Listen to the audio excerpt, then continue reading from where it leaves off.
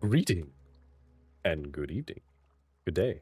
So, welcome back to Morrowind in what is the beginning of the end, kind of, as this is the last DLC of Morrowind.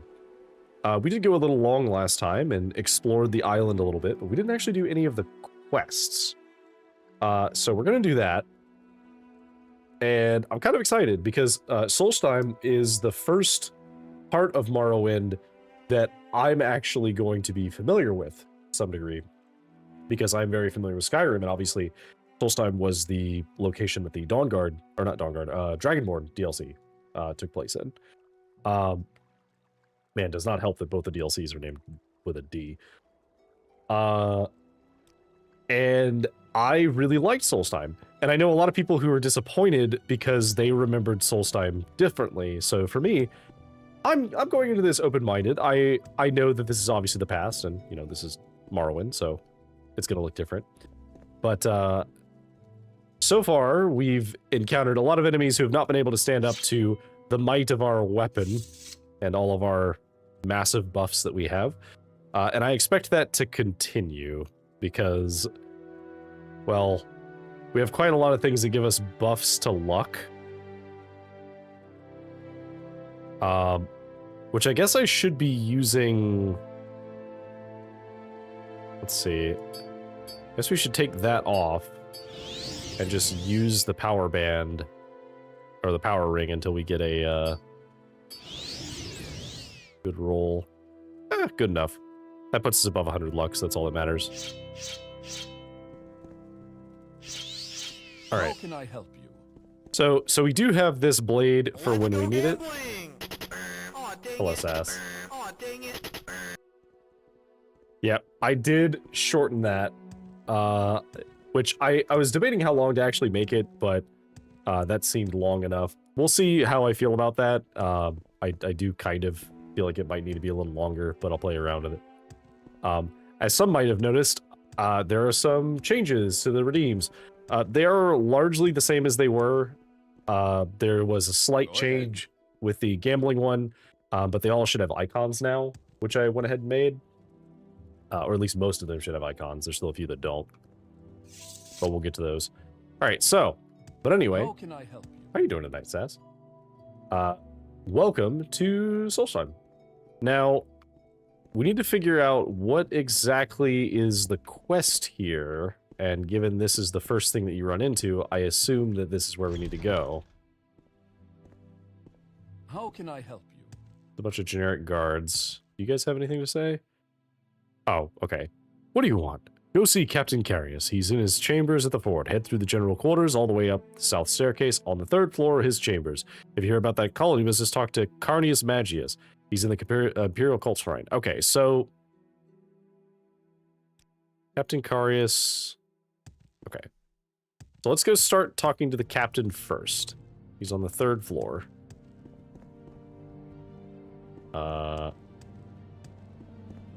Carius' chambers. There we go. Oh. Let's actually let him face us. Just another of life's little disappointments. Oh, don't be that way. Yes, what can I do for you? I'm Captain Falx Carius, commander of Fort Frostmoth. Hello, Captain Carius. Tell me of Fort Frostmoth. We're an Imperial fort, obviously. My soldiers have the ability to be among the best in all the Empire. This island of Solstheim is not the easiest assignment, though, and sometimes it makes the men edgy. So, are we talking like 9 Inch Nails edgy, or like Fallout Boy edgy, or are they more like, I don't know, Metallica edgy? Like, what kind of edgy are we talking here? As I said, this is a difficult post. These soldiers are separated from their families and forced to live in harsh conditions. To be fair, most of these men were sent to this island as punishment for a past offense. They're not the best soldiers, yet still, until recently, they had performed their duties adequately. Lately, I've noticed some disturbing trends. To be sure, the men have been restless, complaining more than usual. They've been lackadaisical in their performance of their duties. I sense a great unease among them, and morale has been low. Very low. This is not normal. My instinct tells me that there is one among my troops who is fanning the flames of discontent, and I wish to know who it is. They'll never let me know who the culprit is. As their commanding officer, I must regretfully keep some distance between these fine soldiers and myself. They may be willing to speak with you, though. See if you can't gain their trust. If you learn anything, report to me. You know anything about smuggling? It's a dangerous thing here at Fort Frostmoth. Our supplies are limited. Without them, I fear the soldiers will grow even more restless. And what is a fort without its weapons? Useless. Tell me of Carnius Magius. You'll find him in the Imperial Cult Shrine, where he's been granted permission to keep an office. Okay. So... Ah, well. What may I do for you? Hey, is that booze I smell on you? Smells like Cyrodiilic brandy to me. I'd know that smell anywhere. How about giving a thirsty soldier a little pick-me-up? Oh, this Cyrodiilic brandy that I've been holding on to for quite a long time that is quite valuable. Sure, take it. Some fine Cyrodiilic brandy. Good stuff. Thanks, friend. Just hasn't been the same around here since this became a dry fort. It's ridiculous, I tell you. A dry fort, you say? That's right. No liquor at all allowed in Fort Frostmoth these days. Captain's orders, I guess. Seemed odd coming from him. Captain Carius seemed like a fair enough guy as long as we carried out our duties. Guess he figured we weren't up to his standard, so he cut us off. Since then, everyone's been in a pretty foul mood. Huh. Hold up. Hey, Carius. Do you know anything about it being a dry fort? I'll drink it myself. It's a pretty foul situation, if you ask me.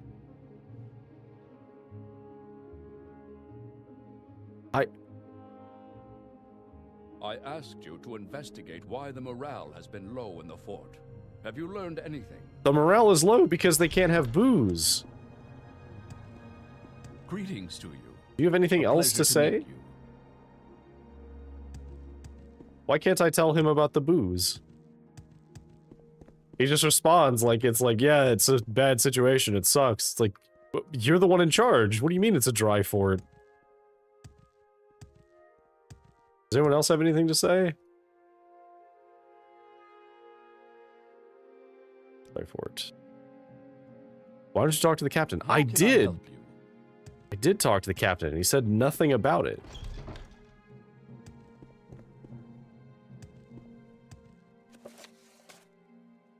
Apparently, Captain Carius has forbidden all alcohol consumption, and the soldiers are restless. They believe he has done it. I should report my findings to Carius. Oh, I guess I could maybe talk about the low morale to him? Whatever, let's find the Imperial Cult Shrine. Antonius Nuncius, what a name. What can this humble priest do for you? Morale has been low. Yes, I know it has. These soldiers lead a difficult existence on this island. It's cold, wet, dangerous, and far from home. The men here are denied all luxuries. This place is just damned awful. Okay, so nothing else important to say. Jeline. If you need shrine services, ask but be quick. I have an important cult matter on my mind. Your cult matter.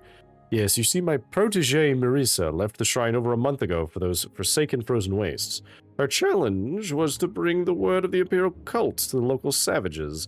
She hasn't returned, and I fear the worst. I don't know why I changed my voice in the middle of that, but you know what? Fine, whatever. Local savages. What else would you call them? They're hardly civilized with all that bear and wolf worship. And they hardly even recognize the 9 divines. Most Nords are too busy worshipping heathen gods like Alduin and Orkay.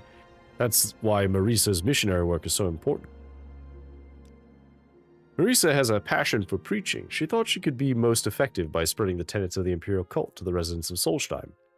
It's dangerous but necessary work. Her journeys into the wild have been very successful in the past, but Marisa never returned from her last outing. I fear something has happened to her. I don't suppose you'd be willing to look for Marisa. She means a great deal to me. That is, her work is very important to the Imperial cult. You have the look of an adventurer about you. If you could find Marisa and return her to me, I would gladly empty the shrine's coffers into your purse. You left over a month ago and headed north towards Lake Fjalding. You should begin your search in that area. It's a big lake towards the northeast. Of course, it's covered by ice, so it's not much use. You're a lot more refined than most tourists I've met. I like that. Okay, so this was the lake, was this thing here.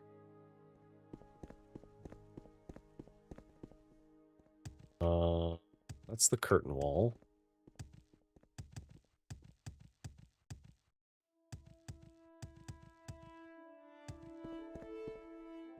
Do you want something from me? Oh, hello. What is it? I think you're the person I need to talk to. Hello. What do you want? Is this about the East Empire Company? I'm a very important man, I'll have you know, and I have no time for anything other than business. Okay. Yes, that's right. I'm the local factor. Not that it means much at this point. Our operations are just getting underway, and frankly, we're short-handed. We could use some help. You should join the East Empire Company. I can join the East Empire Company? Hell yes. Your interest is commendable, and we can certainly use the manual labor if nothing else. As with all business, make sure you understand the requirements before agreeing to anything. So, are you willing? Well, since you mentioned it, what are your requirements? The East Empire Company is a business at heart. Applicants should have a winning personality and a strong will. Those with the ability to speak eloquently and barter shrewdly are most valuable. Given the hostile environments the company often ventures into, applicants should have a keen sense of security. Finally, all applicants should be trained in the time-honored virtues of long blades and medium armor, as has been customary for the company for generations. Well, we're pretty good at pretty much all of those things, so sure, I'm in. Very well then, you're now an underling in the East Empire Company. You probably shouldn't call people underlings. I'll make it clear to you now that I am the one in charge. See me when ready for an assignment or want a promotion. Okay, well, give me an assignment. You think you're ready for work, eh? Very well. The first of our workers has arrived and need to get to the mining site. None of them are particularly skilled with the blade, so I'd like you to escort them. They know the way, you simply have to make sure they arrive safely. Once you're there, check in with Falco Galenis. He'll give you further instructions. For now, go speak to Gidar Verathan. He's down by the dock. Okay. So what are the requirements for the East Empire Company? So, as he mentioned, speechcraft, mercantile, security, longblade, and medium armor. Easy enough. Personality and willpower. Doesn't matter. We have personality maxed. And in fact, of those, longblade is maxed. So we can definitely get as high into this group as possible. And then, let's see. Because eventually they need, like, 2 skills at different levels, but we also have medium armor and mercantile very high as well, so we should be able to... I don't know if we'll be able to get to the highest rank, but we'll be able to get to a pretty high rank. And I feel like we should get to a high rank in a guild, as we haven't really done much with the other guilds. Okay, so let's go talk to the captain again. Go ahead.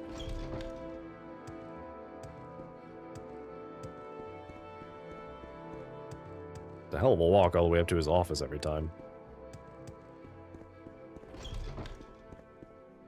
Hello, sir. Morale has been low because you made it a dry fort. I imagine that the lack of alcohol might have some effects on the morale, but I didn't actually ban it.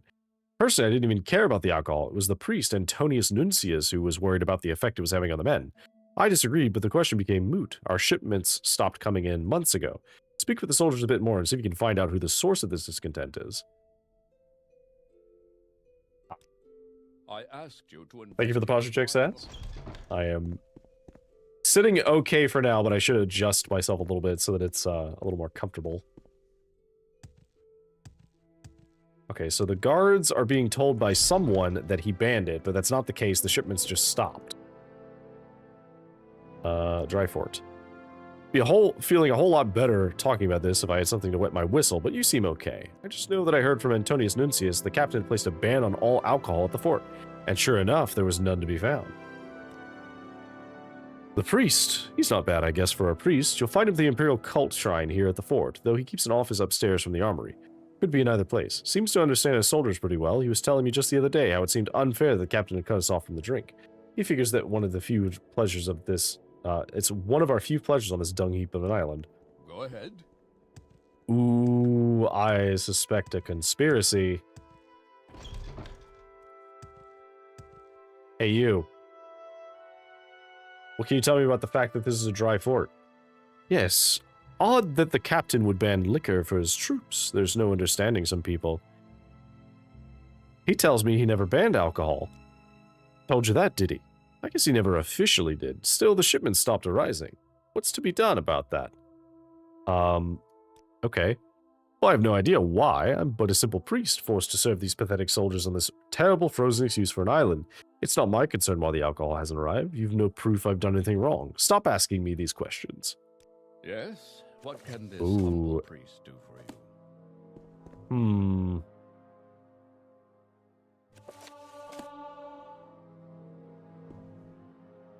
All right. Now I'm curious. Yes? What can this humble priest do for you? It's the curtain wall. Okay, so they said he has a place in the armory. It's over here. It was, I believe, at the top of the armory. Ah, welcome. What may I do for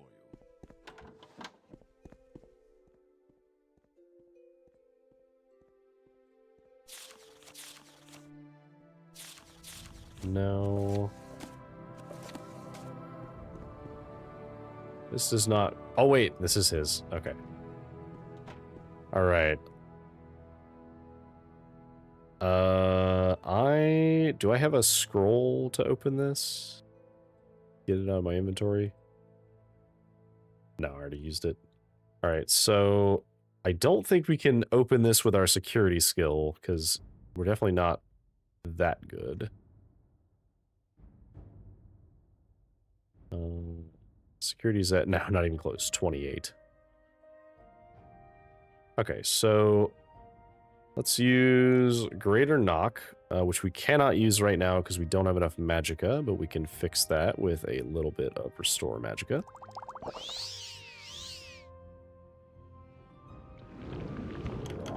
Open the door. Although the strange lock appears to have been disabled, this closet cannot open without a key. I see.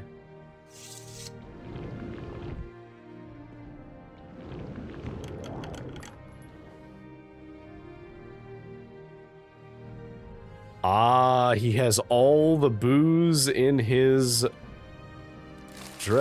desk.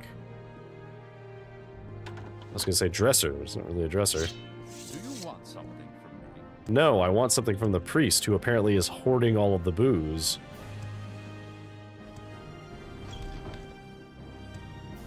What's his game, though? My only guess is that he's doing this to... Like, maybe he doesn't want to be here, and by making the fort fail, he'll get to leave? Ah, well, what may I do? Oh wait, no, this is the wrong one.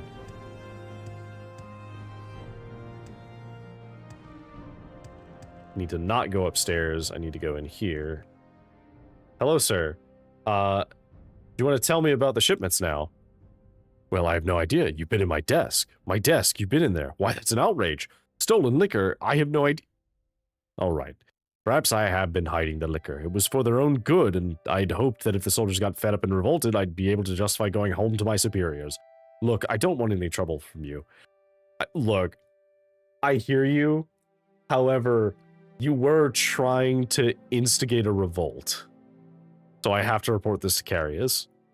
I'm finished. I'll never leave this island now, at least not alive. Carius will have my head. What have you done? Yes? What have I done? You're the one that broke the law.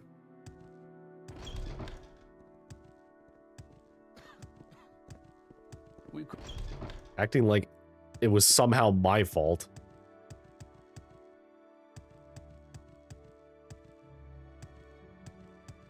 Alright, let's talk to the captain. Carius, found your problem. It was Antonius. Find some proof. You think you have proof. Confront him to see how he reacts. You say that Antonius Nuncius started this whole thing because he wanted to go home. The twit! I could have had him reassigned had he just asked me. Now, though, I think he might do his best work here, saving the souls of my men. With the new abundance of liquor at the fort, someone will have to deliver their salvation. Thank you for your help, Deckard. Take these. There are diseases on this island that we have never encountered before. And the weapon may serve you well. Now on to more fort business. I don't think I want any of these things. As I've told you, not all of my soldiers here are trustworthy. Many were sent to this fort in lieu of Ebonheart's dungeons. Now I fear that a criminal element has shown itself at Fort Frostmourne. I believe there are weapons being smuggled out of here and sold on Vardenfell. Okay. I've noticed the store of weapons in the armory has been decreasing, and I know there's no official reason for it. My only guess is that someone is smuggling them off Solstheim to be sold on Vardenfell. I want you to uncover this smuggling ring, and I'll provide you with a bit of help. I'd like for you to work with one of my soldiers on this case. There are 2 available to you, and they're the 2 best here at Force of Rosmal. Sanus Lucius and Gaia Artoria. You'll find Lucius in the general quarters and Artoria in the general quarters upper level. Speak with them and decide which will be your companion. When you unearth the smuggling ring, report to me. I leave how you deal with the smugglers to your discretion. Okay, anything else about the smuggling? No, okay. Do you have anything to say about these people? Lucius knows more about the daily activities here at the fort than any other soldier in my command. While not the strongest fighter, he makes up for it with his savvy. He may be the best suited to ferret out the smuggling ring. What about Gaia Artoria? Gaia Artoria is one of my most loyal soldiers and one of my most powerful. I've never seen her best in combat, and her skills with weapons is legendary here at the fort. Should you encounter any resistance with these smugglers, Artoria would be a valuable ally to have. To be honest, I think I want her with me, because I feel like that could be useful. Have you found more information on the weapons being smuggled? Well, let's go talk to both of them, just to be fair. Per level. How can I help you? Okay, so you are Gaia Artoria. Captain said you'd be by. I'm supposed to assist you with something? Okay. Yeah, you're supposed to assist me. Captain said something about some smugglers. Want to go crack some skulls? I'm not sure with whom I will work with yet. Up to you. I'll be here if you need me. Okay, so let's go talk to the other guy. He seems nice so far.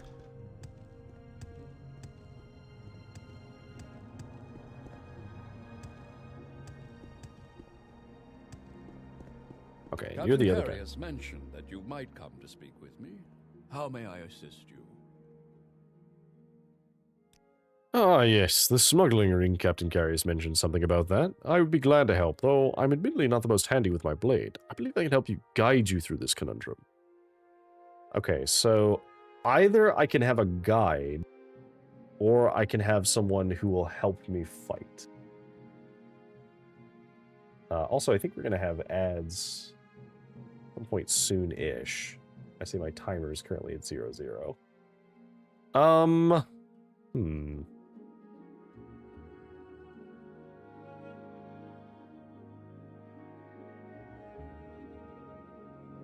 not sure. I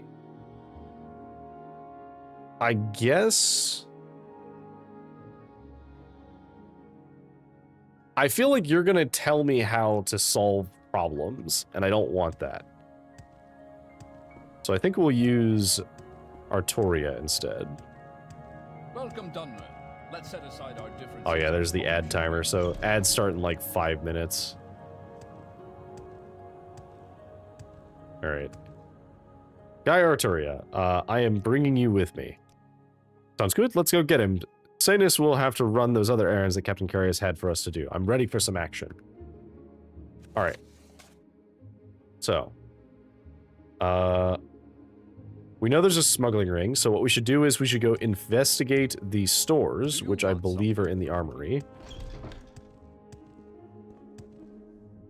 I'd be happy to talk. My pleasure, really. Okay. How can I help you? Oh.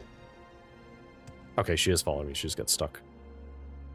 Okay, so do you know anything about the weapons being smuggled? Well, I figured that they're taking the weapons from here and then bringing them somewhere else. Captain doesn't like it. Hope that helps. Someone else must know something. Let's go crack some skulls. Okay. So let's ask the guards. Do you know anything about the weapons being smuggled? Smuggling? I don't know anything about that. Not sure I'd tell you if I did. But since I heard you're working with Artoria, you might want to speak with Zeno Faustus here in the fort.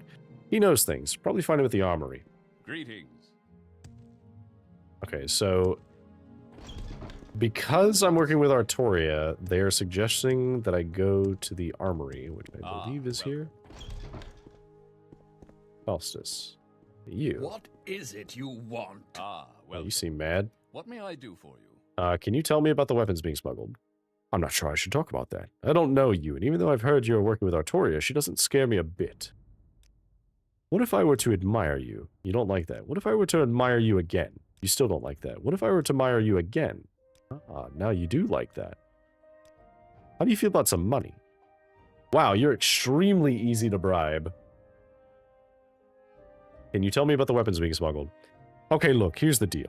I overheard some of the soldiers talking about a place, the Gangdrum Caverns, a bit northeast of the fort. Something about weapons being stashed there. I didn't want to know more than that. Maybe you should check that place out. But if you find them, you'll have to kill them, unless you can find some other arrangement. Okay, fair enough. Do you have anything useful, by the way? Not particularly. You have a lot of steel items. Oh, you can have the spark blade. It's actually terrible. Do you have anything else I can give you? Nothing that I would want to give you. I guess I can... Oh, you don't buy those. Okay. That's fine. I should repair my stuff. Some ASMR hammering. Enough. Alright. So a cave that's to the northeast, which is a direction we have not been yet.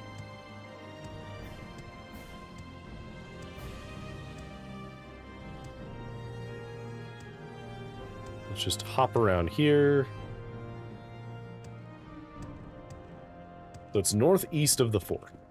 Oh.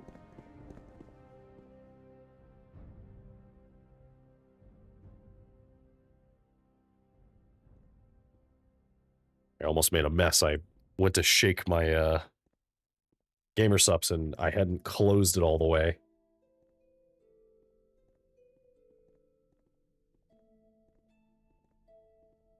Grab a paper towel real quick.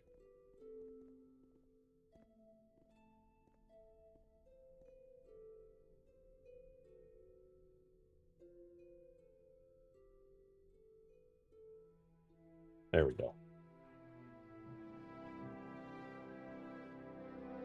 Duly noted. Make sure that if you're drinking gamer subs that you check the lid before starting to shake it. Because the lid's screwed on tight, but I didn't like snap the top closed. Alright. Ads are going to be starting soon, but that's okay. We're just going to keep going because there's nothing like extremely plot relevant here. Wow, we look really, really weird. A bunch of Daedric armor and then the gold armor on top.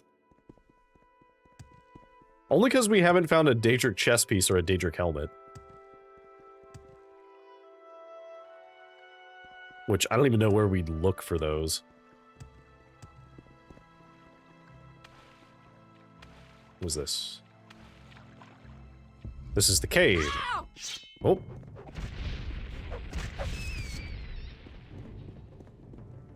I have you.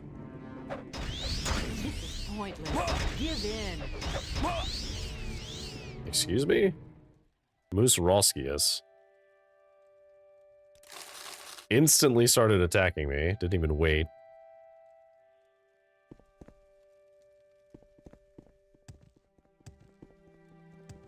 Well, I would have tried to talk them down, but it didn't seem like they were interested in that.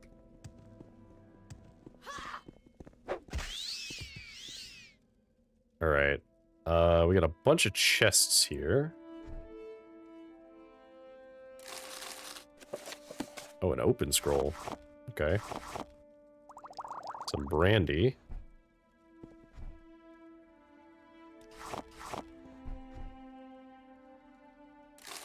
Some pretty valuable shit here.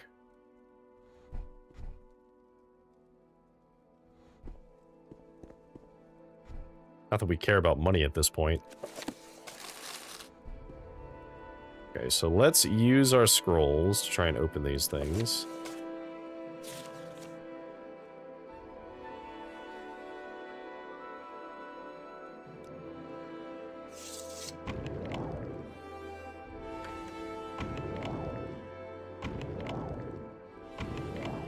Alright, well that didn't work.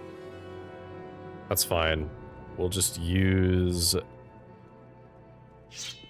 Except I can't because there's enemies nearby.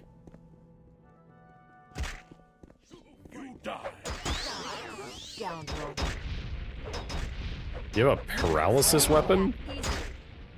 You're not even trying. Just you wait until I'm free.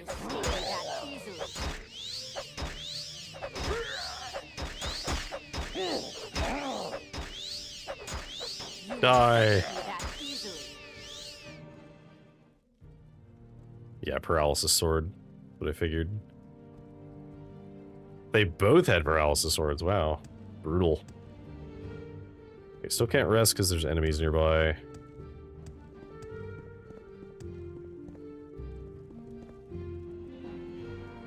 Fortify strength.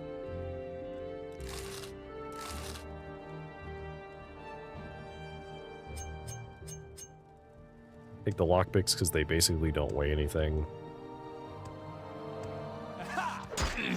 Pointless. Give in. Nice try, buddy.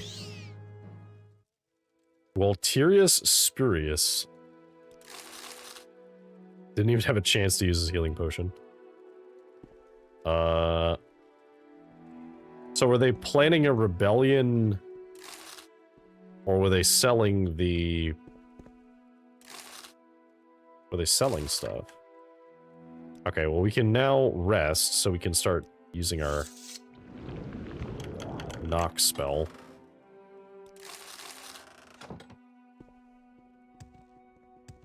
I could use my potions, but I do want to hold on to some of them.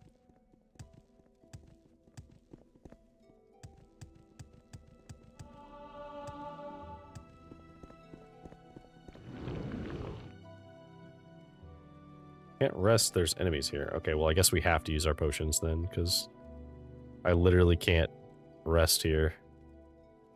Which, I mean, we have a ton of them, so I'm not... I guess I shouldn't be too concerned. Failed to cast the spell. Welcome back from the ads. You have just missed me killing some people and then grabbing scrolls and trying to open these chests. Broadsword.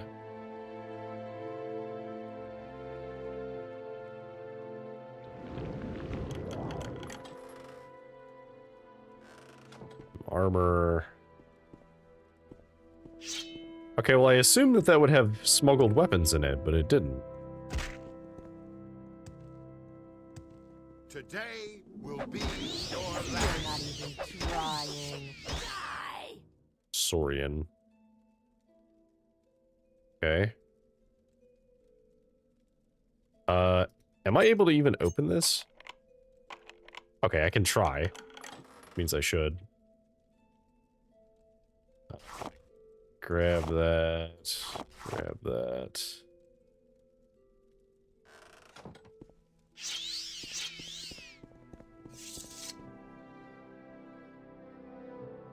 Okay.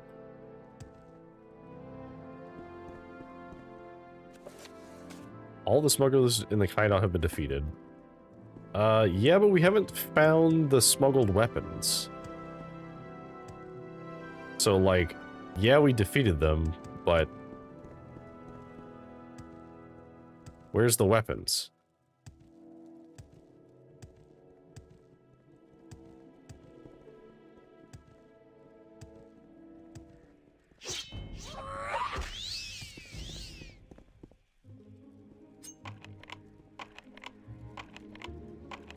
Come on.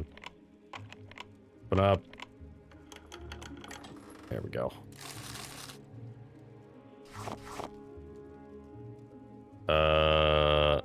Otherwise, nothing of any value whatsoever, but that's fine. More Stalrim, which I can't do anything with.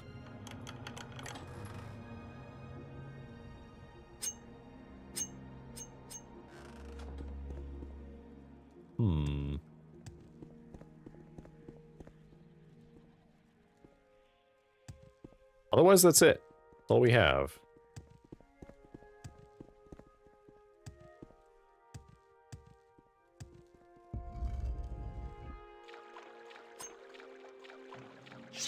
In retrospect, I should have put a mark at the guy's office.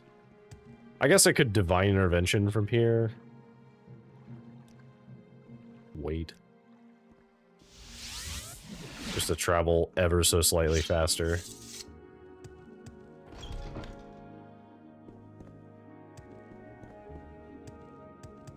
Go up the stairs.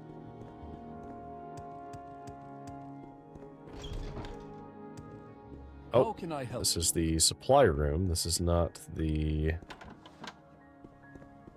Yeah, this is not the area I thought it was. Oh, it's the... This is the northern entrance. He's on the southern entrance, which is over here. Right?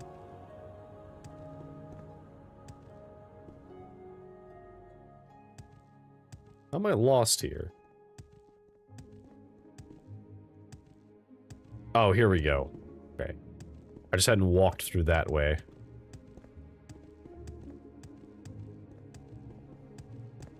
You seem like very good company. Curious. Curious, where are you? Curious. I'm a little worried that I can't find you.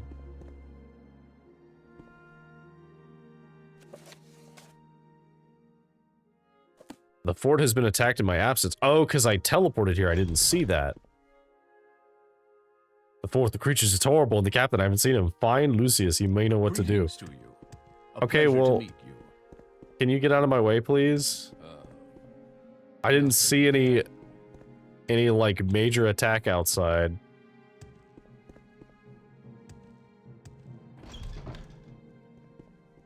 Oh. Do you want something from me? Well, see, this is a side effect of, What the? Someone attacked the fort while we were gone. We gotta find the captain right now.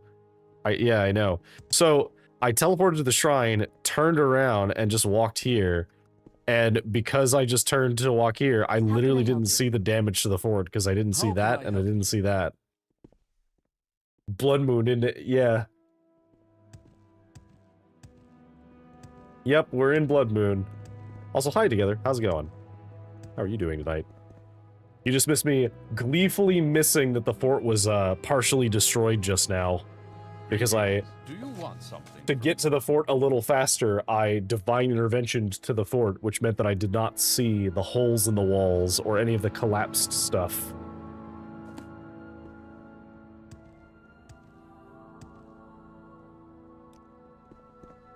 Okay, so we need to find... The other guy was in the armory, I think? Do you want something from me? No. Okay, you don't have anything to say right now. How can I help you? Was he in the armory?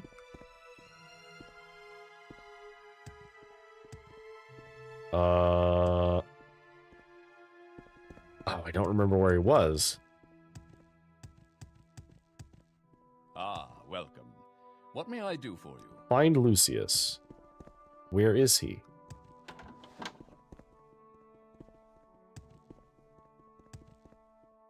But yeah, overall I'm doing pretty good. Very happy to be in Morrowind. Greetings. A little bit of a sinus headache from the weather, but I'm hoping that'll pass. How can I help you? Okay, you're not who I need. You're not who I need.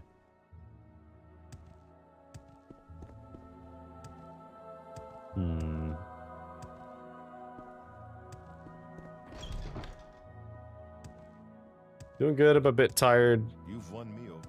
That's fair. I feel that. Hope you feel better. Oh, thank you. Yeah.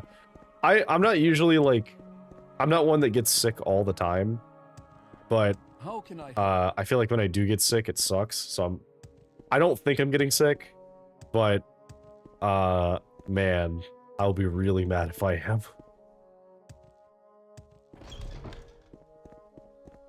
I literally think it's just sinuses. Okay, so... Feel kind of mad today. Oh, hello. Somehow I passed by you as well.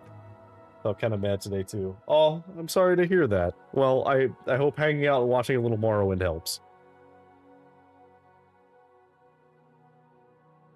I don't think we're gonna finish Morrowind today, but I do think we can make some good progress. Captain Carius, someone must find the captain. He's missing in the attack. He must be found.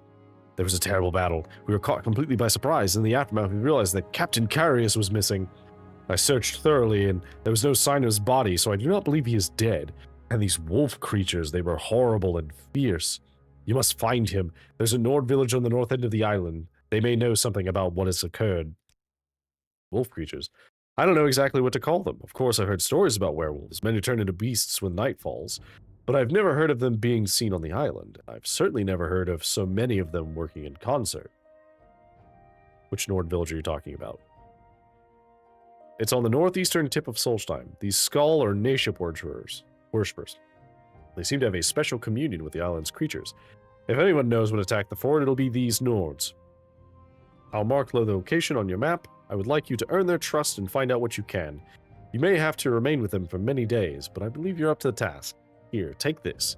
It was found in one of their tombs. Perhaps they will take it as a sign of good faith. Skull of a Skull warrior. Okay.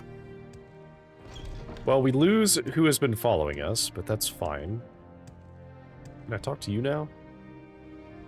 No. Okay, so everyone is flabbergasted at the destruction that happened in the fort. So we've actually already been to the Skull Village, but what we'll do is we'll cut up this way towards the frozen lake.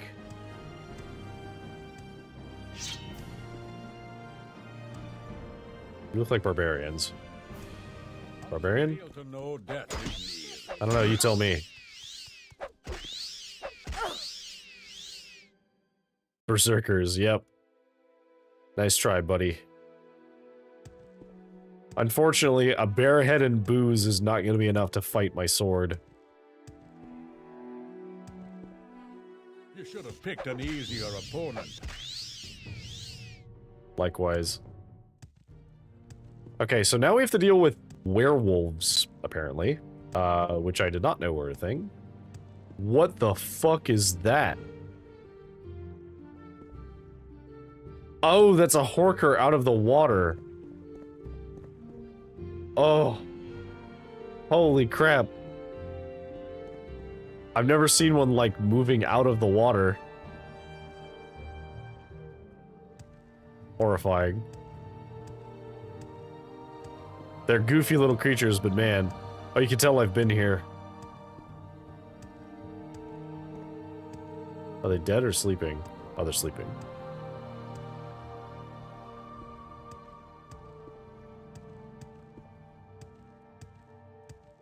A bear and a wolf.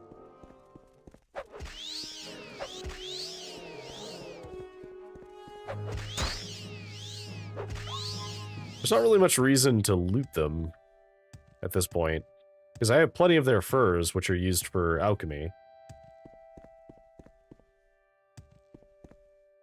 Hmm.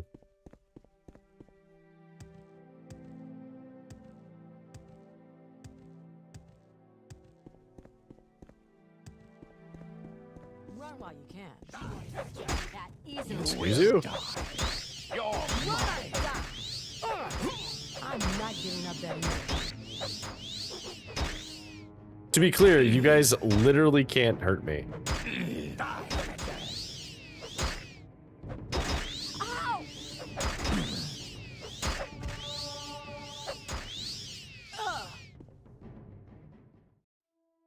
Bunch of smugglers.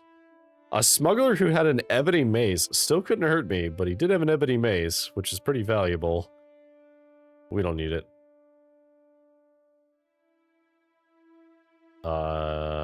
Nah, nobody has anything useful.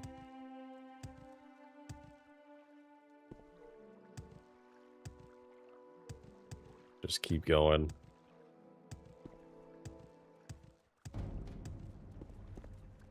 Hello, boar.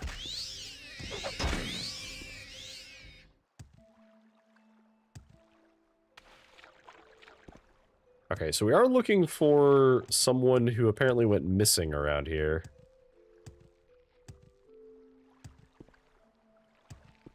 I don't suppose she fell in the lake, did she?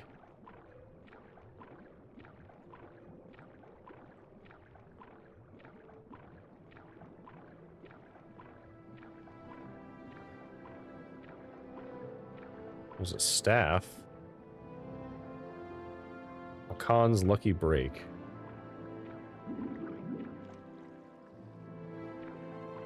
Hmm.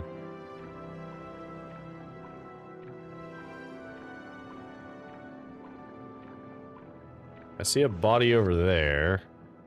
Let me just get my water breathing out.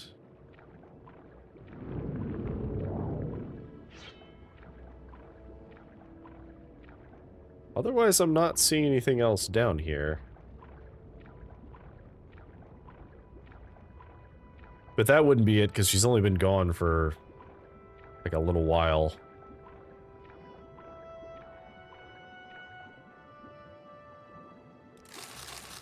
Old wet note. Winterfist, it is as we had feared. Angry and her rabble are intent on stealing the Snow Prince's armor from Yolgir Barrow. My men drove them off, but they grabbed the helmet. I know they're hiding somewhere here on the island. They've been seen before near Lake Fjalding and the Fritka Ice Cave, so try looking there. I'll join up with you as soon as I'm able. Okay.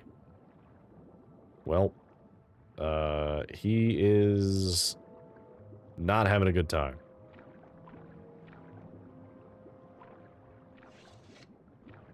But that's the only thing that's over here, so...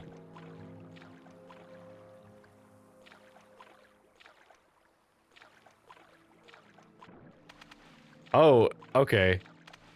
Interesting problem.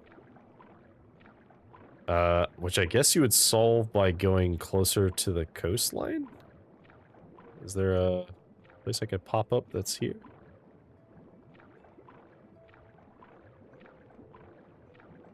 Here we go, yeah. I was wondering how you would solve this if you didn't have water walking.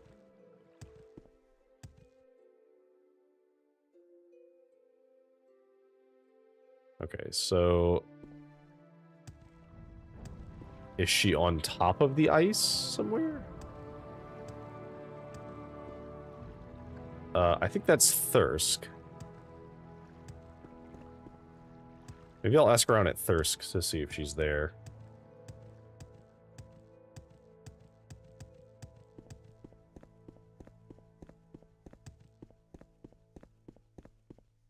Is this Thirsk? This is Thirsk. Okay, cool. Oh, welcome to Thirsk, friend. You should speak to Skolder Wolfrunner. He's the chieftain of this hall and wishes to meet all new arrivals. Okay. Distance, friend. Enjoy Enjoy our mead and kinship. Hail, good Deckard Skjoldhir Wolfrunner is my name. I am chieftain of Thirsk, and welcome you to our home. You'll not find a better mead hall anywhere, not even in Skyrim. For 100 years, Thirsk has withstood all manner of attack, from the snow and hail to those infernal reeklings. But the mead hall still stands, and its hospitality is unmatched. Please, stay and relax, enjoy our fine drink, and seek shelter from the cold. Here, my friend, taste the nectar of shore. Well, I do like mead. Do you know anything about Barisa? The missionary came here several weeks ago. She started talking about her shrine and then began preaching about the evils of mead. Nice lass, but a little high-strung. Eric, he didn't really like what she had to say. Thought he'd teach her a lesson. I'm not really sure where she is now. Skilder gives you a knowing look, then gestures with his head to the staircase leading to the second floor.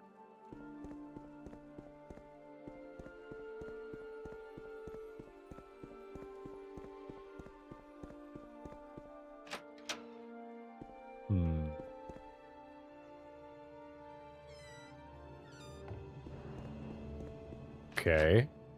That's locked. Oh. What can I do for you, friend? Beredit Gestal. Hello. Greetings, my name is Beredit Gestal. Perhaps you'd like to buy one of my books. I'm a bookseller by trade, but my real passion is writing. I recently finished 2 scholarly works. Thirsk, a history, and Sovngarde, a re-examination. I've copies of both for sale, among others. Okay, tell me of Thirsk. I came to Thirsk all the way from Cyrodiil by way of Vardenfell.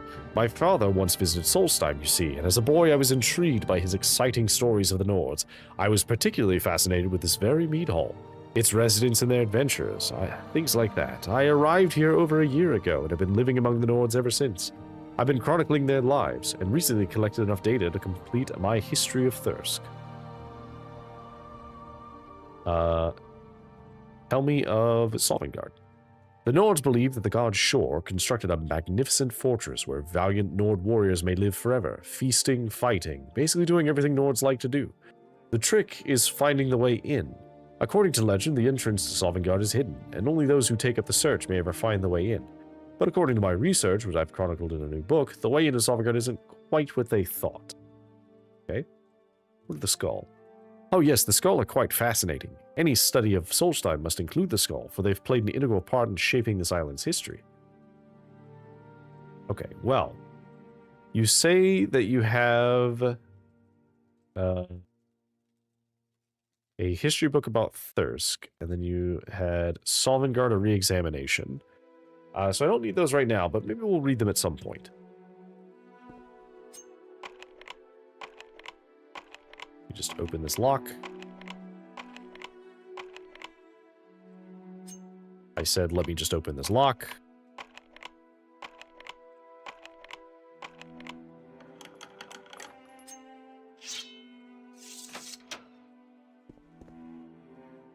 You're a lot more refined than Hello. most of the travelers I've met. I like that. Please help me. I'm being held prisoner by the disgusting Nord Eric. I came to the mead hall to preach the way of the Nine Divines, and this is how I was repaid. Okay. I was sent to find you. Eric has had me locked in this room every day. I could have escaped a couple of times, but I was afraid he would kill me if I got caught. Please, you have to get me out of here. You're being held prisoner. I came to Thirsk to preach the word of the cult and dissuade the barbarians from their love of drink. That foul Eric poured mead on me. Then he struck me. I awoke in his chambers. That was over 3 weeks ago by my reckoning. Every day he comes in to taunt me and beat me. The only food and drink I've been given is rotting meat and mead. Please, stranger, you must release me so that we may travel together back to the cult shrine. Mead is a vile drink and it turns normal people into slobbering savages. I've seen what it can do, trust me. You basically just described all alcohol. If you drink too much of it. Okay. Can you teach me anything, by the way? There's nothing I can do for you now. Okay. So let me save. Saving private. What was her name? Marisa. I almost put Medisa. Saving private Medisa. Or Marisa. Well, whatever. Fine. Alright, come with me. Follow me. We'll get you back to the shrine.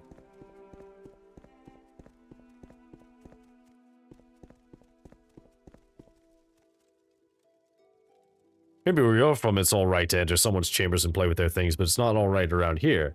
The missionary is mine, understand? I knew you were trouble when I first laid eyes on you. Now I'm gonna teach you some manners. This is too easy. Ill-advised. Eric the Unworthy. Absolutely wrecked.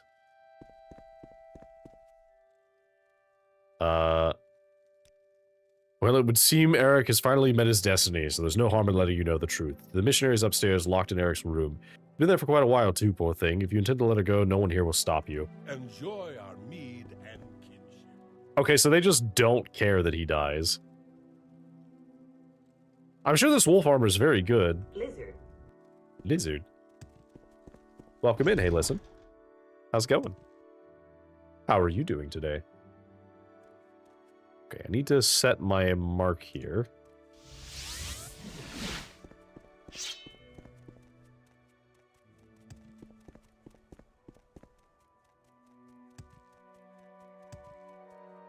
Okay, so we need to get back to Fort Frostmoth. I presume if I were to use my divine intervention, she can't follow me. Which is weird because you'd think that she would also have divine intervention. Lizard.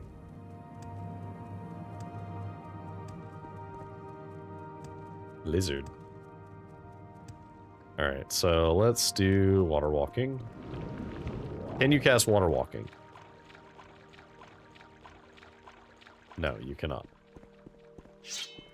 That's fine. We just needed to cross this water anyway. And the rest of the way should be pretty clear, because I've already killed basically everything that's here.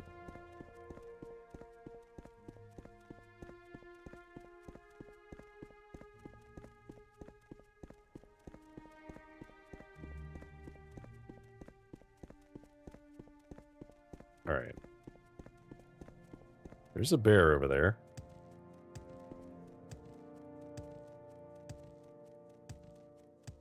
Right, halfway into updating operating system because Discord complains if I don't. That's fair. I tend to use any like required updates whenever I can, just because it does make life easier. I'm not giving up that easily. Stop trying to kill her.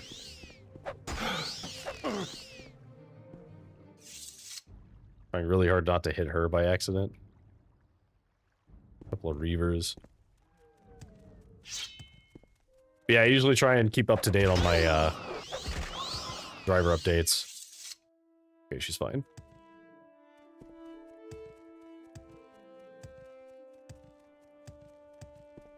Some of these definitely respawn because I know I've been down this way.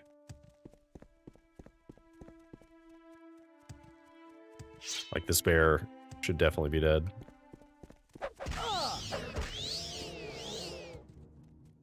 Yeah, because these berserkers were ones I just killed.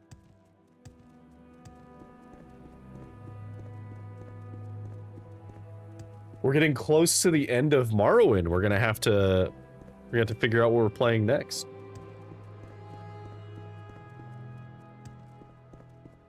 I have a couple of potential things on the list.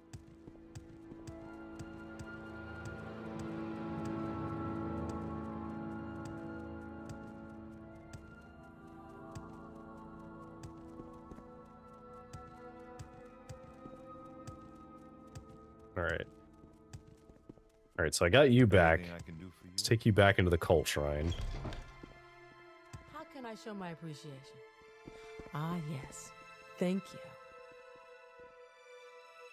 Why, thanks for escorting me back to the Imperial Cult Shrine. If you haven't already, make sure to talk to Jeline. He'll want to reward you for your duty. Okay, so you won't talk to me because I'm carrying moon sugar. By the Nine Divines, you rescued Marisa. Please take this gold. I know it's not much, but it's all we have in our coffers. I wish I could give more. Marisa is invaluable to me and the cult. Okay.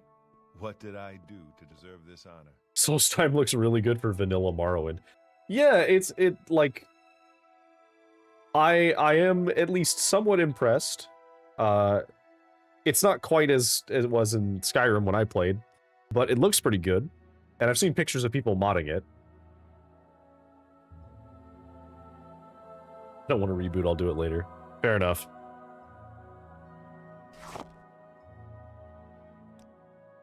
Speed. What things do I have that fortify speed? Oh, I have quite a lot of things that fortify speed. We should make some potions. Do I have any fortify intelligence potions? No, I do not. Okay, so we'll just make regular fortify speed then. Which is fine. Mostly I'm doing it to get rid of the moon sugar.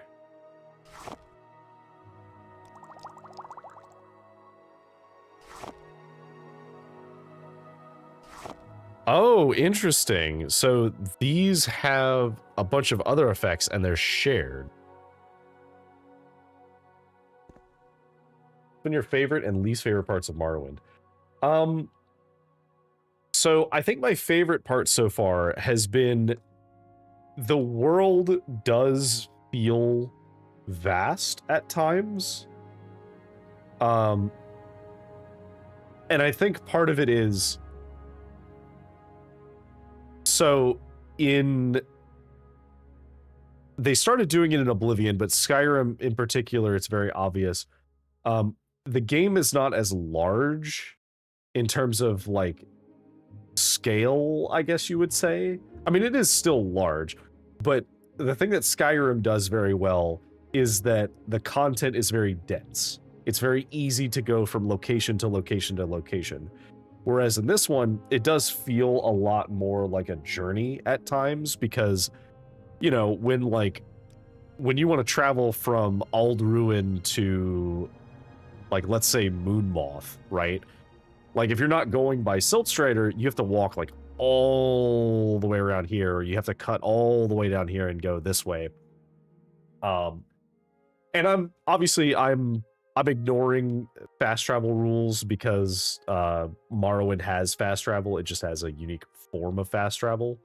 And you can kind of see that because, like, there's areas that I just never explored because I didn't need to.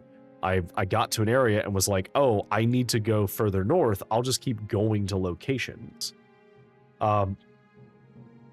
So I think, oh, thank you for the sip and the posture check, Sass. Thank you very much. So I think that the scale of the game feels really good.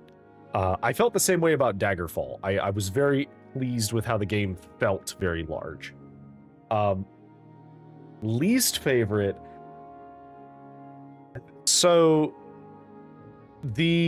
How can I help you?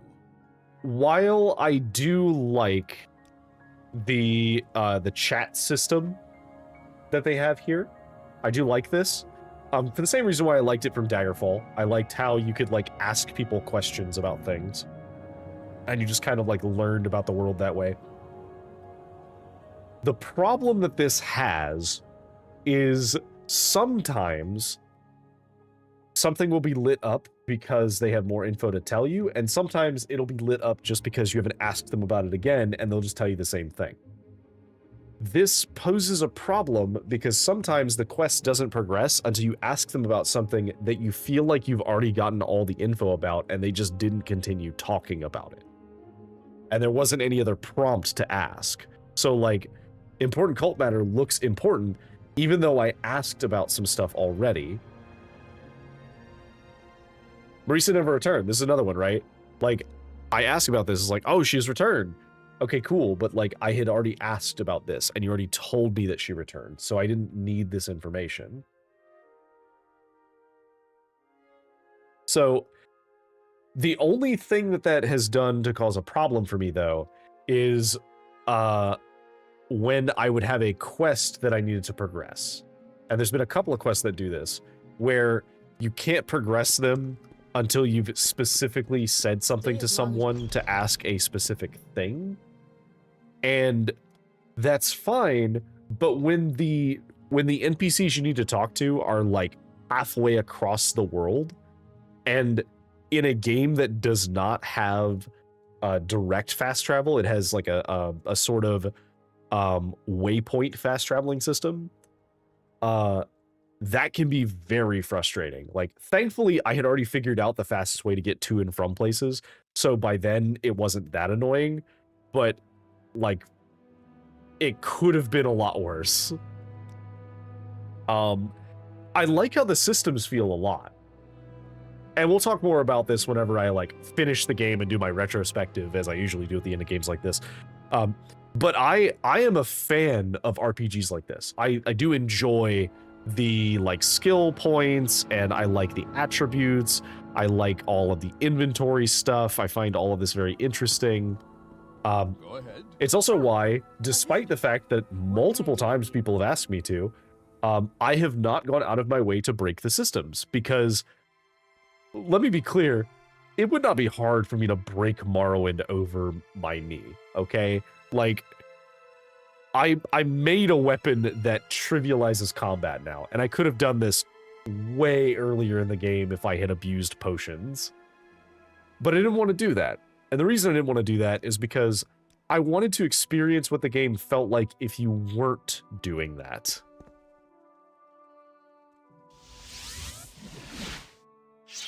And not to say that there's anything wrong with experiencing it another way. I think people should enjoy the games that they enjoy for you know, a variety of reasons.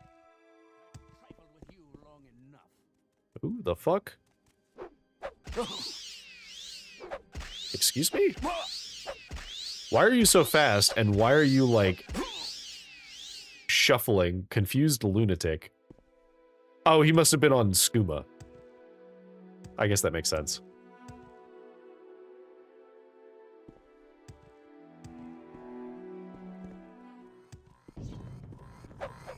What about you? Do you have a favorite part of Morrowind? And a least favorite part? I do like the inclusion of the least favorite part too, because it makes people think who are like big fans of a particular game. Because the thing is, there is never going to be a game that is like completely without flaw.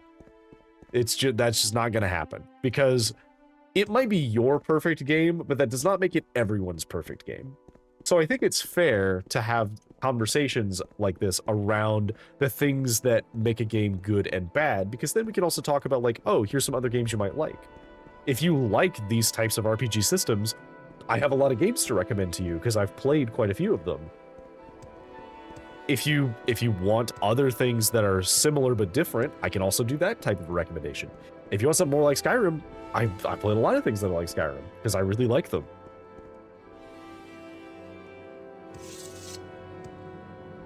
Okay. You are not of the Skull. Speak with Thorsten Heartfang in the Great Hall. He is our leader and will deal with you. Okay. No worries. I won't let you worry about it. Ask your question.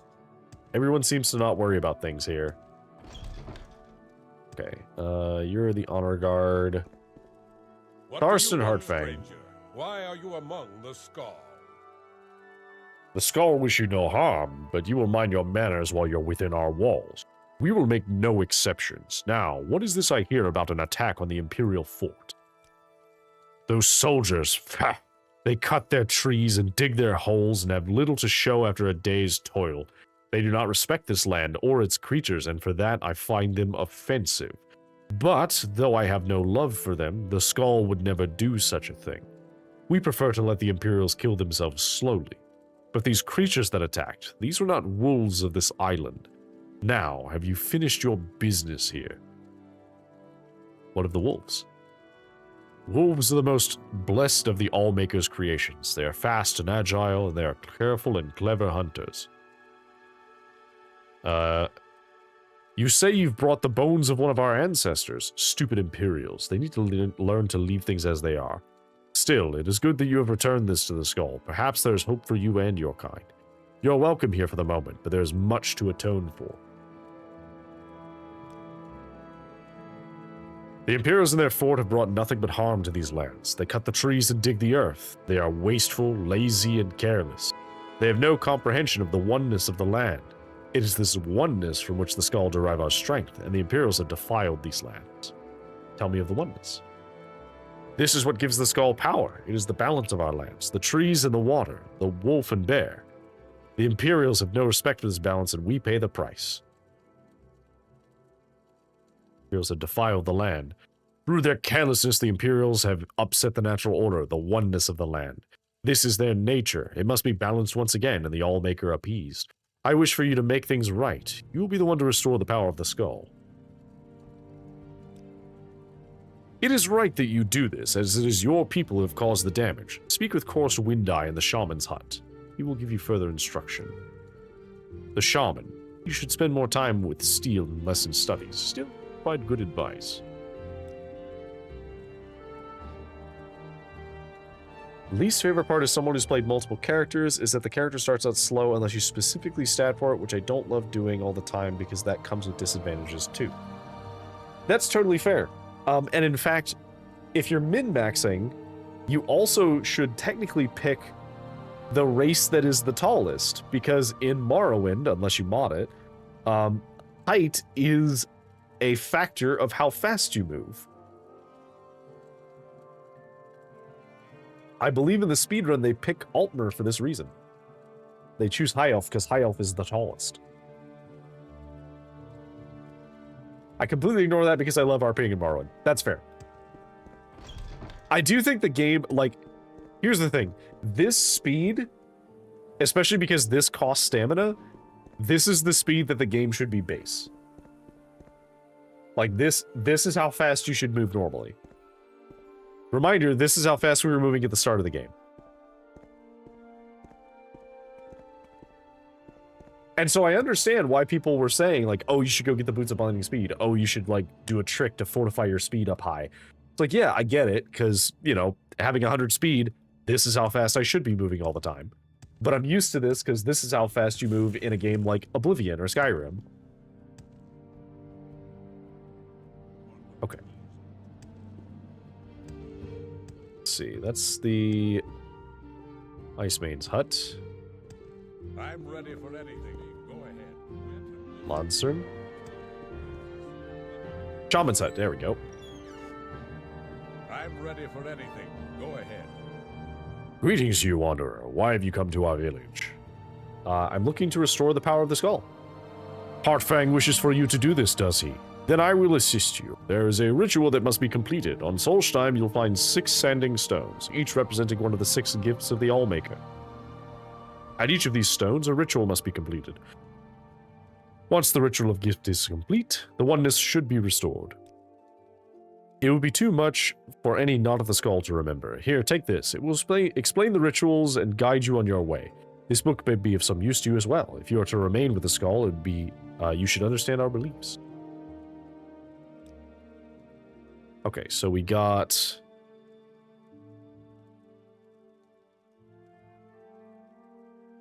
Story of Avar Stonesinger and location of the stones. Okay, so let's read the story of Avar Stonesinger. Hang on, I'm gonna take a sip of this.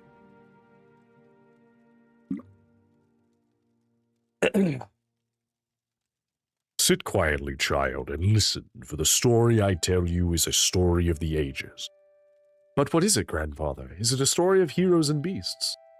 The grandfather looked patiently at the child. He was growing into a fine boy. Soon he would see the value in the stories, the lessons that were taught to each generation. Just listen, child. Let the story take root in your heart. How long is the story? Oh god, the story is very long. Okay. In his time before now, long, long before, when the skull were new, there was peace in the land. The sun was hot and the crops grew long, and the people were happy in the peace that the Allmaker provided. But the skull grew complacent and lazy, and they took for granted the lands and all the gifts the Allmaker had given them. They forgot, or chose not to remember, that the adversary is always watching, and that he delights in tormenting the Allmaker and his chosen people. And so it was that the adversary came to be among the skull. The adversary has many aspects. He appears in the unholy beasts and the incurable plague. At the end of seasons, we will know him as Thartag, the world devourer. But in these ages, he came to be known as the Greedy Man. The Greedy Man, that is what we call him, for to speak his name would certainly bring ruin on the people, lived among the skull for many months. Perhaps he was once just a man, but when the adversary entered into him, he became the Greedy Man, and that is how he is remembered. It came to be one day that the powers of the skull left them. The strength left the arms of the warriors, and the shamans could no longer summon the beast to their side. The elders thought that surely the Allmaker was displeased, and some suggested that the Allmaker had left them forever. It was then that the Greedy Man appeared to them and spoke. You of the skull have grown fat and lazy. I have stolen the gifts of your Allmaker. I have stolen the oceans, so you will forever know thirst. I have stolen the lands and the trees and the sun, so your crops will wither and die. I have stolen the beasts, so you will hunger. And I have stolen the winds, so you will live without the spirit of the Allmaker. And until one of you can reclaim these gifts, the skull will live in misery and despair, for I am the Greedy Man, and that is my nature. And the Greedy Man disappeared. The members of the skull spoke for many days and nights. They knew that one of them must retrieve the gifts of the Allmaker, but they could not decide who it should be. I cannot go, said the elder, for I must stay to lead the skull and tell our people what is the law. I cannot go, said the warrior, for I must protect the skull. My sword will be needed in the case if the Greedy Man reappears. I cannot go, said the shaman, for the people need my wisdom. I must read the portents and offer my knowledge. It was then that a young man named Avar lifted his voice. He was strong of arm and fleet of foot, though he was not yet a warrior of the skull. I will go, said Avar, and the skull laughed. Hear me out, the boy continued. I am not yet a warrior, so my sword will not be needed. I cannot read the portents, so the people will not seek my counsel. And I am young and not yet wise in the ways of the law. I will retrieve the gifts of the Allmaker from the greedy man. If I cannot, I will not be missed. The skull thought on this briefly and decided to let Avar go. He left the village the next morning to retrieve the gifts. Avar first set out to retrieve the gift of water, so he traveled to the Waterstone. It was there the Allmaker first spoke to him. Travel west to the sea and follow the swimmer to the waters of life. So Avar walked to the edge of the ocean, and there was a swimmer, a black horker sent from the Allmaker. The swimmer dove into the waters and swam very far, and far again. Avar was strong, though, and he swam hard. He followed the swimmer to a cave, swimming deeper and deeper, his lungs burning and his limbs exhausted. At last, he found a pocket of air, and there, in the dark, he found the waters of life. Gathering his strength, he took the waters and swam back to the shore. Upon returning to the Waterstone, the Allmaker spoke. You have returned the gift of water to the skull. The oceans, again, will bear fruit, and their thirst will be quenched. Avar then traveled to the Earthstone, and there the Allmaker spoke to him again. Enter the cave of the hidden music, and hear the song of the earth. So Avar traveled north and east to the cave of the hidden music. He found himself in a large cavern, where the rocks hung from the ceiling and grew from the ground itself. He listened there, and heard the song of the earth, but it was faint. Grabbing up his mace, he struck the rocks of the floor in time with the song, and the song grew louder, until it filled the cavern in his heart. Then he returned to the Earthstone. The gift of the earth is with the skull again, said the Allmaker. The lands are rich again and will bear life. Avar was tired. As the sun burned him, the trees offered no shade and there was no wind to cool him. Still, he traveled on to the Beast Rock, and the Allmaker spoke. Find the good beast and ease his suffering. Avar traveled through the woods of the Isenfir for many hours, until he heard the cries of a bear over a hill. As he crested a hill, he saw the bear, a Falmer's arrow piercing its neck. He checked the woods for the Falmer, for that is what they were, though some say they are not. And, finding none, approached the beast. He spoke soothing words and came upon it slowly, saying, Good beast, I mean you no harm. The Allmaker has sent me to ease your suffering. Hearing these words, the bear ceased his struggles and laid his head at Avar's feet. Avar grasped the arrow and pulled it from the bear's neck. Using the little nature magic he knew, Avar tended the wound, though it took the last bit of his strength. As the bear's wound closed, Avar slept. When he awoke, the bear stood over him, and the remains of a number of the Falmer were strewn about. He knew that the good beast had protected him during the night. He traveled back to Beast Rock, the bear by his side, and the Allmaker spoke to him again. You have returned the gift of the beasts. Once again, the good beasts will feed the skull when they are hungry, clothe them when they are cold, and protect them in times of need. Avar's strength had returned, and so he traveled on to the tree stone, though the good beast did not follow him. When he arrived, the Allfather spoke to him. The first trees are gone and must be replanted. Find the seed and plant the first tree. Avar traveled again through the Herstang forest, searching for the seeds of the first tree, but could find none. Then he spoke to the tree spirits, the living trees. They told him that the seeds had been stolen by one of the Falmer, for they are the servants of the adversary, and this Falmer was hiding them in the forest, so that none would ever find them. Avar traveled to the deepest part of the forest, and there he found the evil Falmer surrounded by the lesser tree spirits. Avar could see that the spirits were in his thrall, and he had used the magic of the seeds and spoken their secret name. Avar knew he could not stand against such a force, and that he must retrieve the seeds in secret. Avar reached into his pouch and drew out his flint. Gathering leaves, he started a small fire outside the clearing, where the Falmer and the ensorcelled spirits milled. All of the skull know the spirits' hatred of fires, and the fires ravage the trees they serve. At once, the nature of the spirits took hold, and they rushed to quell the flames. During the commotion, Avar snuck in behind the Falmer and snatched the pouch of seeds, stealing away before the evil being knew they were gone. When Avar returned to the tree stone, he planted the tree in the ground, and the Allmaker spoke to him. The gift of trees is restored. Once again, the trees and plants will bloom and grow, provide shade and nourishment. Avar was tired, for the sun would only burn, and the winds yet would not cool him. But he rested briefly in the shade of the trees. His legs were weary and his eyes heavy, but he continued on, traveling to the Sunstone. Again, the Allmaker spoke. The gentle warmth of the sun is stolen, so now it only burns. Free the sun from the halls of penumbra. And so Eivor walked west over the frozen lands until he reached the halls of penumbra. The air inside was thick and heavy, and he could see no farther than the end of his arm. Still, he felt his way along the walls, though he heard the shuffling of feet and knew that this place held the unholy beasts who would tear his flesh and eat his bones. For hours he crept along, until he saw a faint glow far at the end of the hall. There, from behind a sheet of perfect ice, came a glow so bright he had to shut his eyes, lest they be forever blinded. He plucked the flaming eye from one of the unholy beasts, and threw it at the ice with all his might. A small crack appeared in the ice, then grew larger. Slowly the light crept out between the cracks, widening them and splitting the ice wall into pieces. With a deafening crack, the walls crumbled and the lights rushed over Eivor and through the halls. He heard the shrieks of the unholy beasts as they were blinded and burned. He ran out of the halls, following the light, and collapsed on the ground outside. When he was able to rise again, the sun again warmed him, and he was glad for that. He traveled back to the Sunstone, where the Allmaker spoke to him. The gift of the sun and the skulls once again. It will warm them and give them light. Eivor had one final gift he had to recover, the gift of the winds, so he traveled to the Windstone, far on the western coast of the island. When he arrived, the Allmaker spoke to him, giving him his final task. Find the greedy man, and release the wind from its captivity.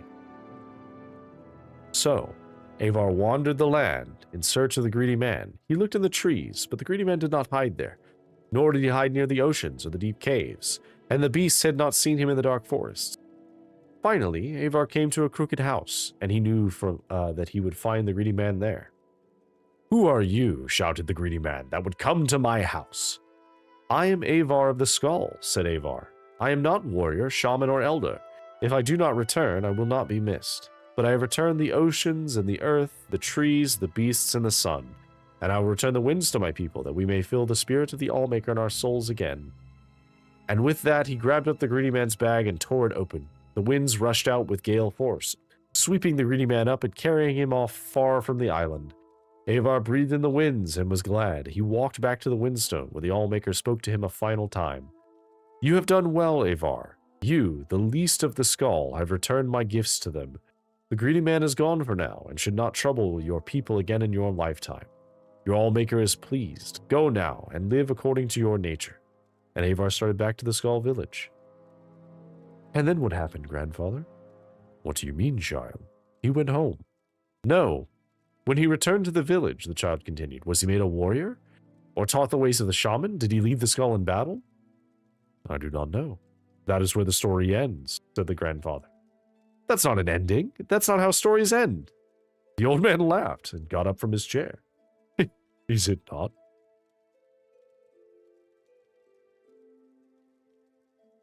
So I like this story. I swear this is a reference to something, because I swear that I've heard a variation of this story before.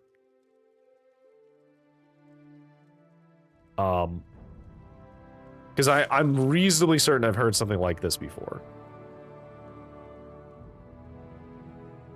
Okay, let me catch up on chat. Favorite part, I think, is just exploring the world of the game. There's so much lore, both serious and wacky, in different environments and interesting characters, and the systems to either play into or just completely wreck in the most fun ways possible. And it all interconnects with the rest of the series in cool ways. Every time I hear the first two drum beats of the game, I get an instant nostalgia rush. I feel that. I think Elder Scrolls music in general has this...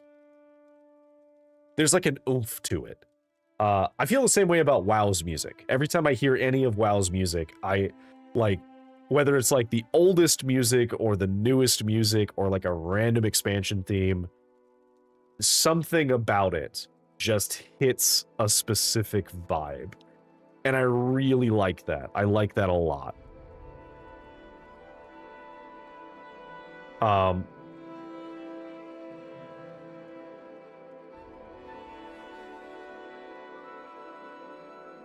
Okay, so we have another thing we have to read, which is the locations of the stones. Oh, never mind. It's literally just a map. Okay. Well, I knew where the Earthstone and the Sunstone were for sure because I remember those. Actually, I think I remember where all of these stones are. Yeah, because this was by some ruins. The Beast Stone was by Thirsk Hall. The Sunstone was not far away from where Neloth makes his home in this area. The Earthstone is near where Raven Rock is built. And then the Tree Stone's kind of just in the middle, and then the Windstone is the one that's closest to the skull, I believe.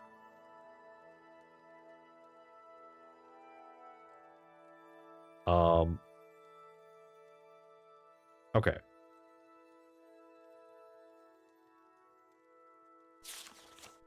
So we've read the story, we have an understanding, so we know some of what we need to do.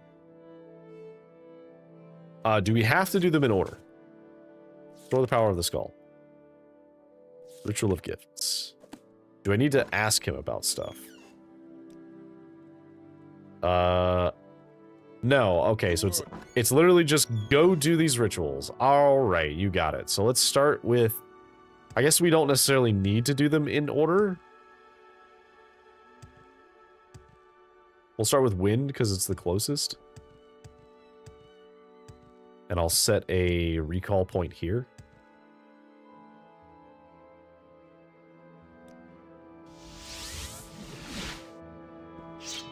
Let me talk to anybody else and see if anybody else has anything they need me to do. What is it you ask of this skull?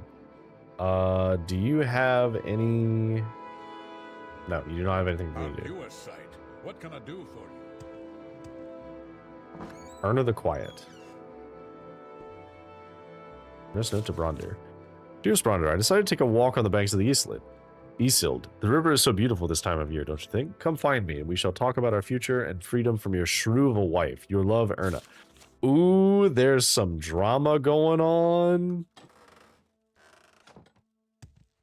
Because this is the... I guess she's the, like, their tailor? Oh, she has a purity of body scroll.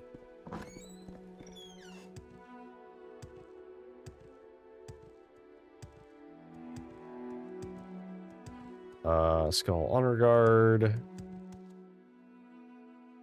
Okay, so nobody has any, like, tasks for me. No. Okay, let's find Brander's house. Bronrod. Ingmar. Where's Brander? I'm ready for anything. Go ahead. Borsky. Snedbeer the Smith. Okay, so... do you have anything useful? Not really. Actually, nothing at all. You have decent money, I guess.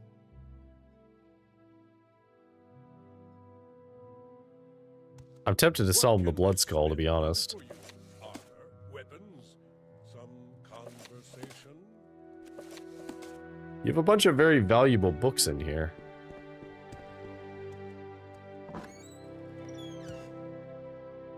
Alright, so let's make our way to the Windstone.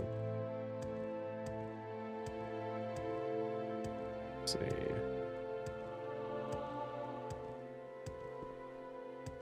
Anything like the NPCs or anything around here? Shaman. What's this? Storage container. More storage stuff. Viper the Rapper, hello! From the YouTube chat, hello there. We checked the stump behind Thirsk. I don't even know what you're talking about. So, no, I have not.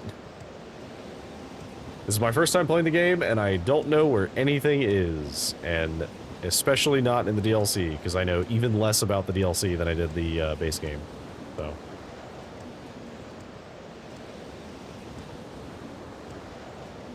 oh, that's the ads on Twitch, so... we're just gonna hop around and explore a little bit. Ooh, I could take all these ash yams.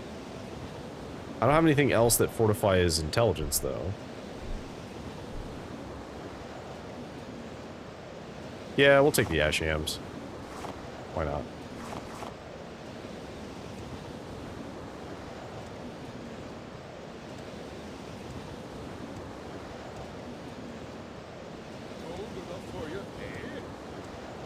Yeah, it's a little cold.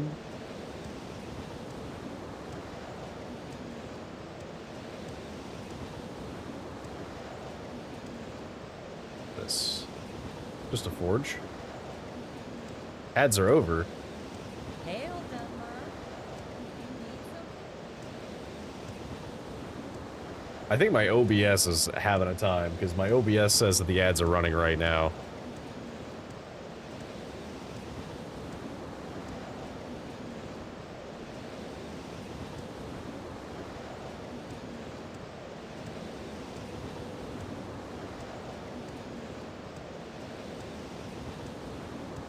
Okay, so there's not really anybody else to, like, talk to.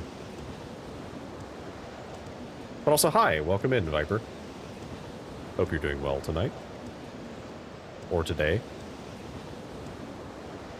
If it is not nighttime for you.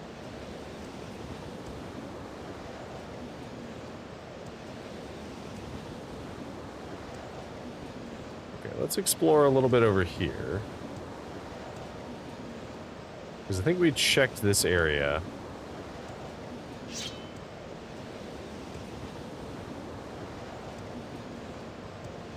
Okay, so... Actually, wait. I think the windstone's gonna be this way.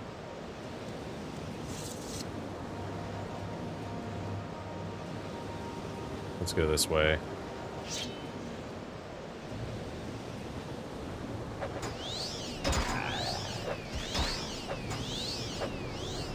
Oh, I did see it. Hey, listen, I didn't start talking about it because the ads were running. More specifically, I guess I love Holamayan, the hidden little library island in the middle of nowhere. You have to give a password just to get a boat ride to. It's very serene. I do find Holamayan to be very interesting. What? The hell? Who's this?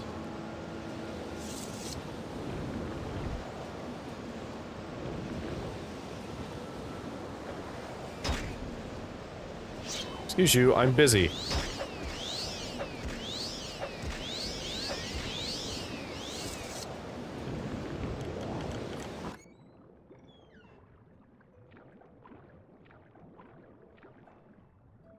What's this?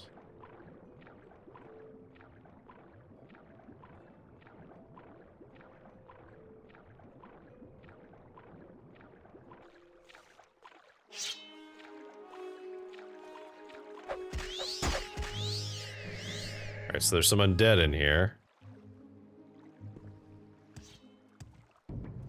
So we have that. Oh, he's having a time. I will say, for a game that tries to have as much verticality as Morrowind does, their nav meshes are really bad. Like, there's so many times I've had enemies who just cannot figure out how to get to me. Oh wow, there's a ton of potions in here. We don't need any of these.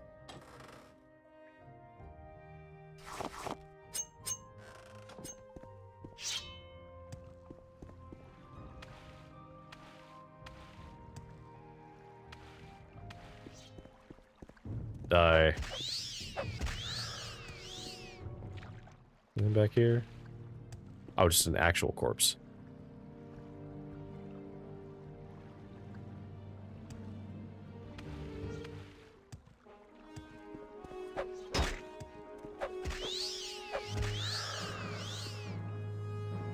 Hello. Why are you not hostile? The forces of darkness are mine to command. All shall bow before the terrible power of Timval the Dark. What? Intruder, who dares venture so deeply into the halls of Rimhul? The mantle of woe is mine, do you hear? I have claimed the robe and its power. What the fuck are you on about? Behold the vestments I now wear. When I read the old stories, I had to learn the truth. Could it be that an item of such grand magicka lay so close at hand in the caves beneath my very village? I could contain my eagerness no longer, and I jumped into the well. I braved Rimmel's dangers, and at last my efforts were rewarded. Soon the dead shall walk, and Timval the Dark shall lead them.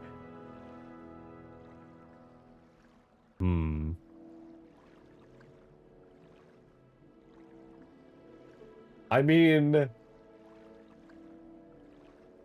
here's the thing.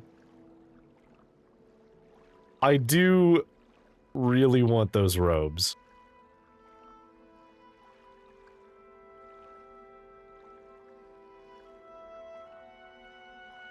The question is,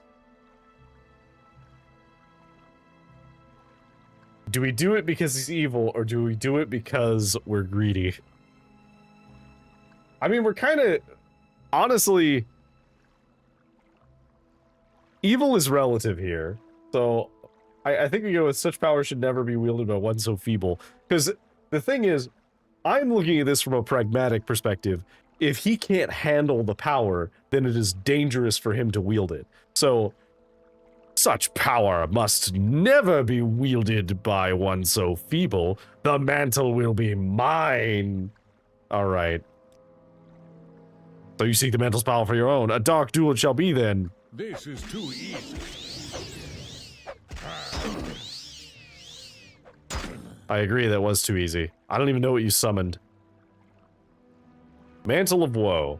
Drain personality 100 points. Weakness to normal weapons. Fortify maximum magicka 5 times int. Fortify conjuration 50, sun damage 20. That is... wow. Holy crap, that's really good, but also really bad.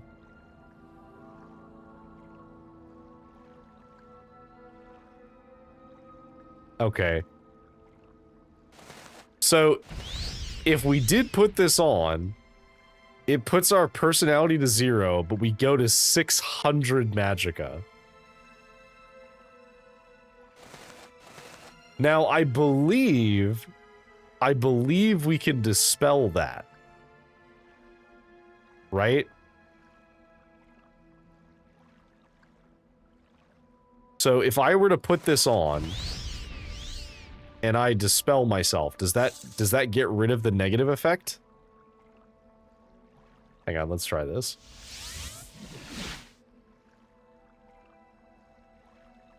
No. No, because it's not a, ooh, how would we get rid of that? Okay, maybe we'll have to figure out how to use that. Run them pockets. Yeah, we, you know, just a little theft. It's fine. Fortify attribute.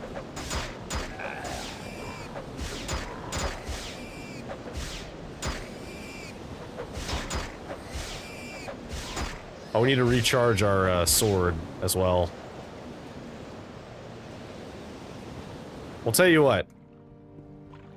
You know what the robe is really good for? Recharging our sword. Because what we're going to do is we're going to wait until we're healed. And then we're going to use our fantastic combo. Which we're going to replace this with... let's see. I need that. And I need that. Alright. Alright, so let's summon our battery. Oh, I meant to put Soul Trap on there.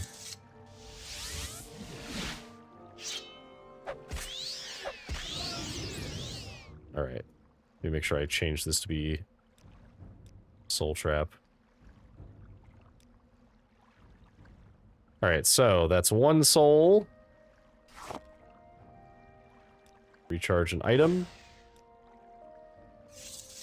And then we'll do... oops. I guess we can do it with the bound weapon. It doesn't actually change that much.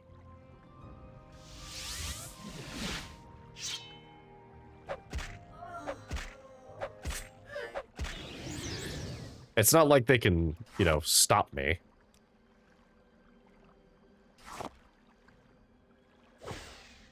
Okay. Summon another one. Soul Trap.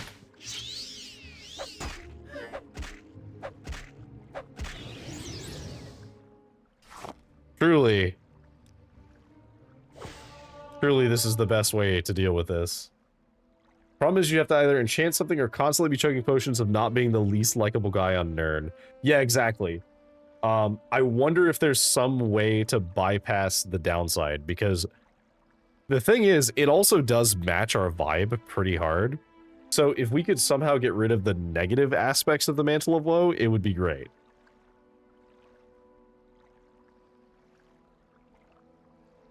Like, as far as I'm aware, there's no way to get rid of the like negative traits.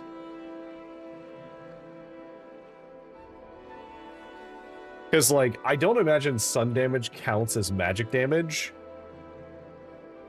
This magic 100 on self 1 second. Does that work?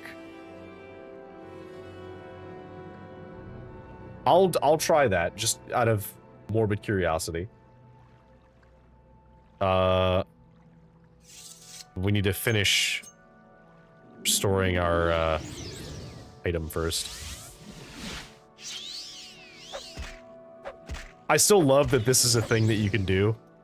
You can just keep summoning like a super powerful thing to recharge your weapon over and over again. That's probably good enough. I don't need to charge it all the way. Okay, now let's remember to take the robe off because it will kill us. Okay, so we need to find the stone. You call this fighting? Oh. Apparently I can one-shot you even with my bound sword, so... You will die where you stand. Will I?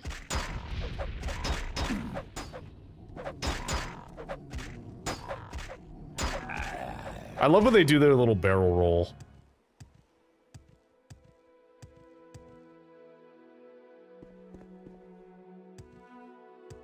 Okay, so the stone should be around here somewhere. Is this it?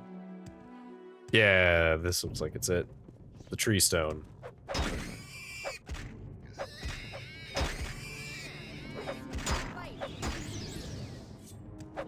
Die. Or no, this is the beast stone. Travel south. Find the good beast and ease its suffering. Alright, so let's go south.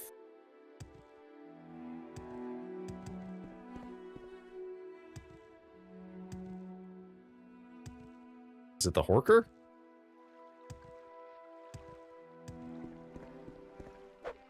What? I'm not trying to fight you. I'm sorry. Horker Tusk. Horker Tusks fortify intelligence. Ooh, good to know. They fortify intelligence and they fortify...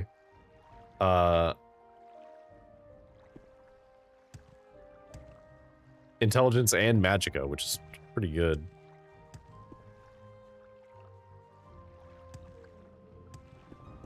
Okay, well,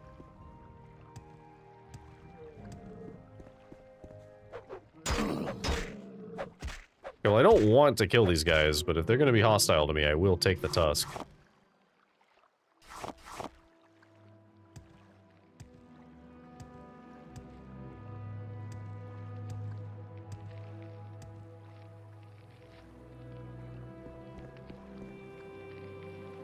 Oh, I like the ambient sound of the ice cracking under my feet.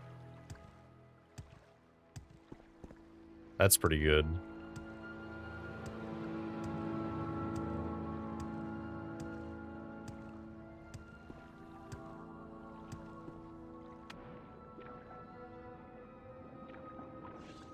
No, okay, this wasn't anything new, so let's do water walking.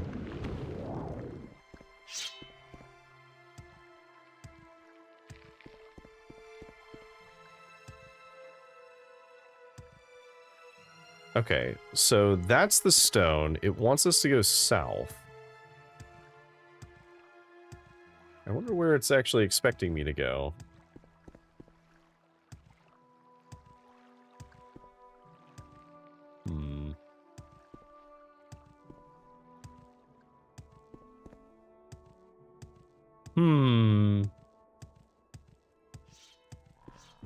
Oh.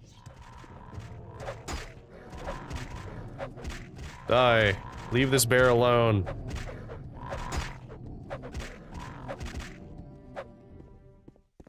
Hello, bear. The good beast.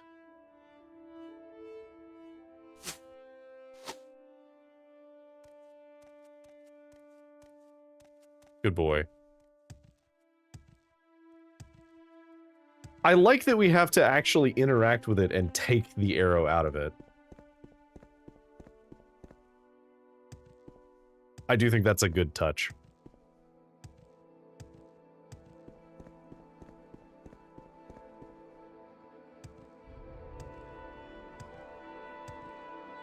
Journal updated.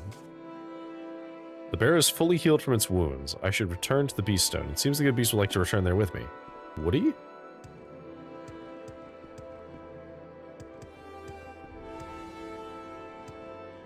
Because he does not seem to be returning with me.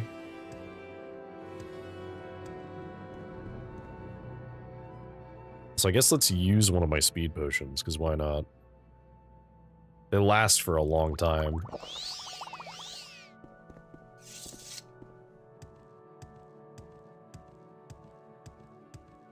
You gonna follow me? Alright, good luck. How far away until you stop following me? Just out of curiosity. Are you ever gonna stop following me? I'm fast enough that I outrun you even when I'm running backwards. So... it seems to still be following me.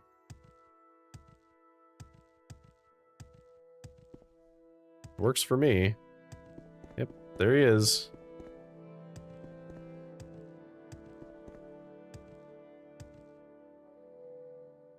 There he is in the distance. Come on, buddy, you can make it. Do I have to wait for him here? Nope, I sure didn't. As I approached the beast stone, it began to glow with a magical light. I have completed the gift of beasts. Did that do anything for me?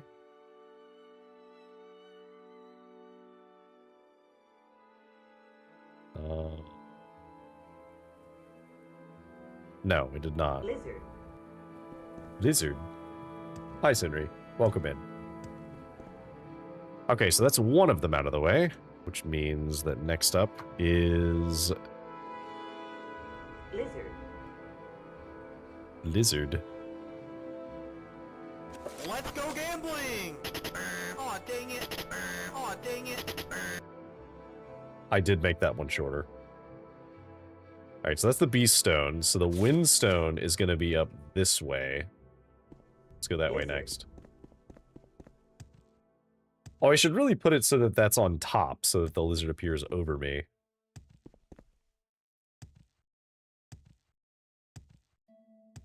Hang on, I think I can fix that right now. Well, at least being cold, wet, and miserable all the time Lizard. gives us plenty to complain about. Turn of the Quiet. Brander.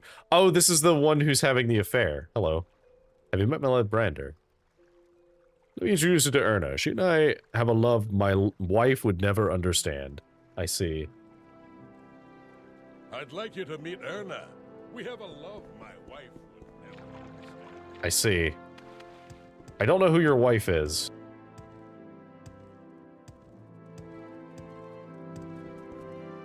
Begone, stranger. Anar. Wait, hang on.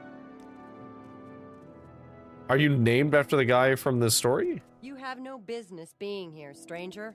Leave now. We'll have no dealings with the likes of you. Begone. What did I do?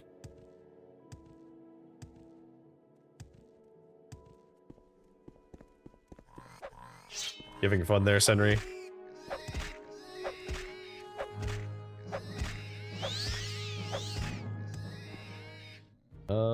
So I think it's over here. Oh, hello. Leg.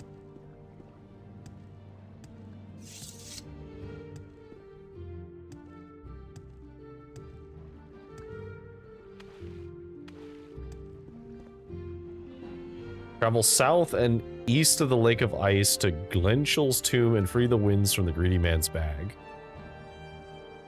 South and east of the Lake of Ice. So we have to go over to this way. Okay.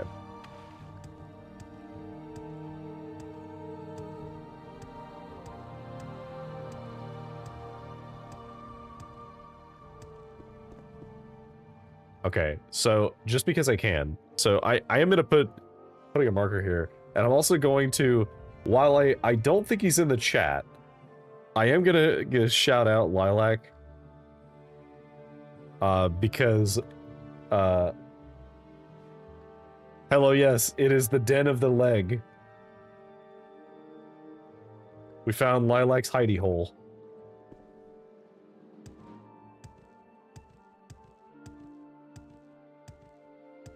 He's been playing Ark recently, but I know that he's also been playing God of War as well, so... But if you're not following Lilac, follow Lilac. He streams during the daytime. Well, daytime on the East Coast.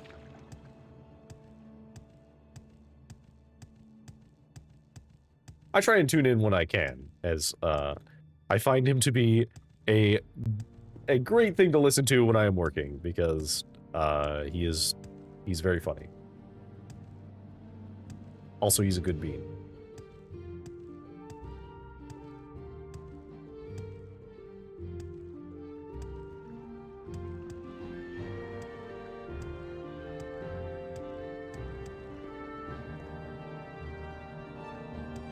Okay.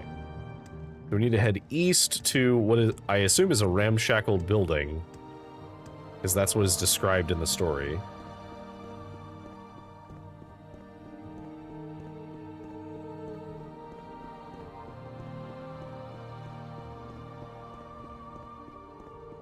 Okay, so this is Thirsk, right?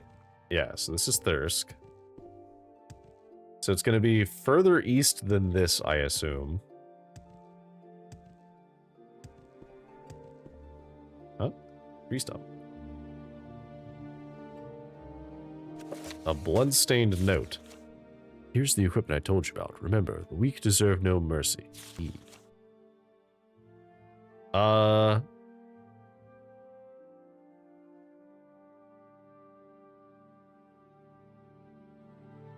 I mean, these are cool, but like, I can't imagine that these are better than what we're wearing, right? Like, do these go over our Daedric gloves? They do. So we'll take these because they might be useful. We would know these. This ring, never gonna wear this ring. I'll take it to put it away later. But this long blade is not good compared to what we already used. And then these are really, really good.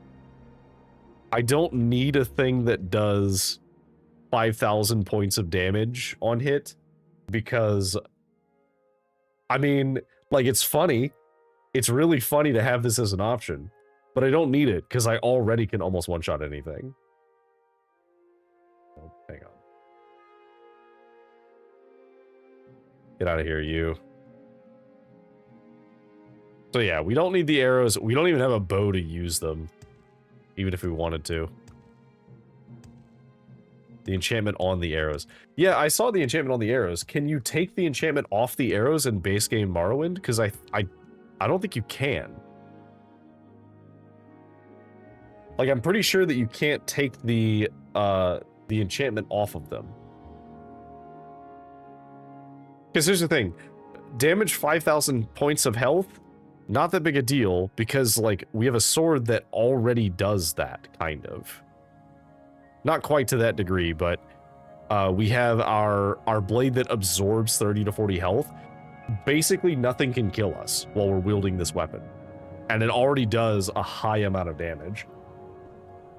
So, if I came here much, much earlier, that might be valid, and I also would need a bow, which I don't carry a bow right now at all. In fact, my bow skill, as one might notice, is 10. I have never used a bow at all. Not once.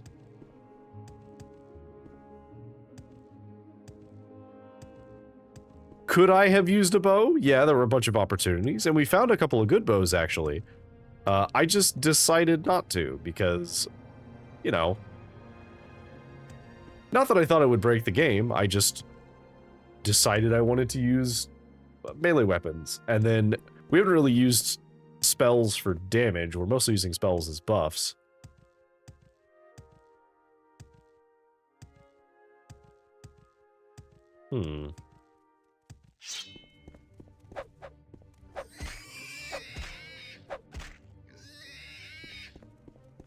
Die.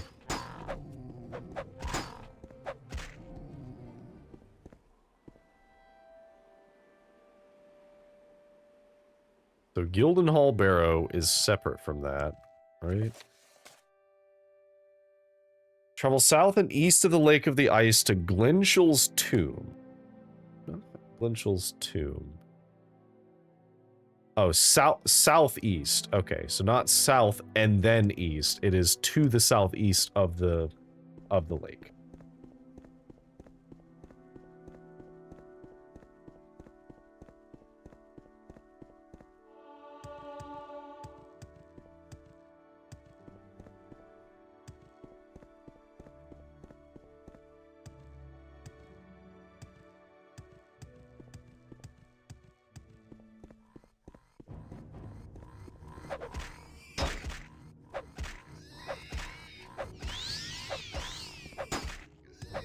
Oh, you got crazy endgame loadout. Yeah, we're, so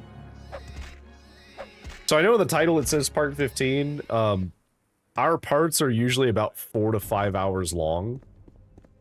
So, we're a solid, like, at least 40 to 50 hours into the game.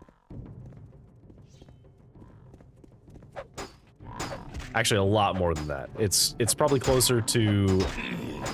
like the 60 to 70 hour range at this point.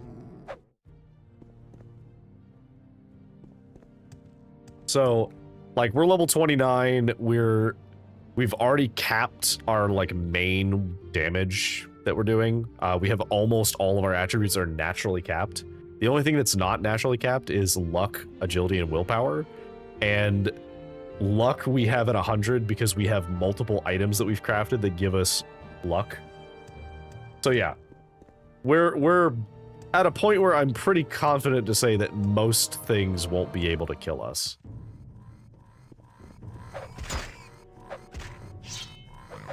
Case in point, we were losing health, now we're not.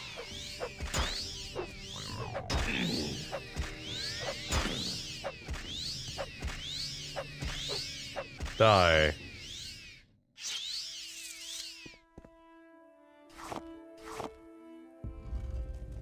Oh, fuck. I hate these things. God, the Draugr in this game are terrifying.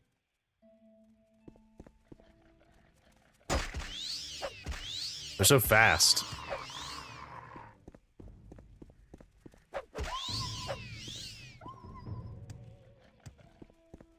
I hear another one.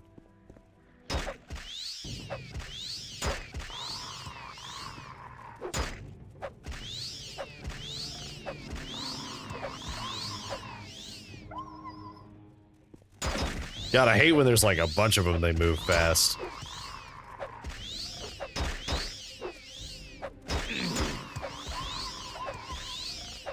There's so many of them. And they don't have anything on them. They're just spooky.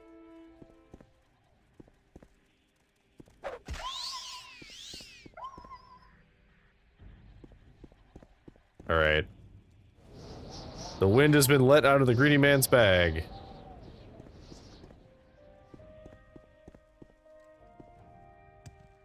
Unfortunately, we don't have the pickaxe that we would need to access the stall rim.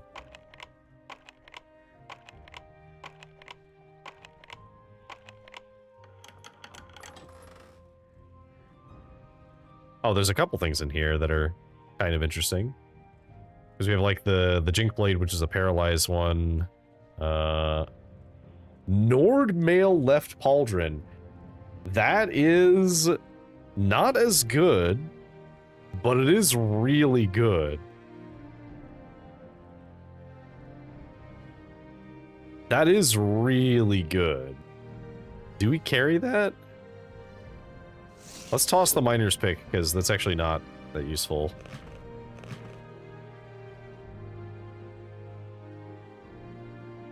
So it's not as good as Daedric. No, I don't think we take it. But we will get rid of the miner's pick, because we don't need it.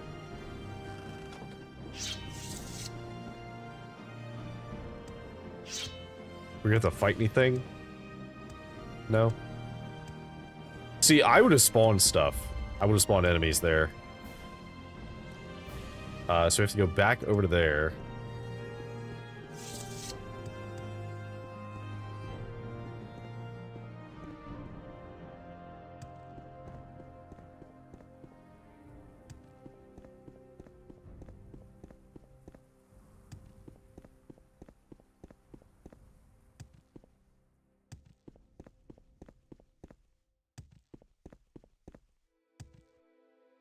Okay.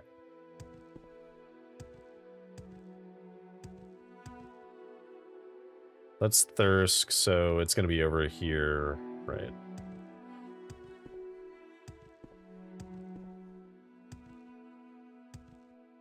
Alright. I am actually gonna step away for a bit. I need to go refill my my drink, and I also need to like stretch my legs. Because I was reading, and then we had a the ads happen at like an inconvenient time, so I will be right back. I'm actually going to run the ads again just so those are out of the way. They'll be out of the way for another hour after that.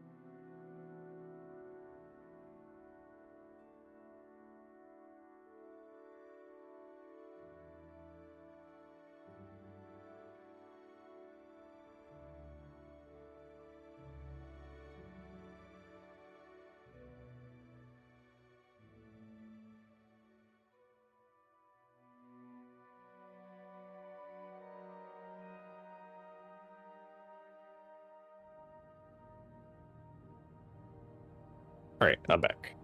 Cool.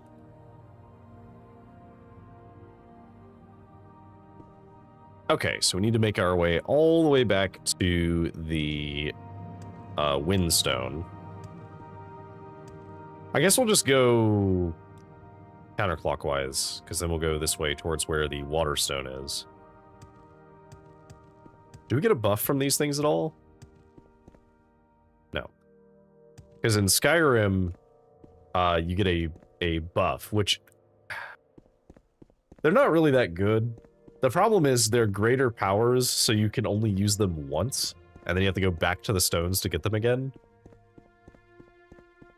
So, like, I think was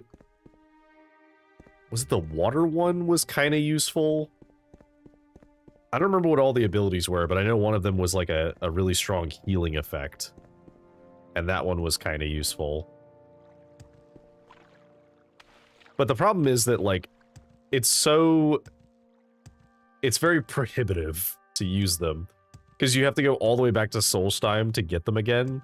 So, like, if you ever use them when you're not on Solstheim, you have to fast travel to Solstheim, and then you can't fast travel directly to that location. Okay, where was it? It was right here.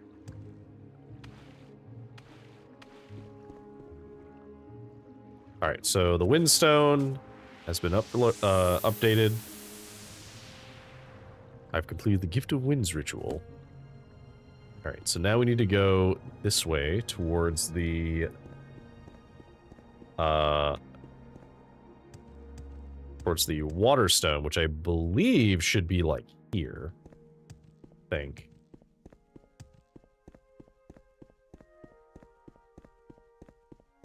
I'll try and, like, not get too much in the way of these guys.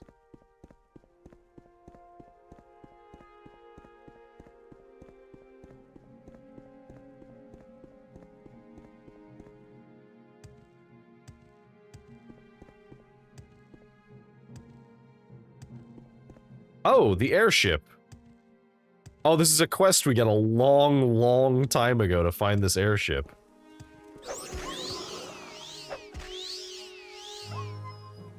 Sorry, Snow Wolf. Captain Roberto Jodwin. Airship Captain's Journal. Today is the day. Beauchamp's airship seems sturdy enough, and the crew is ready to set sail. We'll travel north-northwest until we reach the island of Solstheim. According to Beauchamp, the Rothman's Bane Wolf Formation is somewhere near Mowspring Mountain. The barrow we're set to explore is located at the Wolf's Eye. We'll get Beauchamp's precious magic item and be back at the Mages Guild in a few days. What could possibly go wrong? He says, knowing that he's tempting fate. Entry 4. Damn conjurers, sorcerers, inventors, scientists, and all their academic ilk. Beauchamp promised me his airship would hold together, promised me it could sail just like a sea-bound craft. All lies. This monstrosity is barely holding together. We've been trailing bits and pieces of it ever since we left Aldruin. Just an hour ago, we lost one of the Dwemer cogs in the main engine.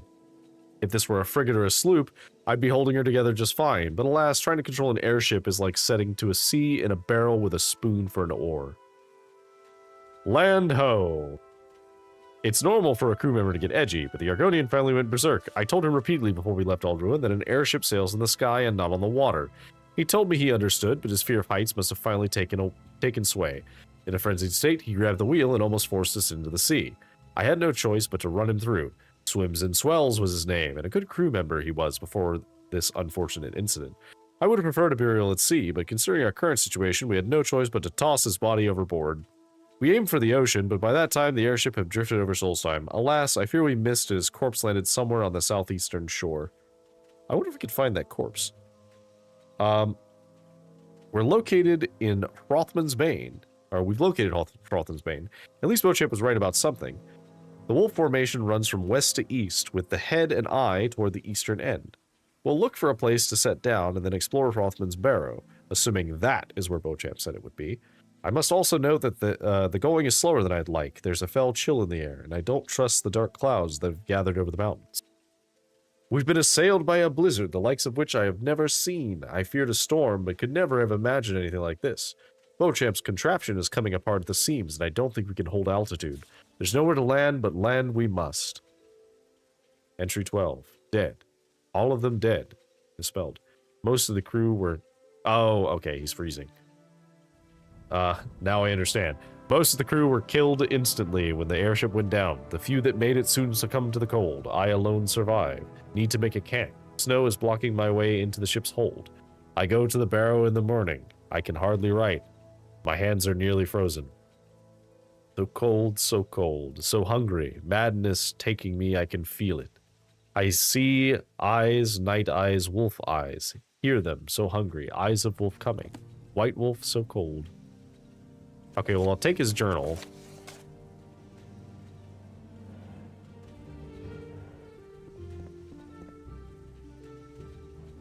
Okay, so this is the rest of the crew.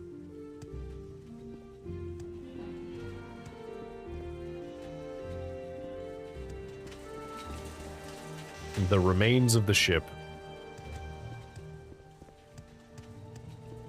Okay, let's see if we can get inside this thing.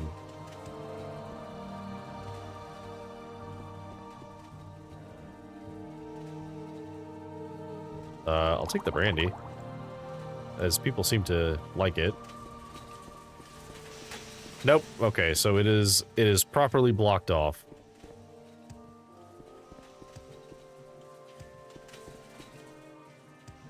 So I believe this airship is still here in Skyrim. Okay, well, brief diversion. We're gonna go to Hrothman's Bane because we got that quest so long ago, and he's waiting for his thing that's supposed to raise his personality so he's good with the ladies. Or did it raise his speechcraft? I don't remember. Maybe it was both.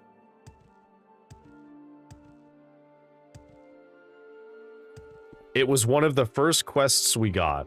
It was like when we got to Ald Ruin, at like one of the first quests outside of like the main stuff we had to do. Because when we were like outside, they were like, "Hey, go to Solstheim and find the airship." Hrothman's Bane. Okay, that's the entrance. That's a white wolf. Hello.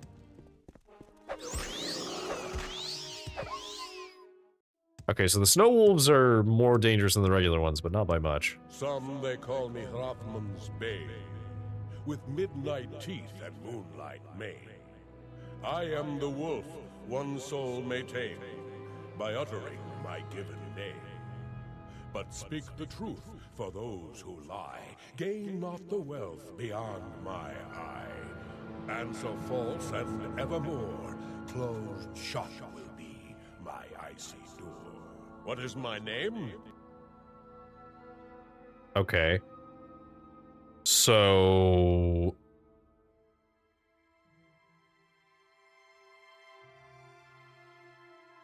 some they call me Hrothman's Bane. So, I am the wolf one soul may tame by uttering my given name.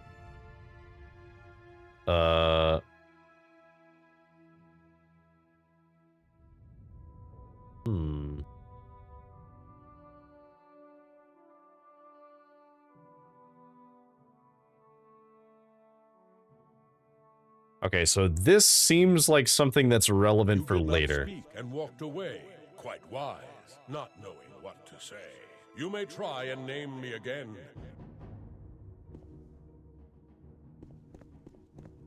Fool! Okay. So that seems like it's relevant for something later, because I don't have the answer to that riddle. And there did not seem to be another book that gave me the answer to that riddle.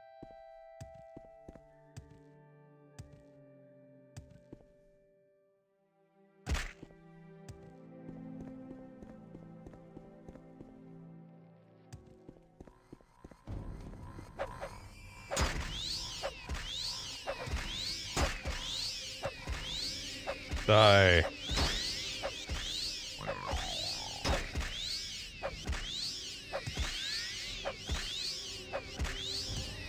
You guys don't drop anything useful, right? No. They can make recall potions, but I do not care about recall potions.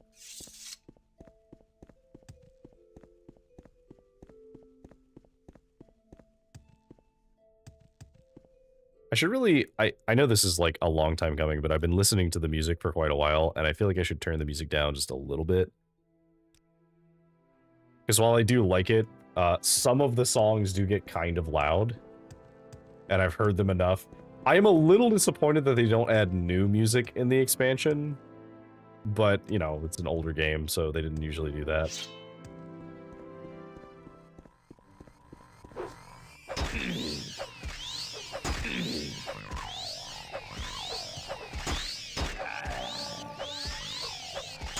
Heavy armor goes up.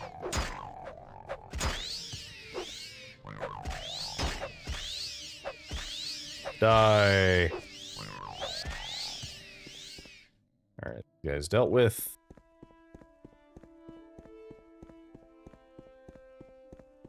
It called Peak.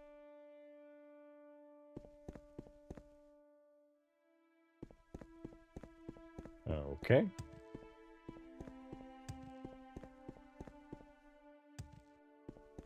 Snow is making it much harder to see. But I believe we're getting close to where the next one is.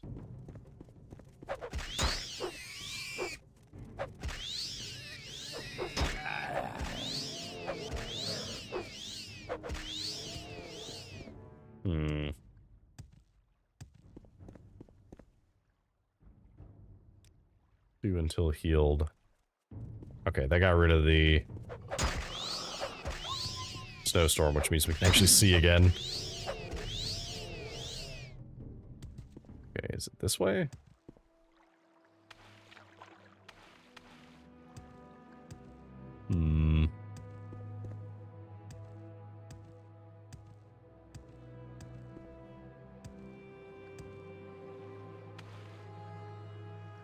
Okay, so let me get a better idea of where they are. So the Waterstone is... Ah, so it's like this way. Okay. Right, because it's going to be... It's got to be closer to the coast, because that's where it was in Skyrim, and presumably they put it in roughly the same place.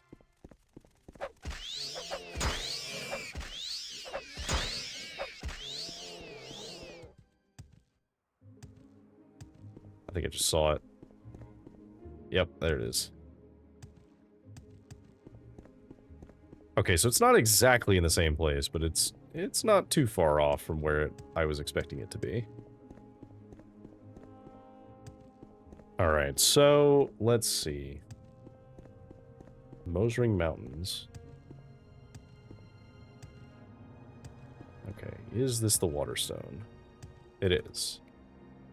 Travel northwest to a small island off the coast and follow the swimmer to seek the waters of life. Small island northwest. So it's going to be probably this island.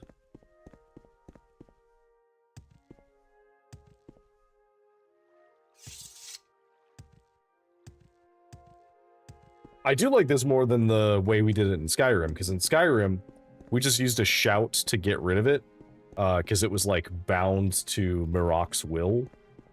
Which was thematic for what we were doing. But I like the idea of the trials more, because I find the trials are kind of interesting.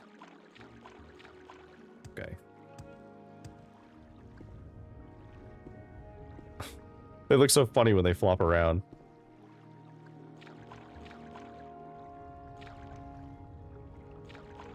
Okay, I'm gonna have to follow him on top, because I did just cast Water Walking. Oh, can I dispel this off of myself? Does that work? Yes, I can. Okay, cool. Let's switch to water breathing.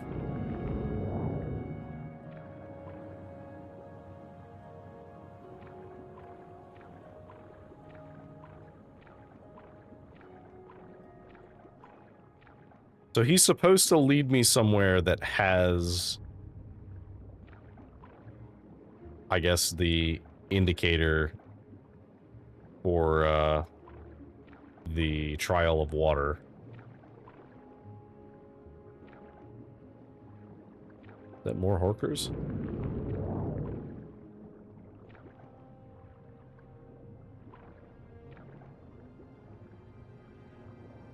Yep, that's more Horkers. So what does it do if I kill the Horker? I'm not gonna do it, but...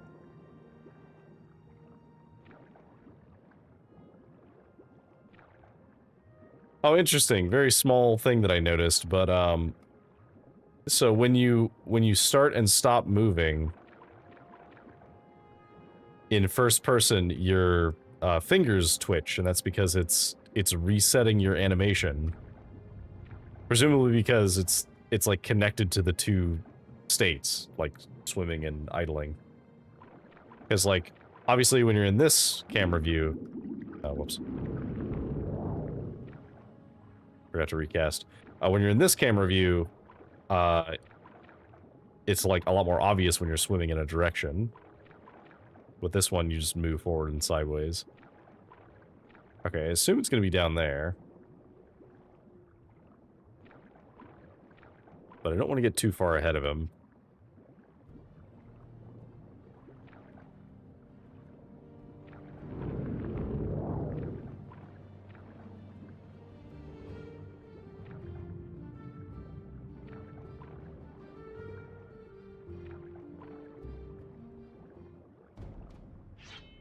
Who is it? Who's trying to go to combat with me? Oh. You have chosen poorly, Slaughterfish. You have decided to try and fight the swimmer, who apparently is a badass.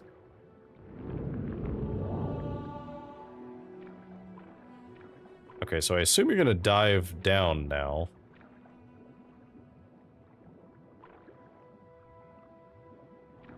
You're just gonna go straight down?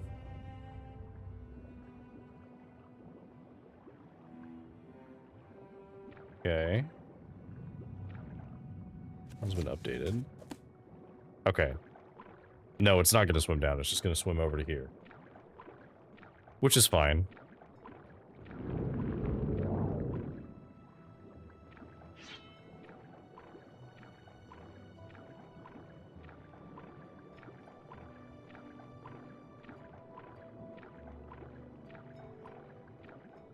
Alright, let's go all the way back here.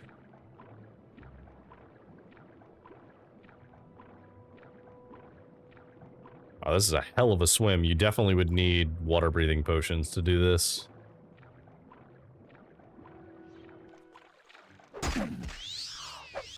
How rude.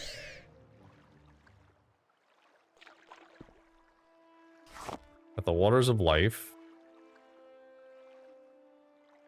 Oh, interesting. They give you some additional like water-breathing and swimming potions. Okay, that's kind of cute. I mean, we don't need the water-breathing potions, but I will take the swim speed potions. Swim.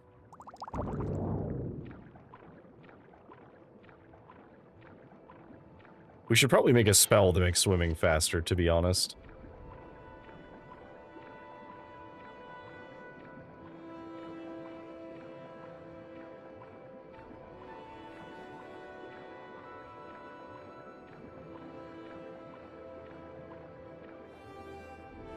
Okay, so now we have to get back there, and it was, like, over here.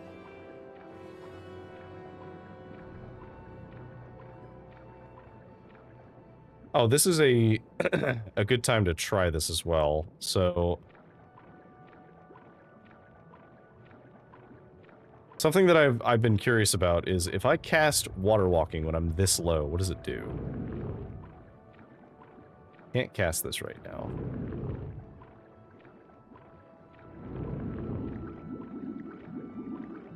Ah, I see. Okay, so if you're not near the surface, you can't cast it. Alright, well, we'll just take our regular water walking then, just so we don't have to walk normally. Or swim normally, I guess.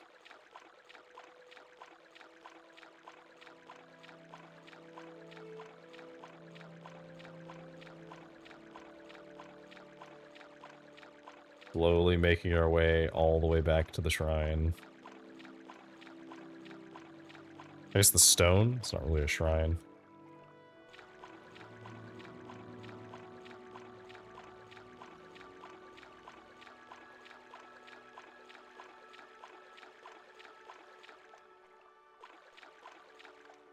I would like to grab this so we have this part of the map.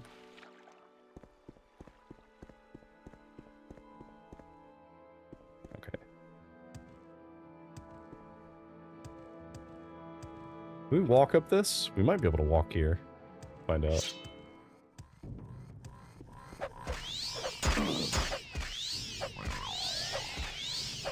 These guys are very tanky.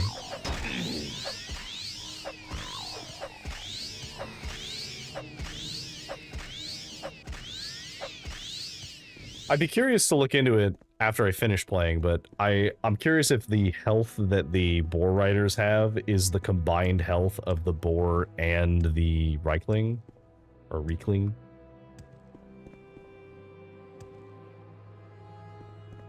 All right, we got that one. So the Earthstone is down here. We're just gonna go this way. We could explore to the coast, but I don't think we need to go that far.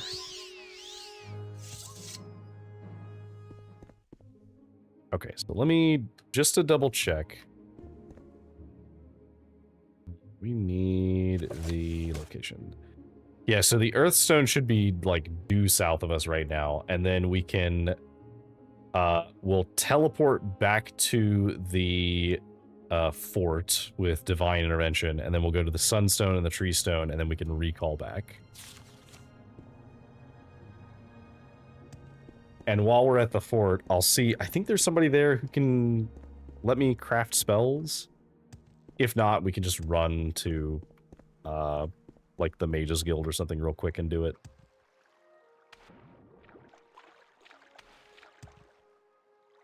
Because I wanna do a resist magic effect. Actually, can I make any resist magic potions? Do I have any resist magic? Okay, but it does all the other effects too, because they're identical to each other.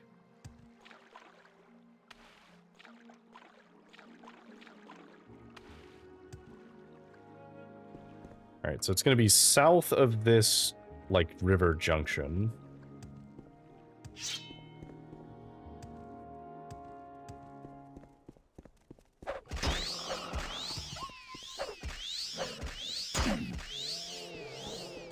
Bears dealt with. Is that it? Surely not, right? I'll check this rock, but I don't think this rock is it. But there's a rock that looks vaguely... No. Not it. Nope. Definitely not. Okay, so let's go this way instead. Let's go barrel. We've already cleared. Here it is.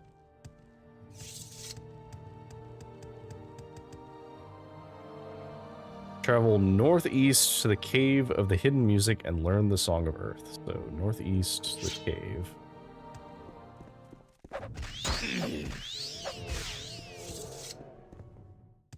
Our blade is finally out of charge. We'll recharge it later. Really need to recharge it right now. Okay, so when it says northeast, how far northeast does it want me to go? Because northeast can be like a small trip, or it can be very far away.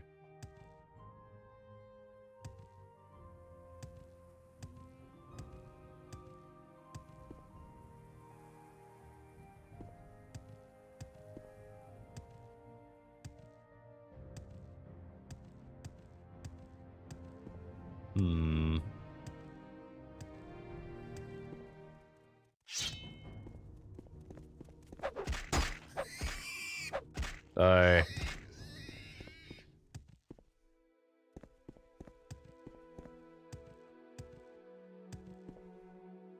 You will die where you stand! I don't think that's true. Nice try, though.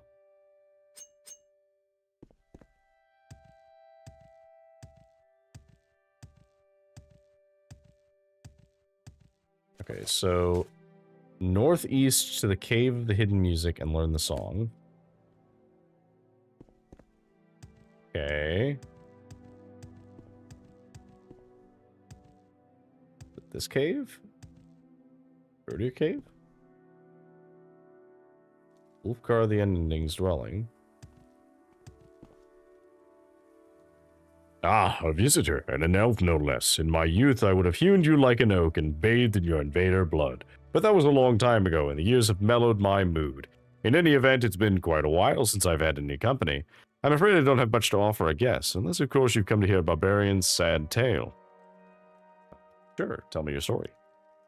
I came to Solstheim with 4 of my brothers-in-arms. We were on a quest, you see. We were getting close, we could feel it, but then one of our fellowship, a powerful sorcerer named Grimkel, betrayed the rest of us. He laid an ambush and assailed us with powerful magicka. I managed to slay Grimkel, but not before my 3 other companions were turned to stone. You may have seen them, for they are the 3 standing stones of Brode Grove, not far from here. Brode Grove is where Grimkel ambushed us. My friends were turned to stone on that very spot, and there they remain, a monument of betrayal. I, too, was caught in the spell, but thought I had been spared its effects. I was wrong. Instead of killing me, like it did my friends, Grimkel's magicka turned me into living stone. See, these events did take place 500 years ago. I've remained here ever since, and here I will stay until I find the entrance to Sovngarde.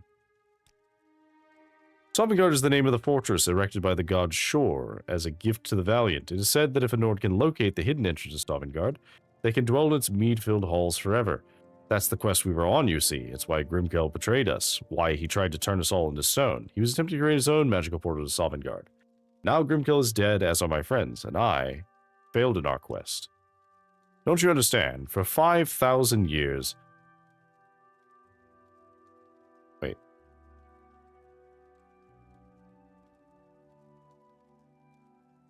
So which is it? Because he says 500 years ago he was betrayed, but he's been searching for 5,000 years. For 5,000 years I have searched for the entrance to Sovngarde. I've been all across the Empire and back, but I cannot find it. Once my friends and I served Ysgramor and counted ourselves among his 500 companions. We helped drive the elves out of Skyrim. We earned our place in Sovngarde. If in your travels you discover the entrance to Sovngarde, let me know and I will be forever in your debt. I've tried and failed. Have Okay. you found it? Have you found the entrance to Sovngarde? Well, I've not found the entrance to Sovngarde, but I know someone who might know the entrance.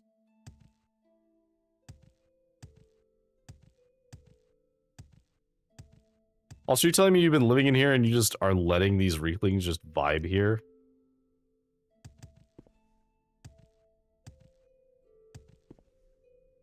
How far down does this cave go? Not that far.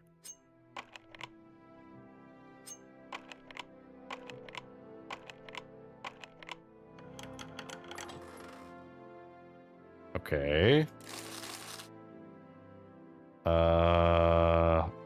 Some bows. Kinda cool. We will have to use a magicka potion to cast an unlock spell, because I do not have the ability to rest here. Wait until we can cast it. Just a bunch of gold, okay. That's fine, I guess.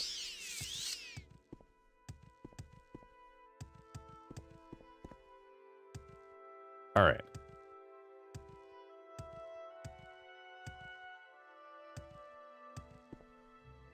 People are talking about me going back and maybe capturing Vivek's soul. The thing is, I don't even know what I would make with Vivek's soul. Because we already have a weapon that's more powerful than anything we would ever encounter otherwise. Have you found it?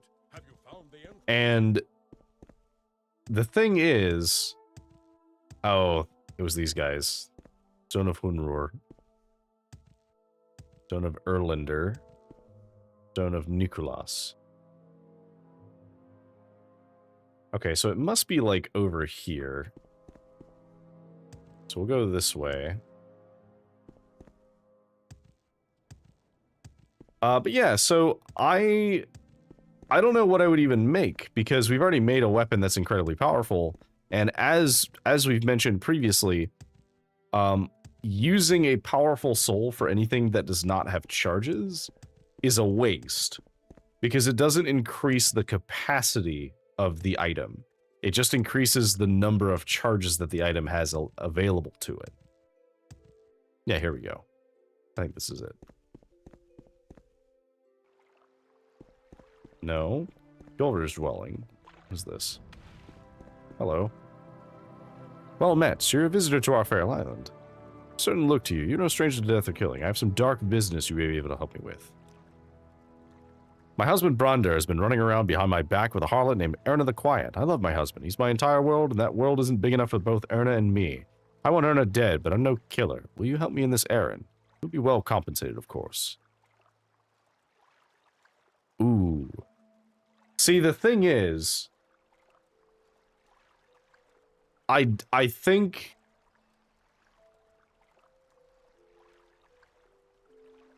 Brander is being kind of a dick about this. Because, like, if he doesn't want to be with his wife, then just don't, you know? Like, if the whole point is like, oh man, like, man. You know what? Sure. I already know where she is. My husband is mine. Do you understand me? Mine. That harlot Erna will pay. Okay, so can you tell me anything about her? No, you will not tell me anything about her.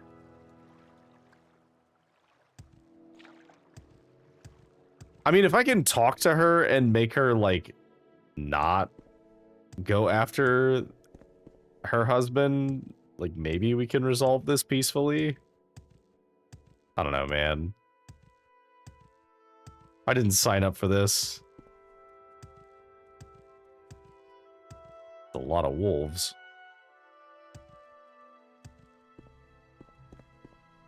Cave pin music, here we go.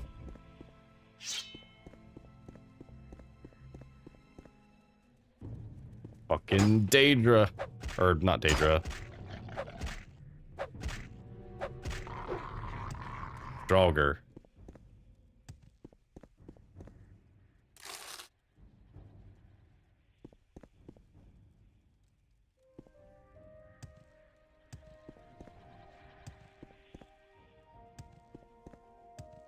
Yeah, funny enough, the Daedra are less scary than the Draugr, at least to me.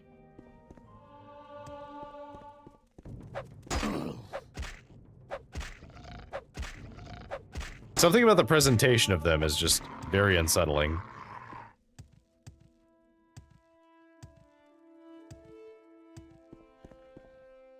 Alright, this looks promising. Also where all the enemies are.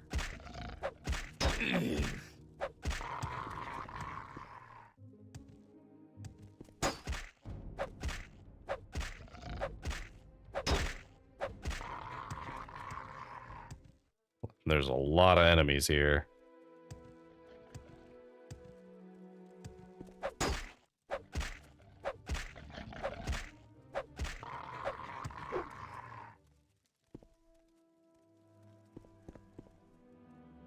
I didn't just see another Draugr, but we're gonna go this way. Chamber of Song.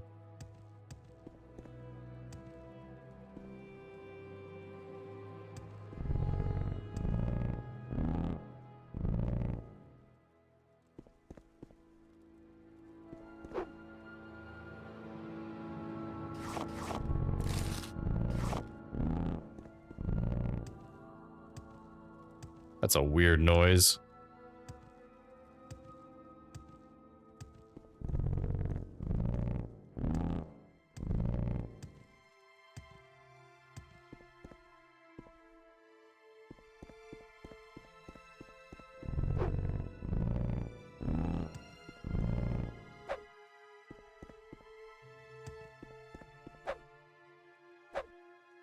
It said he struck the stones to, like, play along.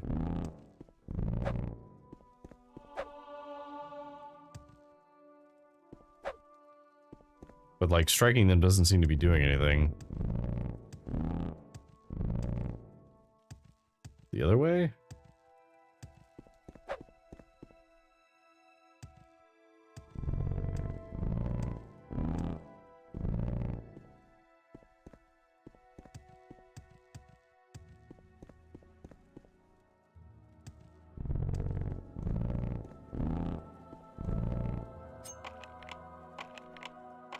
Oh, that feels so unsettling. I don't know if anybody else is listening with headphones on, but there's like an unsettling rumble to that tone. I think the moon sugar.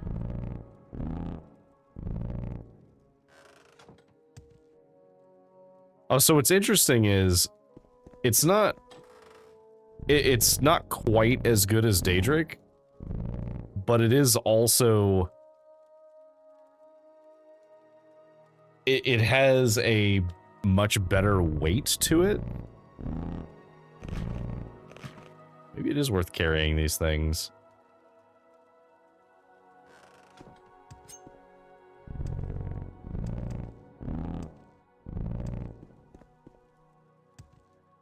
Here.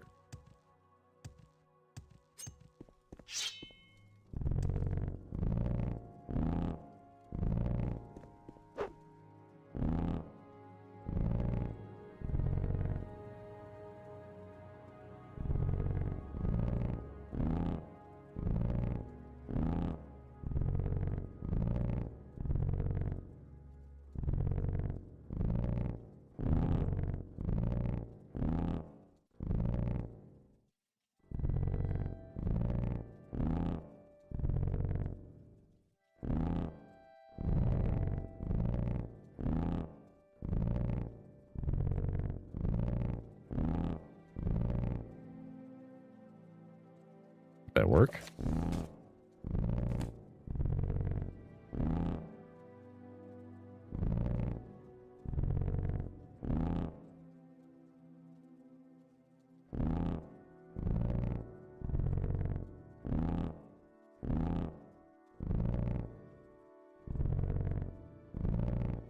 Oops.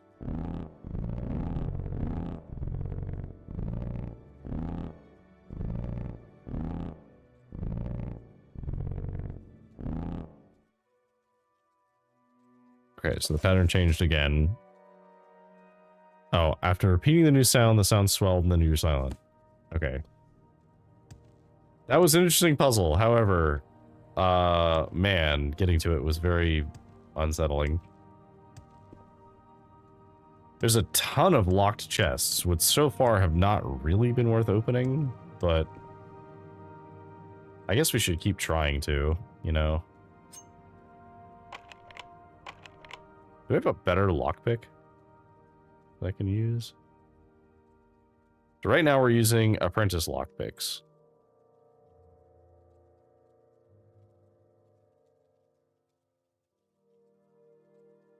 I guess we could be using master lockpicks. There's not really a reason not to use those, because we have a bunch of them.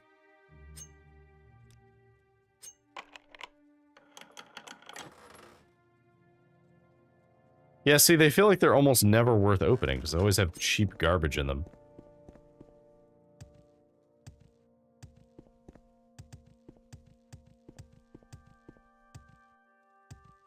Which, like, obviously I am at, like, the most endgame of endgame builds that you could be at this point. Short of, like, cheesing the game and getting even crazier stuff. But I have not yet been super impressed by the stuff I've found in chests. Outside of things that are, like, specifically denoted as this has valuable stuff in it.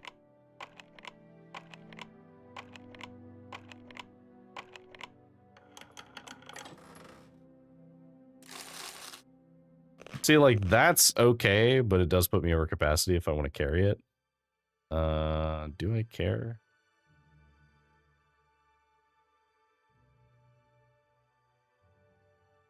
I mean, I guess I care. Let me alchemy, fortify speed. And we'll just get rid of one of these.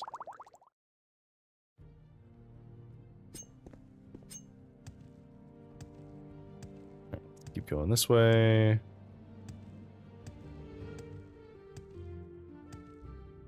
Back to the exit.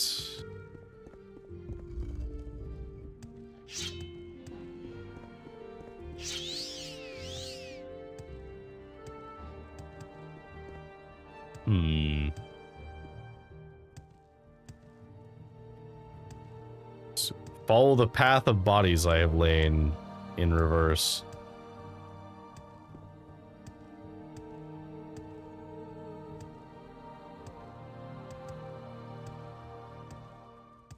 Oh, you guys are new.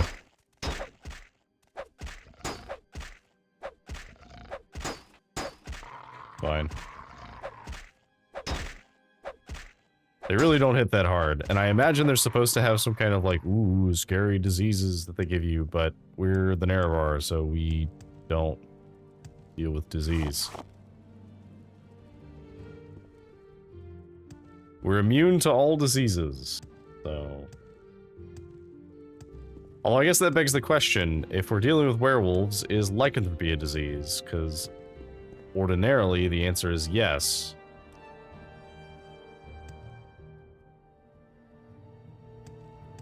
Okay, so we want to go this way.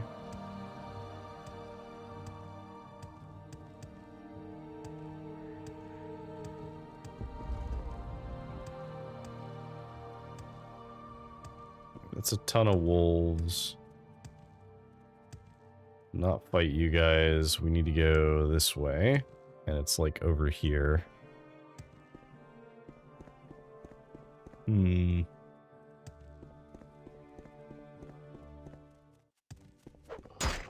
Oh, okay, fine. I was gonna ignore you, but if you're gonna stagger me, we're not gonna play that game.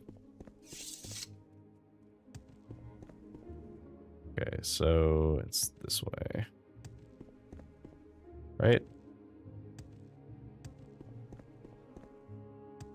Yeah, it's on the other side of this thing. Which unfortunately means you have to die. Because you're also gonna stagger me. I don't want to fight the wolves, but... if they're gonna stagger me, we can't be having that. Not allowed.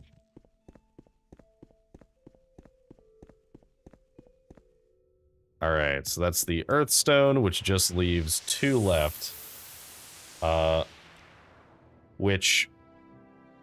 maybe we should go do the Tree Stone first, because we can literally just walk this way towards it. We actually were almost at it, because it's like in this area somewhere. So I think we can just walk in a straight line.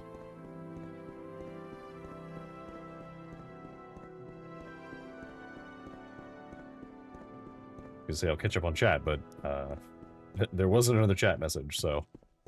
which if you're lurking, hi, welcome. We're more than happy to have lurkers here. Okay, let's try and... nope, okay. I was hoping to avoid you. Alright, get back up.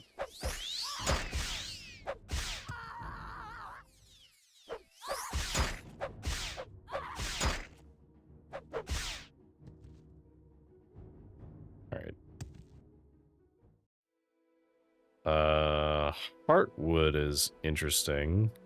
We don't need it. Okay, so what we'll do is... we will try and find the Tree Stone, and once we find the Tree Stone, we'll do that. We'll teleport back to the base, and we'll... we need to go to Thirsk to get the book from the guy about Sovngarde. Because it's going to be, like, back up here. So I guess the easiest way to do that would be to do the Tree Stone and then the Sunstone, teleport back. Okay, so we're back at Brodeer Grove. So we do the Tree Stone, the Sunstone, teleport back to the Sunstone, and then recall to the Skull Village. and turn in that stuff and see if they need me to do anything else. And if they need me to do anything else, cool. We'll go to Thirsk, buy the book, and then come back here to try and help our boy get into Sovngarde. Okay, so where is the tree?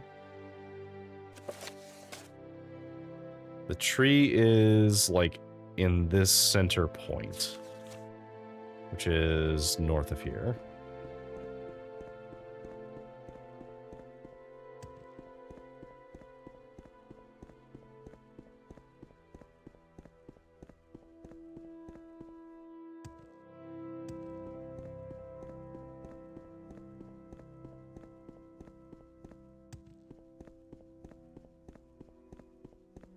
Okay. Oh, there it is.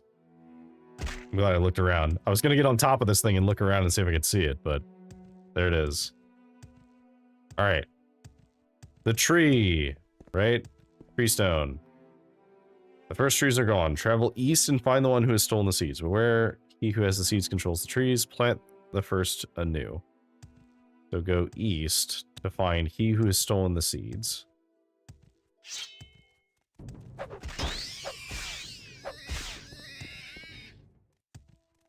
Alright, so these regenerate very slowly.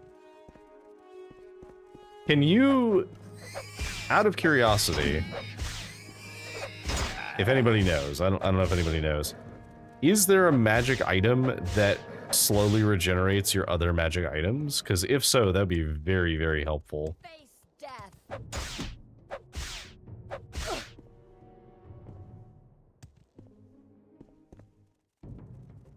Okay, we gotta kill you.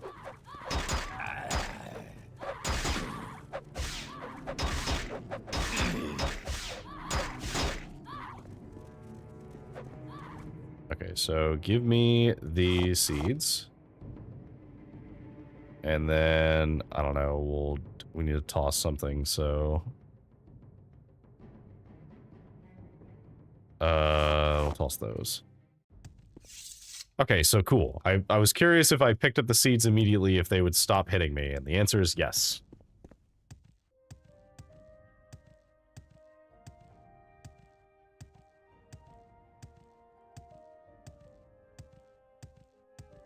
Alright, so that's the tree stone taken care of, which we need to plant it, which I guess means we just drop it.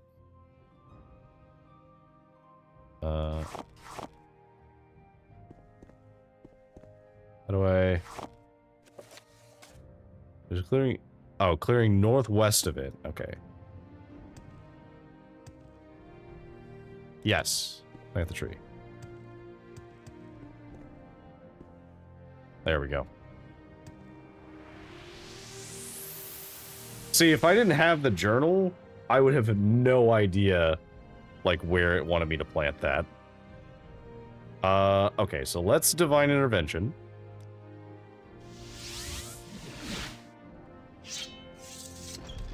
Stay as long as you like, friend. It would be a privilege to talk with you. Skooma. Am I actually carrying Skooma? Oh, I totally am. I didn't even realize I was carrying Skooma. Here, I'll toss this on the ground. I don't need that. Holy Word. No, you have nothing actually useful. Oh, you have some jump potions. Those, I don't see those every day. Pleasure is all mine. How can I help you? Okay. Stuck here forever. I'll die. Oh, poor guy. Okay, so in that case, there does not appear to be somebody who will teach me or allow me to craft a spell. So what I'm gonna do is we're gonna go over to the sun, which is over there, I think. Yeah, sun should be like here-ish.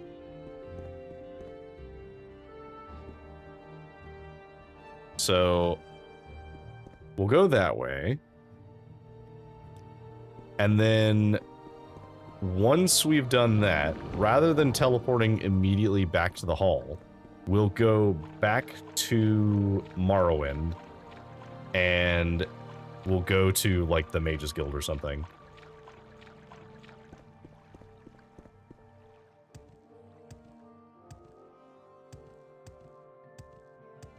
Okay, do you guys still attack? Yeah, you do. Okay. I wondered if me picking up the seeds would mean that they would not attack me on sight, but unfortunately, they still do that. Thankfully, even without my charge on this thing, it's still a Daedric Daikatana, so... It is, in fact, still deadly. Okay, what is this? Brosselmane Barrow. What is in here? Betting Draugr?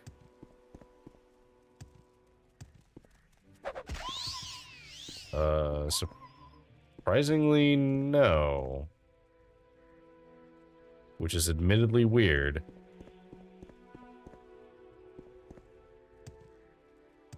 A surprisingly empty area. I don't think I've been in here before. There's a bunch of chests, but we're not gonna open those yet. Oh, hello.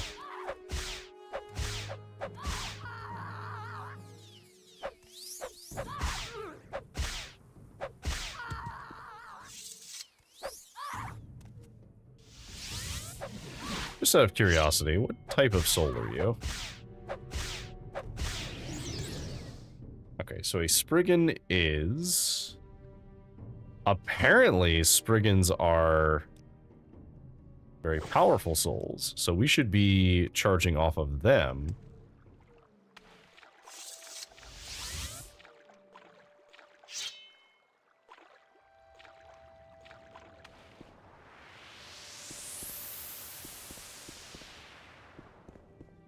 What's that noise?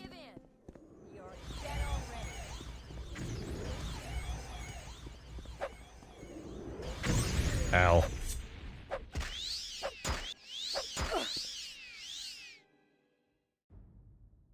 Was that you?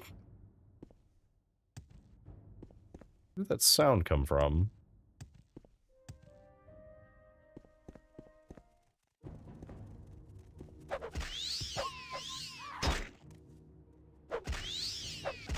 Okay, so we know that your soul is worth taking.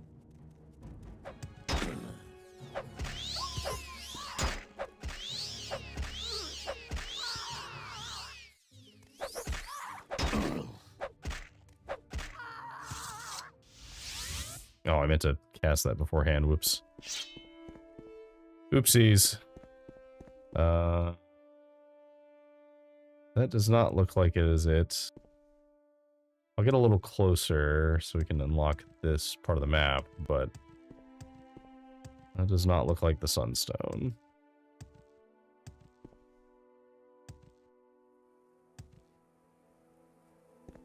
No, this is not the Sunstone. That is not either. I guess what we do is we just follow along the river, looking like this way-ish.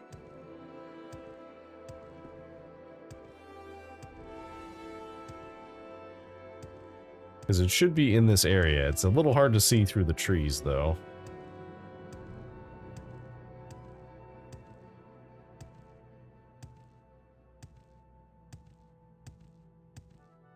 There it is. Alright. What did they want the sun to do again?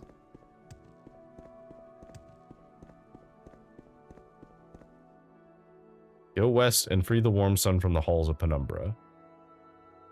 West. There must be something that's there?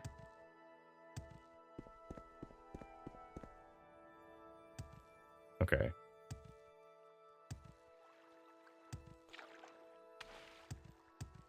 Free the sun from the halls of Penumbra. How literal are we talking? Okay, quite literal, in fact.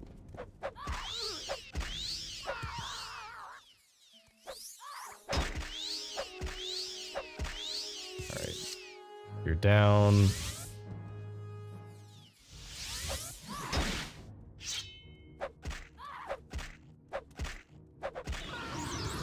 Okay, so eventually their magic resistance just goes up really high for some reason.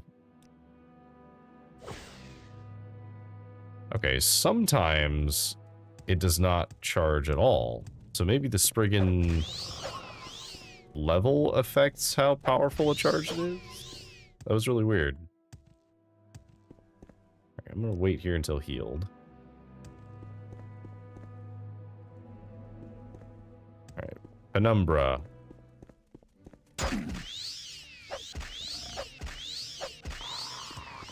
Oh, what level soul are Draugr? Can I take your soul? Alright, what level soul are you? Not very good, actually. Kind of terrible, actually. Barely worth my time to do that, in fact.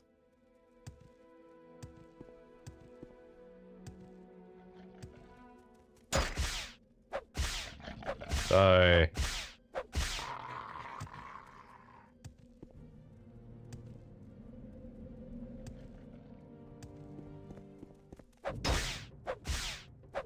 Die.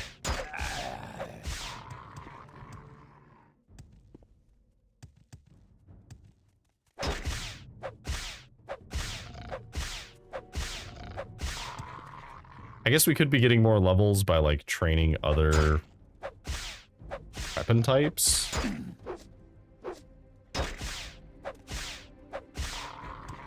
We just don't really need levels. Mark on self. Okay.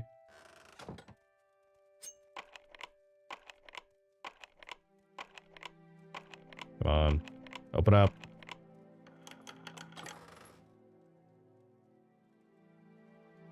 A crummy battle axe.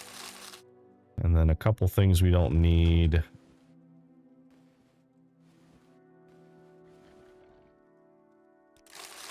A surprising amount of gold.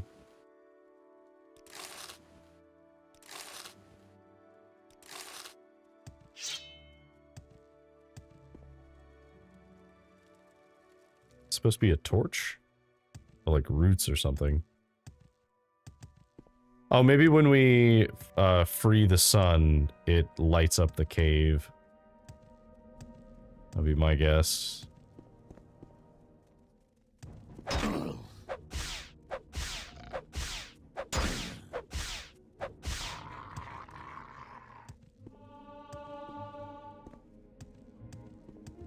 Acrobatics finally going up to the high levels.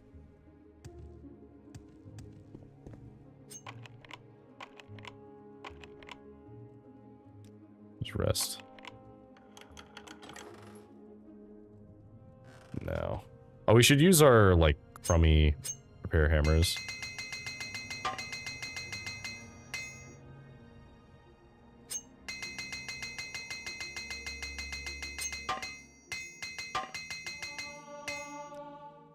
There we go.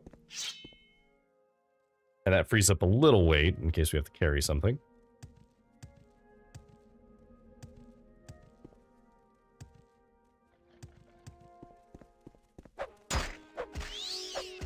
So I wonder if you could get by just like ignoring these guys and just trying to run straight for the...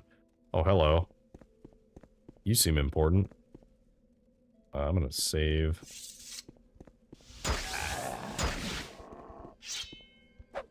What are you? Oh, you actually do damage too. Frost roll? Lightkeeper Grawl. Flaming Eye of the Lightkeeper. Lightkeeper Grawl. Your soul is not that good. Unfortunately. Alright. Throw the Flaming Eye at the ice wall. Yep.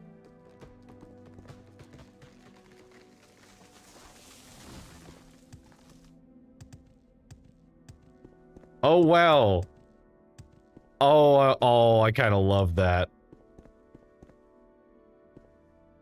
All right. It's our first actual Morrowind jank. So if you're standing too close to the wall, whenever you, okay. Our first bit of Morrowind jank. So when you're standing too close to the wall, if you activate the ice wall, the ice animation shoves you out into the wall. So now we're just kind of out here and we're trapped, kind of. Although we can see the Draugr that are walking around, so that's cool. There's not really a way to get back in. So, thankfully, doesn't matter because we can just delay intervention from here. So, hooray. We made it out. Okay, so we'll go turn in the Sunstone. It'll be this way. Although it would have been a lot easier if I could have just gone west, or east rather, since I was straight west from where we were.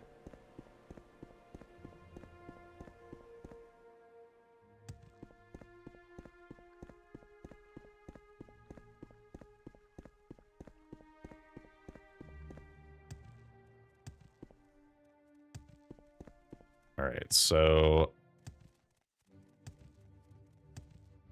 do I have to fight the bear?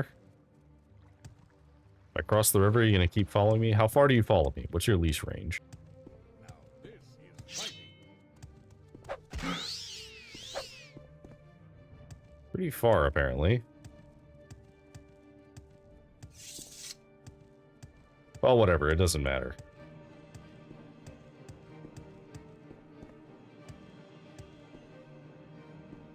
We've done it. We've completed all the rituals. Alright, we have all these bears chasing us.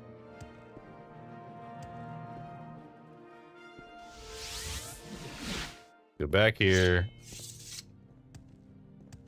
So if I use Almcibi Intervention right now, where does it take me? It takes me to Nisus. Okay. I don't think Nisus has a Mage's Guild. But we can get to Ald Ruin from here.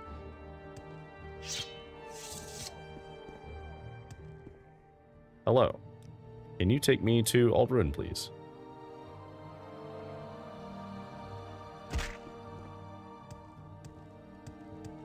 Hey, buddy, so I found your airship, but I did not find the thing yet.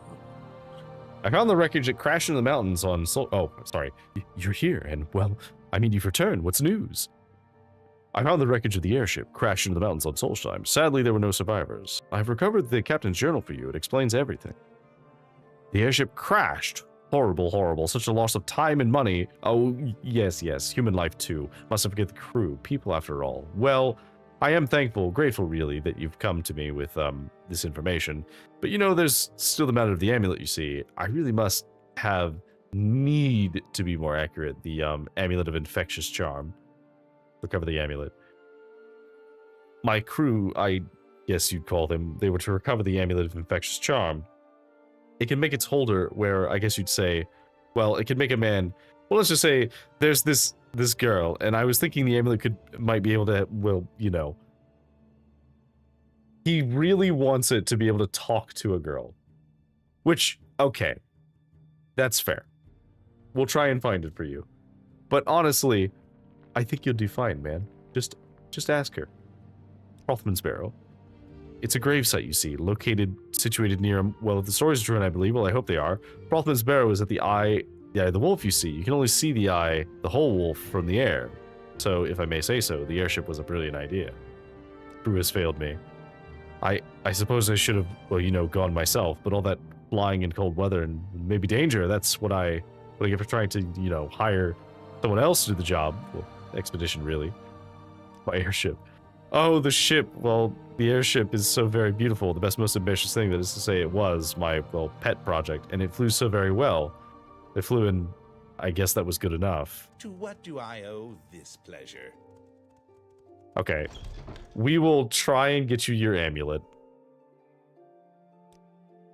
Okay, so I need to make sure that I have a... do I have a spell that resists magicka?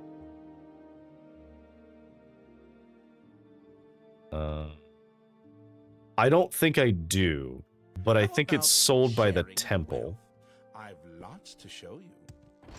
Because I believe, if I remember correctly, let me Almcivi intervention. So I believe that the resist spells are restoration spells, which the temple usually has. Yeah, there's resist fire.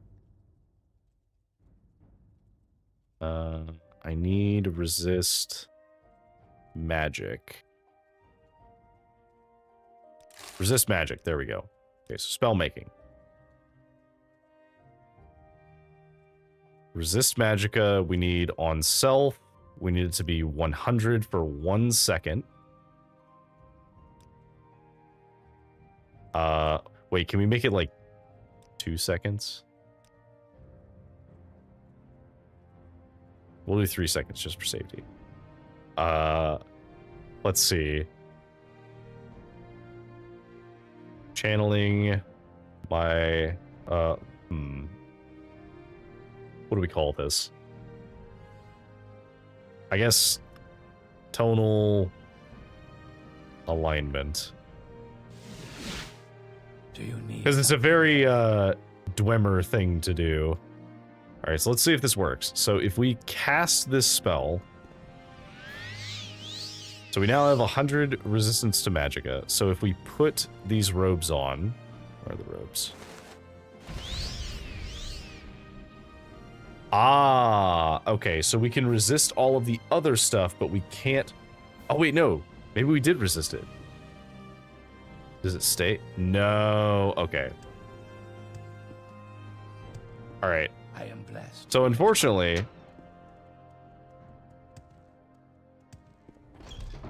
Oh, thank you for the posture check. I do need to unshrimp myself. So...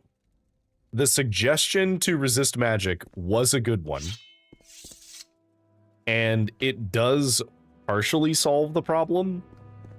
But the other problem now is when we're not resisting magic, we just have 20 points of damage being taken constantly during the day.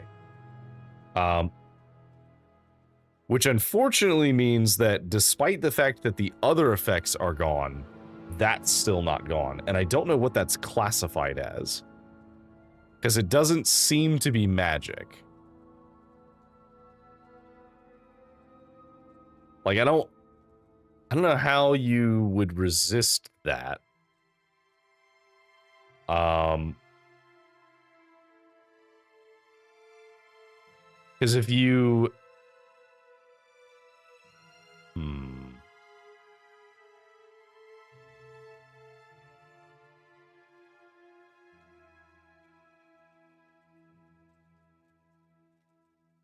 So I guess the damage must change based on how sunny it is outside.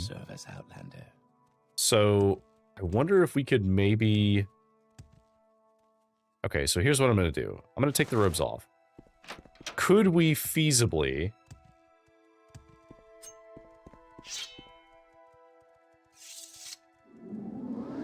Oh, I don't have this magic to cast it. Okay. I wonder if it's possible for us to make an item that restores enough health for us to be able to survive that. We'd need to make an item or a couple of items that can restore 20 health a second. So let's just, out of curiosity, let's see. Do you have a clothier over here? I don't suppose you have any exquisite clothes, do you? Care to trade? No.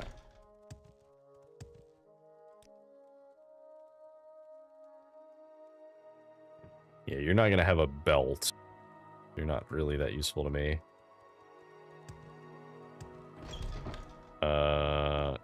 You have a belt. You have an expensive belt, but you don't have an exquisite belt, which is what I would need. Let me go see what I have in my bedroom.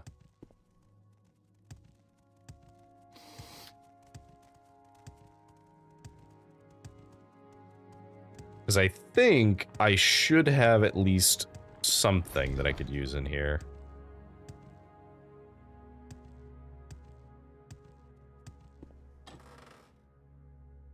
Alright, so... No, we have extravagant stuff, and it would be a robe, which unfortunately would not help.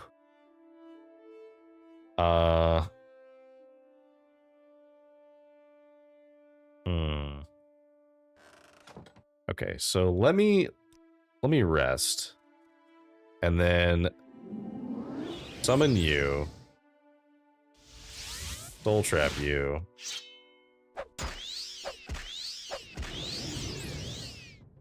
Alright. Soul acquired.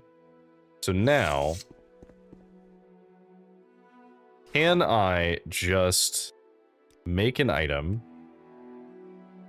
And I want to know if I made, let's say this glove, constant effect, restore health. So we would need it to restore 20 HP total. So we need to get a total of 500 enchantment. Now we could do that by giving up our rings, because our rings I think are 240.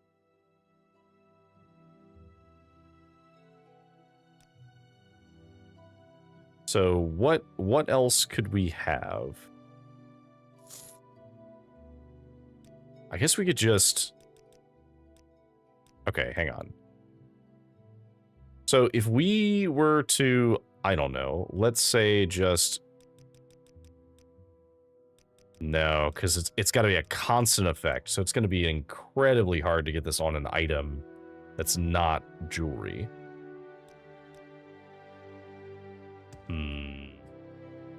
God, I have had so many times where I had like exquisite other things that I'm wearing. And the Belt of the Hortador is very helpful because it gives me plus 20 magicka. But if I could replace this with one that does... Let's see.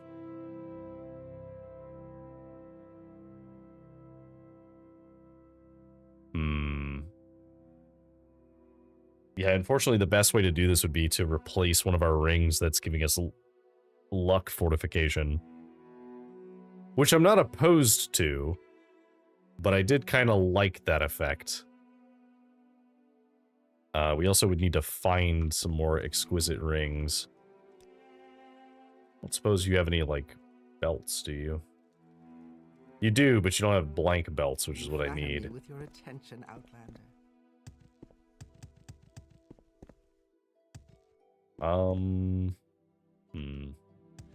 Maybe in Vivek? Let me go to Vivek real quick. With pleasure. Please, go ahead. Okay, so let's just get out of here.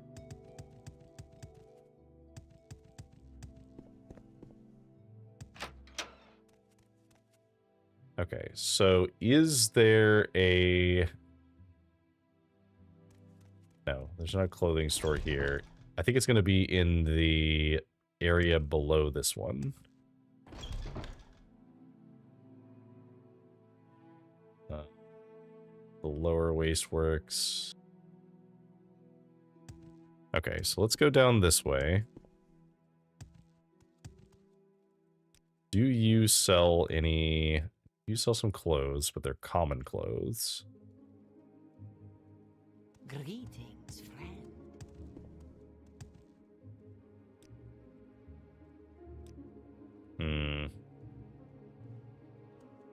Yeah, unfortunately, I don't even know where I'm gonna you want of me, find a belt.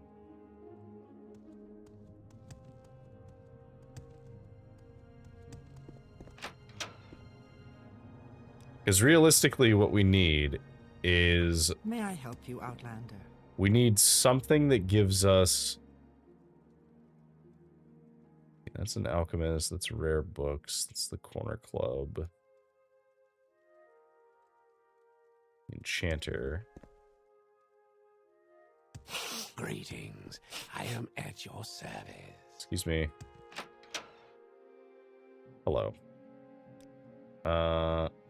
do you have a belt that is not currently being used? You do not. Share your thoughts, friend. Not specifically. The Fletcher.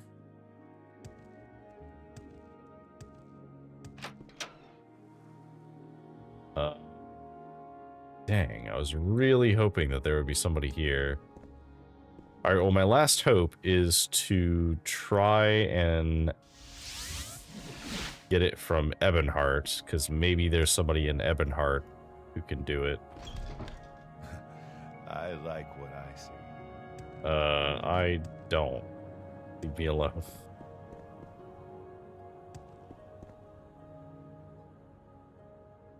I have something else to ask about. I would like to buy... Oh, you just have guides. I'm all yours, please. Go ahead. You just have Hello potions. there. How are you?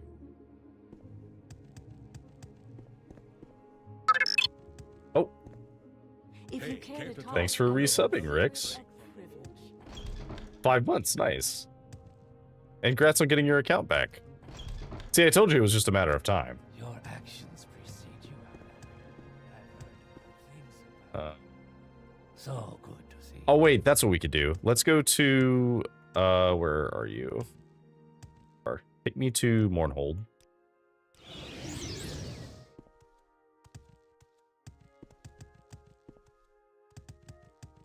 Because I'm pretty Justice sure. never sleeps. Oh wait, no, we don't want to go this way. We're gonna go. Well, actually, wait. Hang on. Is she in her room?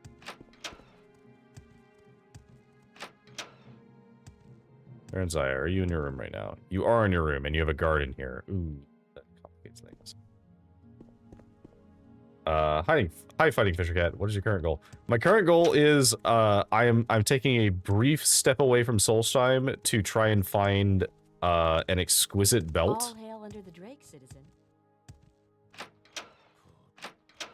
And I know that there was someone who sold talk? one, I have a few minutes. but I don't remember who it was. So I'm just checking a few places. If I don't find it, I don't find it. I'm not fussed about it. But if I can find... So I found the Mantle of Woe, and we made a spell that makes us ignore the Drain personality and the weakness effect.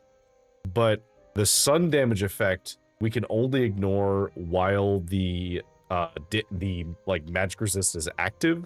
It doesn't get rid of the buff. Or I guess the debuff.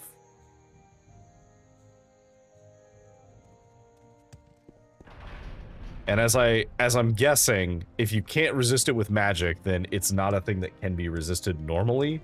So you have to just get enough health regen to out-heal it. So I'm looking for the... I guess that would be in this side, the district. I'm looking for a vendor who will sell me an exquisite belt, because I don't remember who I killed who had one. I know I used to have one, and I was holding on to it because I was like, I'll enchant something someday that'll be worth it, and then I didn't, and now I'm paying for not holding on to it. See to it, he doing you.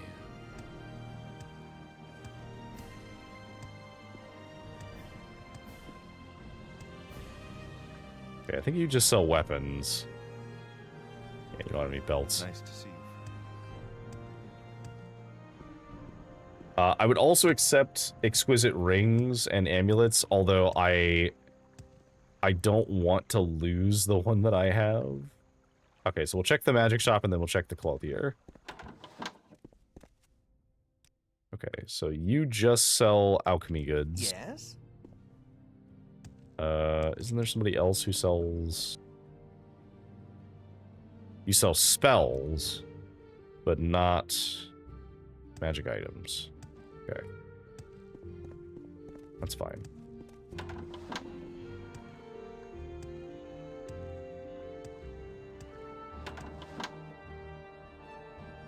Okay. You sell expensive stuff. Okay, so what do you sell that's exquisite? You sell an exquisite shirt. I will buy that shirt. So now, if I were to try and make using this shirt.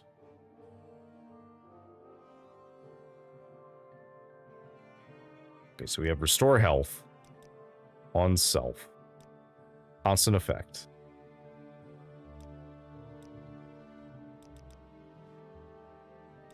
Okay, so unfortunately, the best we could get out of that is 2 health per second. Because it's, I believe it's half the value of the item. But only for clothes. So we can make a shirt that heals us for, I guess, 1 to 3 points. So it would average 2 points. Oh, but at that point, I'd rather just heal for 2 points. And then I guess we put Night Eye on it. No, you can't even put Night Eye on it. Alright. So yeah, that, I mean, basically we'd have to, I think we'd have to use rings. Because even the best belt, which I believe is exquisite, I think that's the highest belt that we can find, is not going to be enough to be able to, is it exquisite or is extravagant? Is extravagant the best? Maybe extravagant is the best. No, it is exquisite, because exquisite is double the value of extravagant. Is there a level higher than extravagant? Or than exquisite, I mean?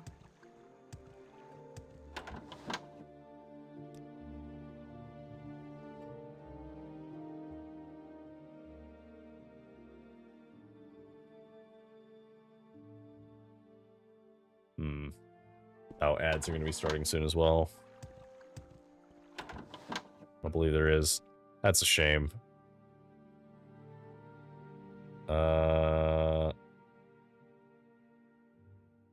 Okay, so you sell some expensive things. You sell expensive shirts, but I need exquisite stuff.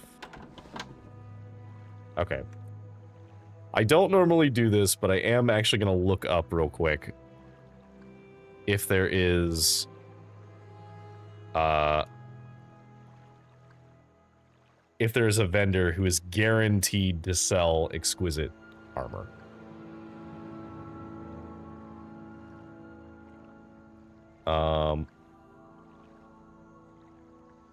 Okay, so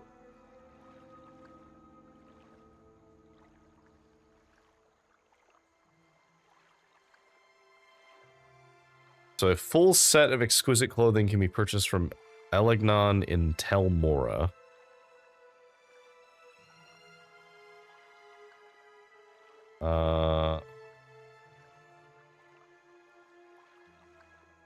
Tel Mora. Which one was Tel Mora again?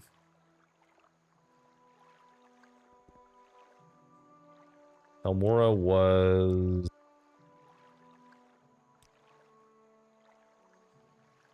one that's all the way to the north. Okay, so we might be able to do that. Okay, so here's what we'll do. We'll Divine Intervention. Gets us here. Not the guard quarters. I need... the cult.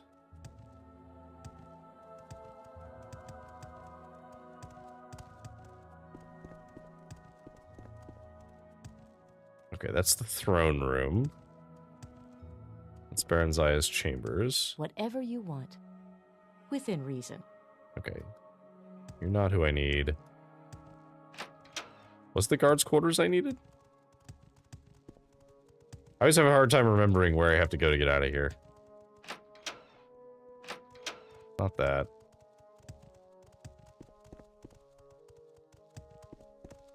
Justice never sleeps. Okay, let's try going back in here. That's the Legion Depot. Justice never sleeps. Reception area, that's where we need to go. Okay, so reception area, take me back to Vardenfell. What can I do for you, friend? Okay, I need to go... So we need to... Almcivian Intervention. So, question. If I steal speech from these guys, do they get mad at me? Oh, well, I can't even do that. So... Let me restore a little magicka. I guess we should just use one of our fortify speeds just because we can.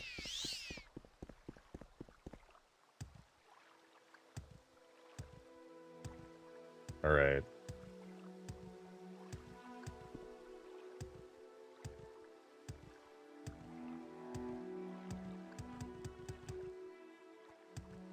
Okay, so we'll just go to...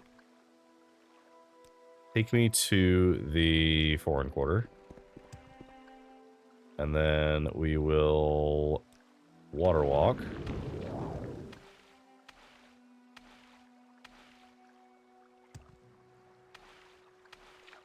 Welcome back from the ads. There is somebody who will sell us exquisite clothes, and it is in Tel Mora, which is not that hard to get to. So we're going to go there, and we'll grab as much exquisite stuff as we can. Okay, so the closest is going to be...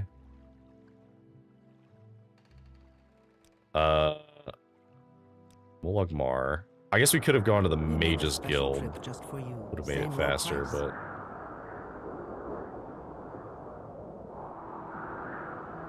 Actually, yeah, let's go to the Mages Guild.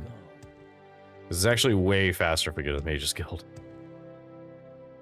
So, let's do our Levitate.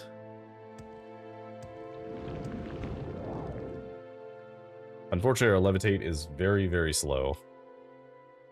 That might be something worth investing in, making a Levitate that's actually a little more bearable to use. But so far, Fighting Fisher Cat, to answer your question though, we have managed to complete the shrines for the skull. We just have to go turn it in. And I have my mark set up at the shrine, or at the skull's village. So we'll literally just, when we finish doing this, we'll just recall to that. Okay, so Mages Guild is on the other side. Go to the Guild of Mages.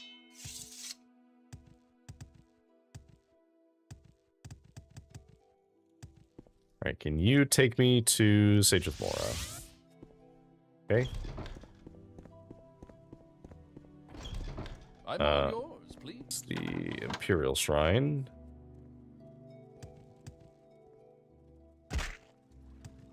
Alright, so now we just need to take a boat. I believe they have a boat that goes straight to Tel Mora.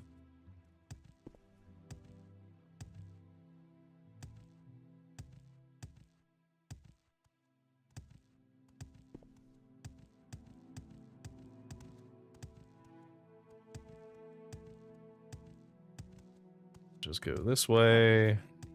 We extend you our warm regards.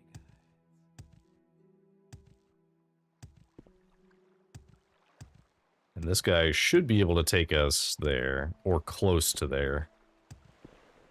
We may have to make another stop. Nope, Tel Mora. Okay, cool. What do you want of me, Outlander? So, I know that there is a clothing shop here. Where is it? Trader. Smith. There you are. This way.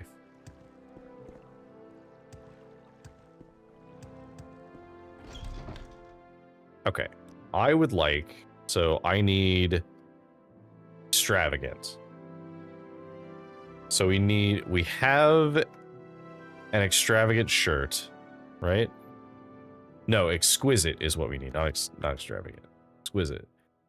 Okay, so you sell an exquisite belt.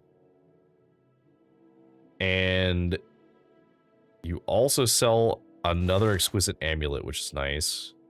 Pants, which we need.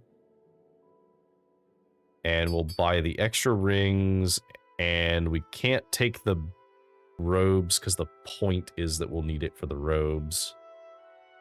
And I guess we'll take the shoes too. So you can keep the change, I don't care. How do you do, Dunmer? Okay, so let's say that I wanted to make an enchanted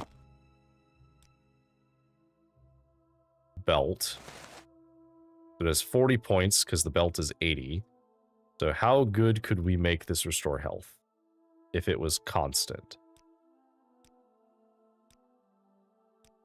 So we could do 1 to 2.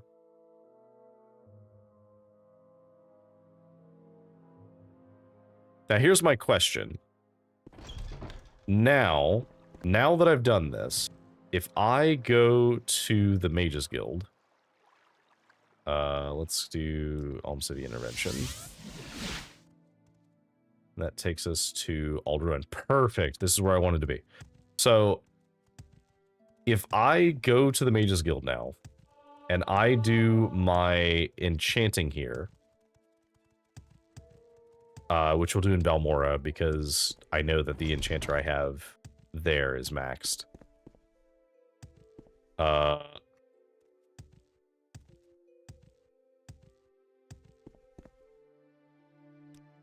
I don't know if this affects anything, but I want to know if I go here and I use the enchanter, does she have a better ratio? So now if I do enchanting, Big Soul, no, okay, it's the same. So that doesn't matter.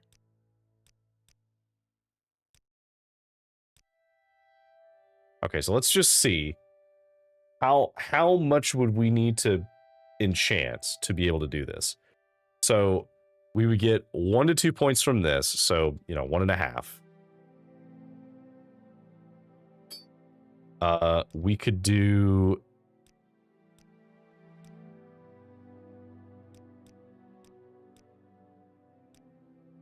so that's 4.5 twice.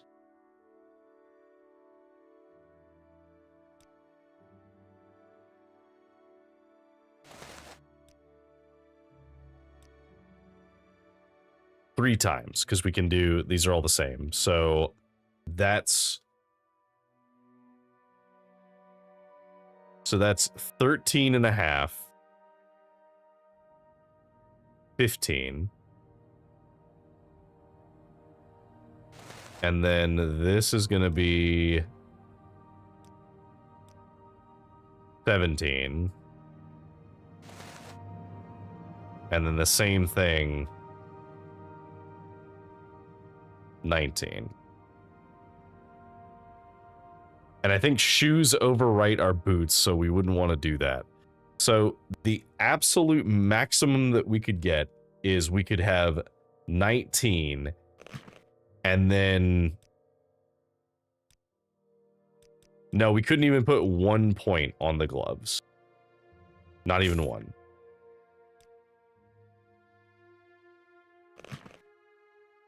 We could put them on the boots.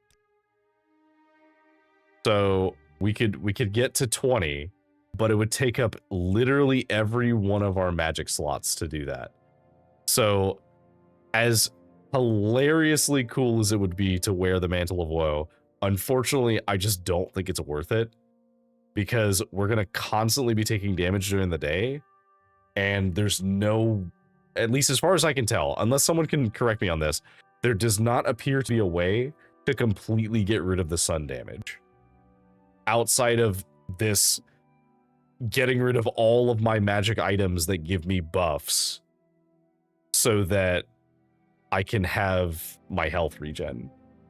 Which I will make the shirt and the pants, because I do actually want those to do that.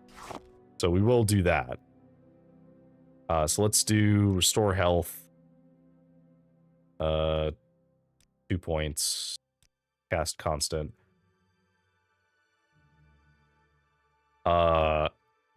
Let's see. What do we want to call these? Because it's gonna be pants and a shirt. So I guess it's something like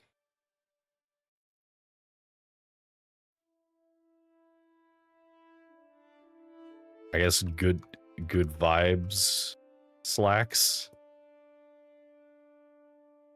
Sure. No, wait, no.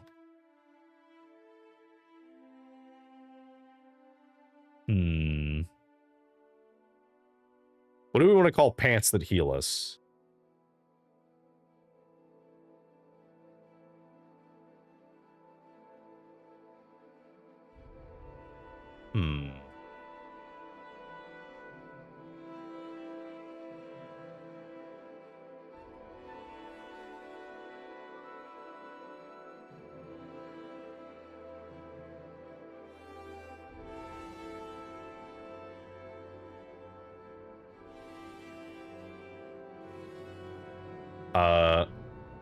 Oh, wait, I've got it.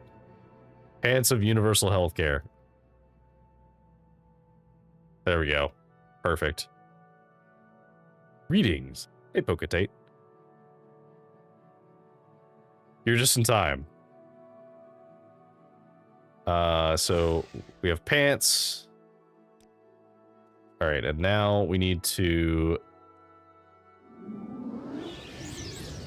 summon you, soul trap you, extract our soul, enchant. What have you gotten today and how are you doing? Don't do it. What do you mean don't do it?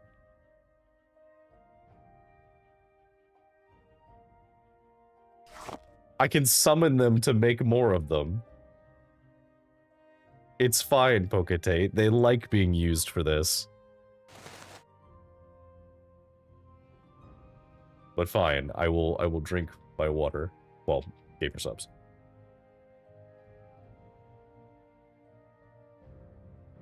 Spoken like a parent in the year 3000. So what have I gotten done so far today?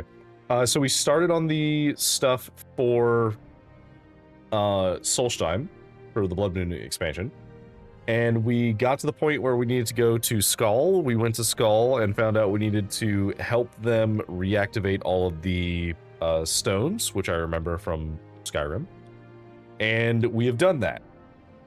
And in the process, we found a cloak, or a robe that would give us huge buffs to our magic, and we can mitigate the other effects by dispelling or resisting the magic of it when we put it on.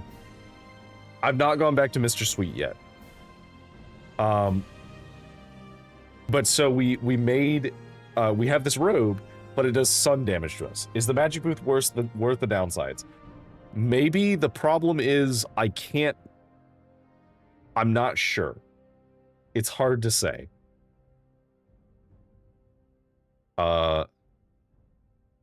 Let's see. Doublet of universal healthcare. And we want constant restore health. All right, cool. Do you have a counter for the personality drain? I do. So one of the things that I learned is if you...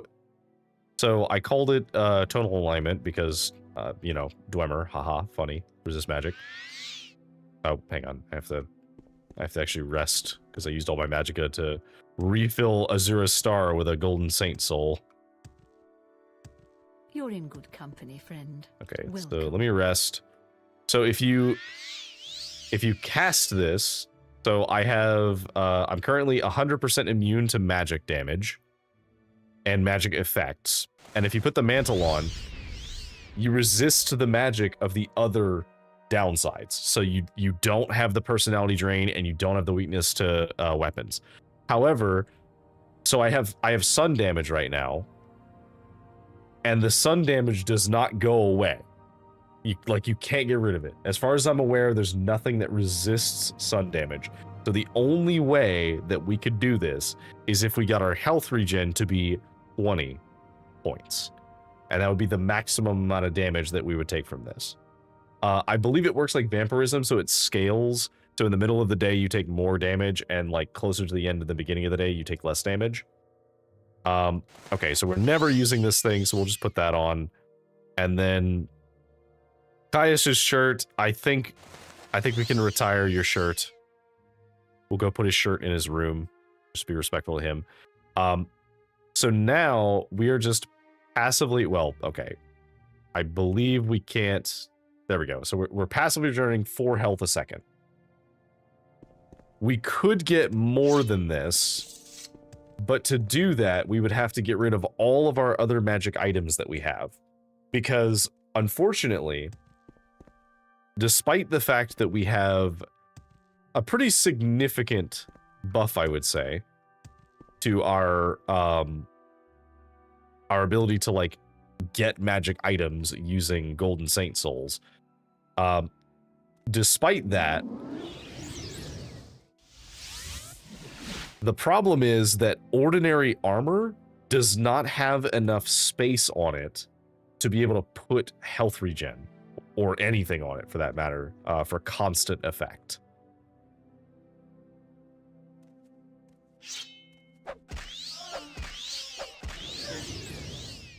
Okay. Also, I've learned that it does not actually matter because apparently our skill is just equal to the other person, so not actually do anything. Okay, so we can make a belt. So let's do a belt. Belt of universal healthcare.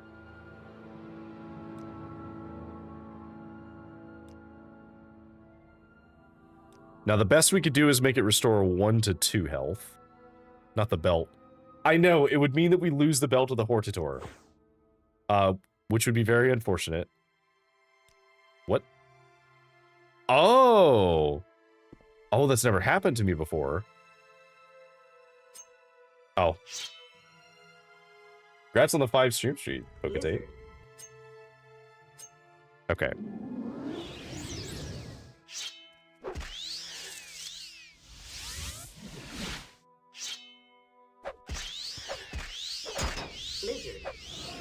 There we go. So I've never had that happen before, but apparently you can just fail to make an item if your enchanting is not good enough. So we will use you because you're guaranteed to do it for a cost.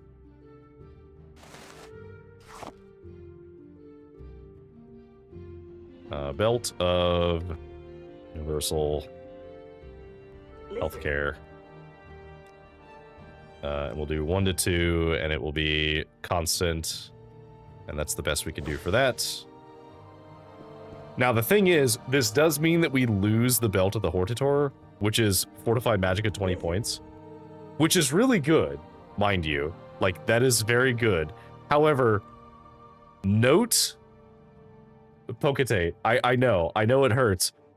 Look at what our Magicka is from the robes, okay? Because the robes increase your Magicka by 5 times your int. So, if we can mitigate the downside of this thing... Like, look at this. So we're at currently...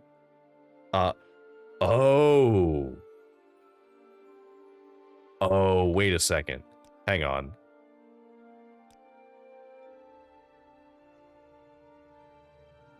Hang on. I didn't think about that. Okay, did I already make the... I did. Damn. Ah, man. That's a shame.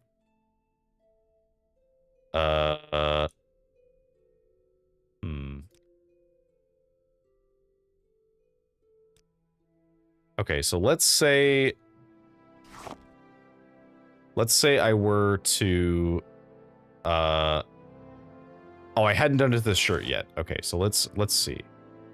Because I forgot that if I'm doing it like this, I can do this.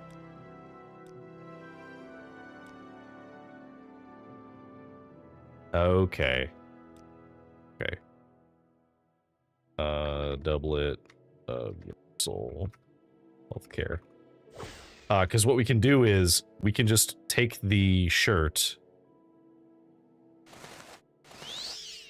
and see if we get 3 points, which we did.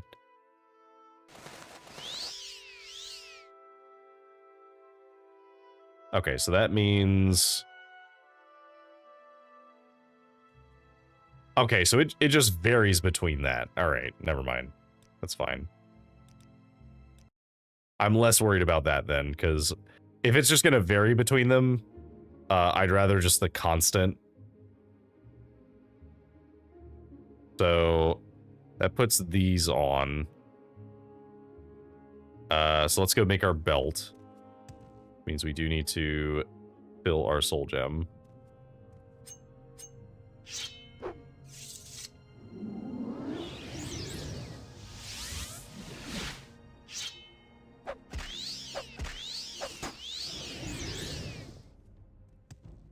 This is off topic, but I find it odd they didn't put Caius in Oblivion. I agree. I think it's very strange that they didn't put Caius in Oblivion. Especially because they did such a good job at hinting at Oblivion in Morrowind, because in the Tribunal DLC, there's the cult that talks about like how, oh, the Oblivion is going to be unleashed upon reality, and like there's all these terrible things that are going to happen.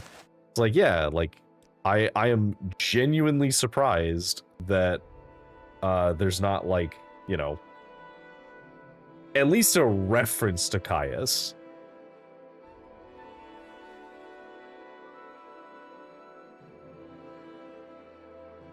Okay, so we need restore health. 1 to 2.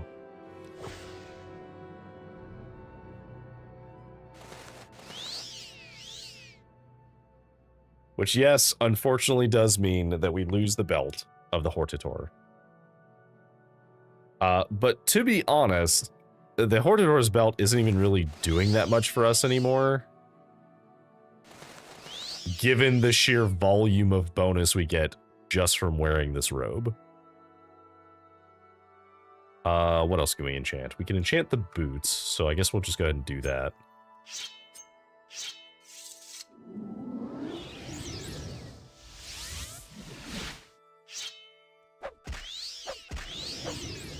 Okay.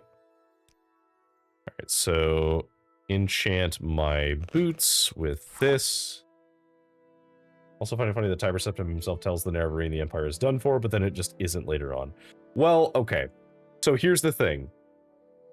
The Empire is done for, but how long that takes is uncertain. It's also... I don't imagine that Tiber Septim could foresee an empire that could survive without the Septim dynasty.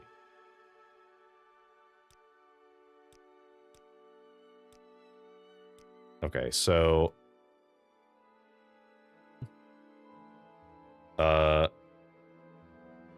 Boots of demonic healthcare. There we go.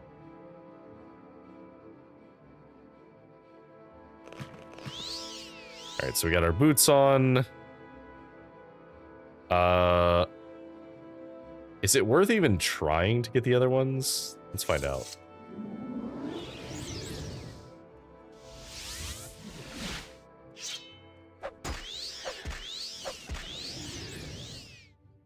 Okay, so this is my soul gem. Is there anything worth putting it on? Oh, I guess the gauntlets. Yeah, we could put it on the gauntlets.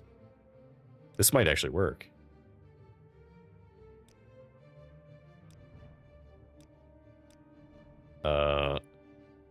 Left glove of demonic healthcare.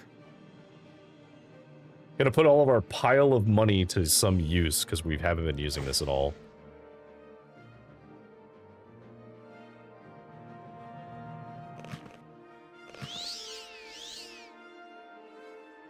Alright, so we're currently at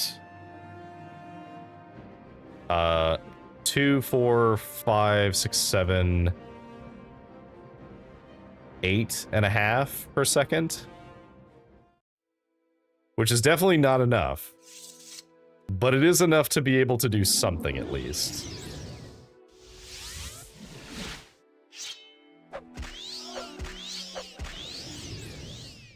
I didn't even consider putting them on my gauntlets, though. This is a very funny use of Daedra gauntlets, by the way. I imagine that someone somewhere is cringing at me using Daedra gauntlets to do this. But I literally have not had them enchanted with anything else, so I don't care. Right. Gauntlet of demonic healthcare.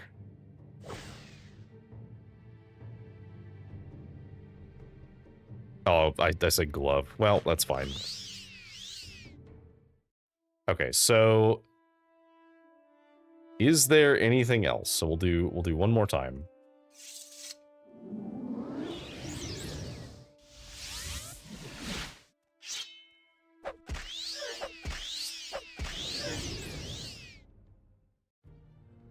Chanting this. Okay, so pants can't do, chest we can't do, helmet can't do, pauldrons we can't do.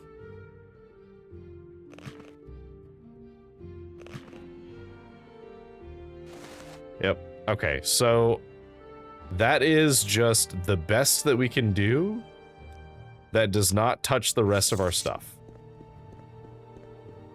Now, the end result of that is we are constantly regenerating. What is that? 4, 8, about 10 to 11 health per second. So we're not completely immune to the damage, but we are, you know, mitigating it quite a lot. So, with that in mind, I'm gonna wait until nighttime.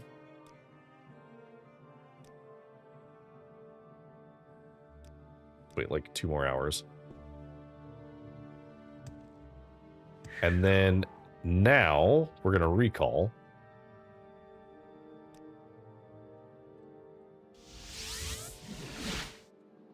It actually takes us so long to regenerate our magicka.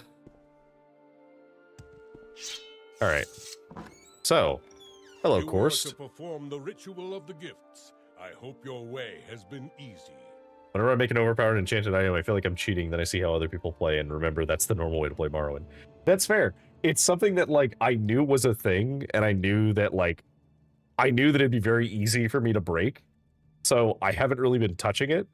So I'm happy to, like, start doing that a little bit in the final expansion, because, you know, why not? Like, there's only so much Morrowind left to play, so I may as well play around with some of the stuff that I can do. You perform the ritual of the gifts. I hope your way has been easy. I can tell that the ritual is complete. The oneness once again flows through the land. Can you hear it in the trees? Do you feel the humming of the living land? It's a good thing you've done here. Okay. Tell me more of the oneness. Well, I've done that. So now that I've done that, can I go talk to the leader? Oh, let's go talk to Urna the Quiet. Where is she? Well met. Oh, she's gonna be, like, at the river right now, because they meet at night. Hail, Dunmer. Do you need something? Okay. Hello, sir. I have done what you asked. You were told to perform the rituals needed to restore the power of the skull. What have you done? I've done it. You have completed the ritual of the gifts. I'm impressed with your efforts, Outlander, but there is more to be done. You have shown a certain loyalty to the skull, and it surprises me. Tradition dictates that you now hold this, the Mace of Avar Stonesinger. This is a treasure of the skull that I do not relish giving to an outsider. Still, you have earned it. For now. Now it is time to prove your wisdom. Though I believe your heart may be one with the skull, your mind must be as well. To that end, I would have you investigate a crime. It involves two of the skull, and your actions may decide their fates. Okay. Engar Icemane has been accused of theft. His accuser, Rigmor Halfhand, claims that Icemane stole furs from his house. These furs were indeed found in Icemane's residence. The skull do not take such things lightly. We have little, and each is given according to his need. This offense is punishable by exile or sacrifice to the wolves. Icemane will surely choose the wolves. Now, speak with the skull. Find out what you can, then report your findings to me, so the guilty may be punished appropriately. When you say sacrifice to the wolves, a more honorable death, fit for a warrior, perhaps not for a thief. Icemane would be fed to the Cainlord, the ceremonial wolves of the skull. His spirit would be purified and reborn into a new life. The Cainlord are only summoned for such ceremonies as this. Other times they reside in the world of the spirits with the Allfather. Tell me of Engar. He's been accused of stealing furs from Rigmor Halfhand. Icemane is a fine warrior and has held a place of honor among the skull for many years. What about Rigmor? Rigmor is not much of a warrior, but he is a smart man and a valuable member of the skull community. What of exile? Icemane would be forced to leave the Skull Village. His name would be erased from our histories, and his family name will be forgotten. It is the greatest shame any skull could envision. Okay, yeah, so he would definitely choose death. Investigate a crime. Have you done this?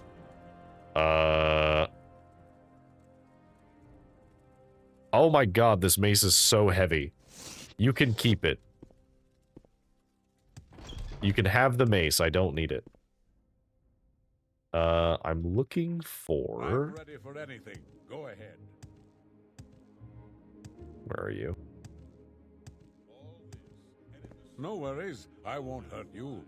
Ask your question. I'm looking... I just saw him.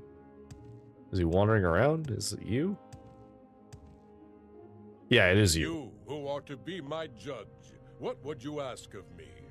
Okay, so tell me of Rigmor.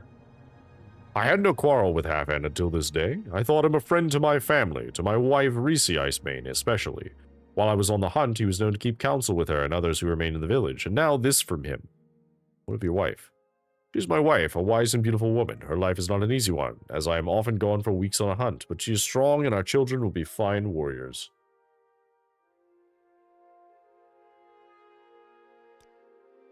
I know what I am accused of, and I know that it is a lie. I have no need for the fur of Rigmor Halfhand. I am a skull warrior. My honor and the honor of the skull are my life, but I will bear this injustice as any warrior should. Dignity. You would choose to be sacrificed to the wolves. If a warrior must be sentenced, it is the preferred way to die. The wolves will cycle the spirit, that I may live again in a different form. But I do not deserve this. Okay. Your wife, you say?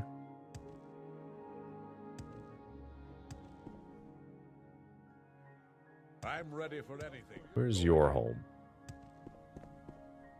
That's Rigmor's hut. Okay. Rigmor. Yes, I understand you are investigating Engar Icemane's theft. Okay.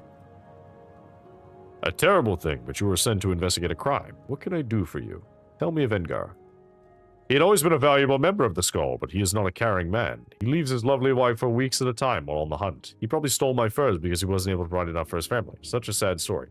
Ah, I bet you placed them so that you could potentially get with his wife. A beautiful woman, deserving of better than her husband. Were I her mate, she would lead a much better life. Okay. What of the crime? I can't understand why he would do such a thing. We of the Skull give to each other according to need. If Icemane had needed more furs, they would have been provided, but instead he stole them from my home. It is difficult to explain. I feel sorry for his lovely wife, who will be left all alone. You know, every time you say his lovely wife over and over again, that is kind of leading me to believe that maybe, just maybe, you might be up to something. My teeth itch. That's weird. Alright, where is Engar's house? That's Erna's house. Icemane, yeah. Hello. You are the one who is to investigate a crime that has been blamed on my husband. How may I help you? Hi.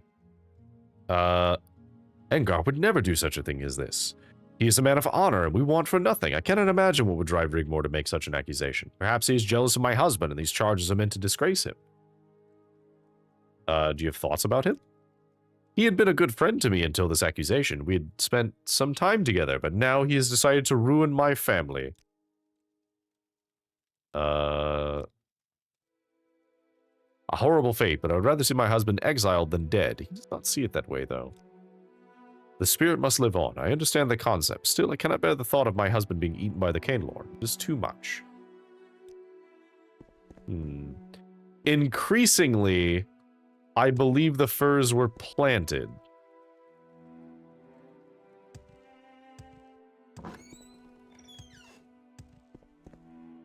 Okay.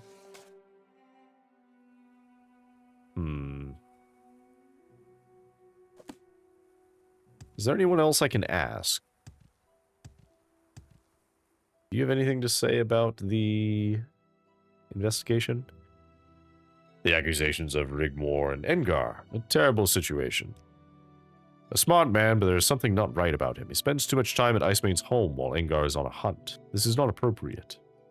He's a valiant warrior and no thief. Any of the Skull can tell you that. Anyone who would say different is a liar. He has always proven to be brave and true, and it is impossible to imagine that he would be capable of this crime. I'm ready for anything. Go ahead. Okay. Alright. Hello, sir. I've investigated the crime.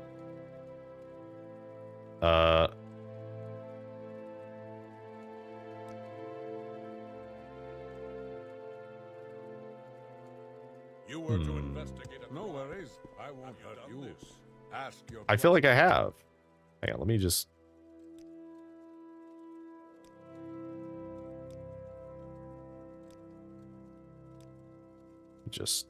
go through all these so that they're not listed anymore. Okay. Aren't you a sight? What can I do for you? Okay. Can we possibly find any proof that it was him?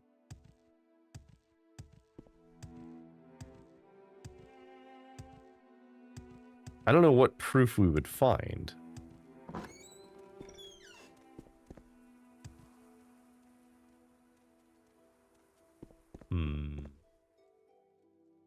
You are the one who is to investigate a crime that has been blamed on my husband.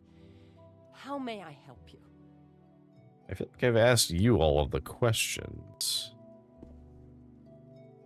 Oh, Hang on, let me... not again. Also, yeah, why would he need the furs? Because he has plenty in here. I'm gonna go talk to him and see if he has anything else to say about the fact that he's spending time... Wait, no, not this one. It's... this one, right? No. Which one was it? Oh, wait, no, it was Rigmor.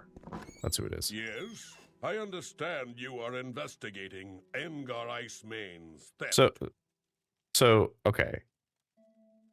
Style. Certainly that would be the preferable choice. Why die when one might live? True, it would sadden any of the Skull to leave this place, but better to live alone than not to live at all. A barbaric tradition. True, the spirit may cycle back through another life, but who could stand the horror of it, the pain?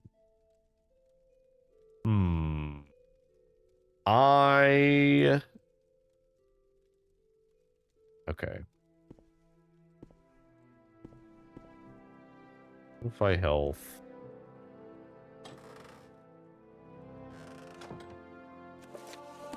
Just a quick little check through some of your stuff.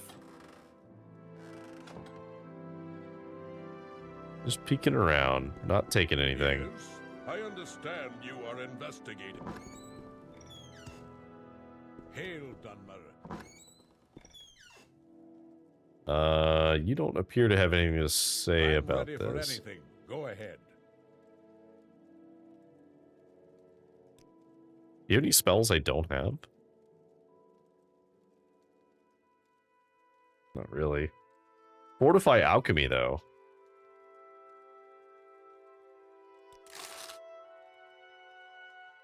Oh, we haven't been able to get fortify these skills before.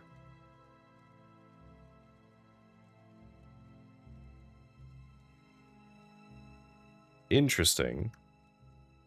Okay, well, we're not going to buy them all, but... Nice to there. It's a hard life, but it's fair. The weight of items in Morrowind is great. High level sword, 60 pounds. Yeah,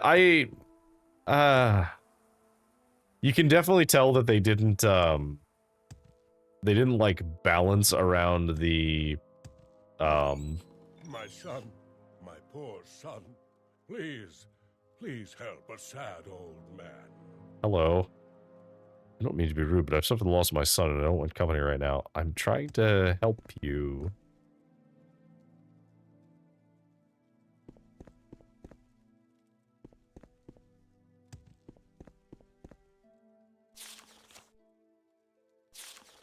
Okay. So none of this is actually useful. Okay. Do I have to talk to him again? Do you have thoughts about your wife? Exile.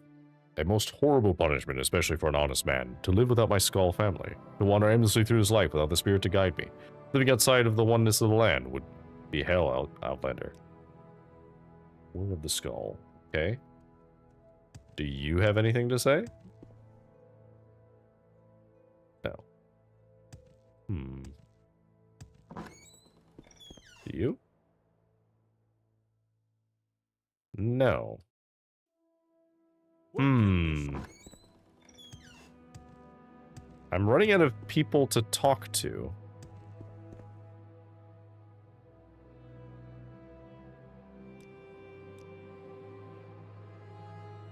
Aren't you a sight? Okay, so multiple people have called out that she spends time with him. Well met. I've investigated the crime. You were to Until investigate a crime. all facts have been discovered. Have you done this? Okay.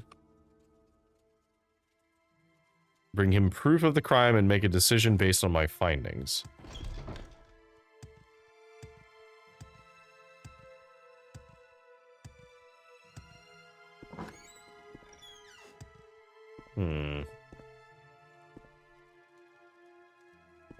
Proof of the crime.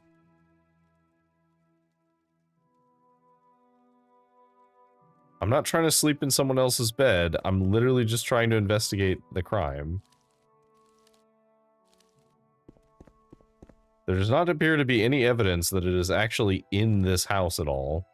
You are the one who is to investigate a crime that has been blamed on my husband. How may I help you? Okay, can I get you more on my side? I feel about being bribed. A little more?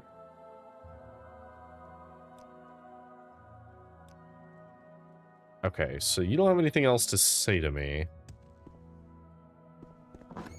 Can I maybe get the other guy on my side? No worries. I won't hurt you. Ask your question. The honor guard doesn't have anything else to say to me. You don't have anything else to add. You didn't have anything to add. You didn't have anything to add, right?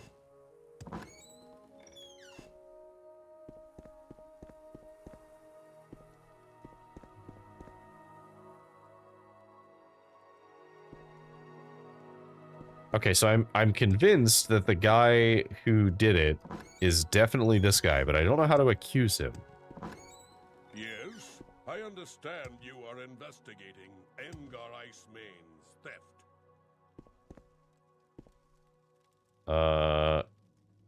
Because you don't take me as somebody who would, write down your plan. Okay. There's nothing in your pockets.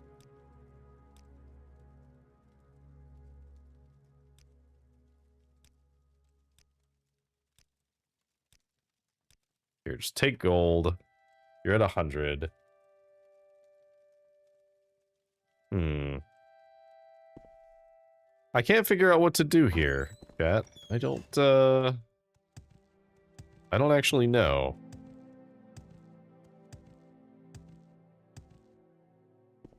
Urn of the Quiet's not here during the day, or during the night. Investigate a crime. Do you have anything else to say? I've heard about this crime, and it puzzles me. Angar Icemane is known to be an honorable warrior. Still, making a false accusation against another man seems a risky thing to do. I doubt even Rigmore Halfhand would do such a thing. She's a good woman, and comes from good people. Her heart is open and full of love and life. I only hope her heart does not get broken by this entire affair. Angar has been a valiant warrior for the Skull for as long as I can remember. Both his father and his father's father were known to be brave and honest men, as well as... honest men as well. His wife, Risi, will be heartbroken if he is found to be guilty. Speak with her. She knows him well. Well, I did. What of... Oh, we already talked about Rigmore. Exile and sacrifice. It's going to be the same thing. Alright. So, he suggests we speak to Risi. Well, we already spoke to Risi, but let's see if she has something else to say now. Do you have anything else to say? Right. I feel like I've spoken to everyone now, so let's see if that's what I needed.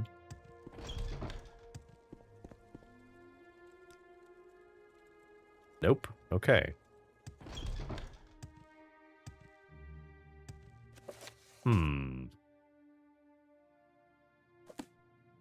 Well, I definitely spoke to her.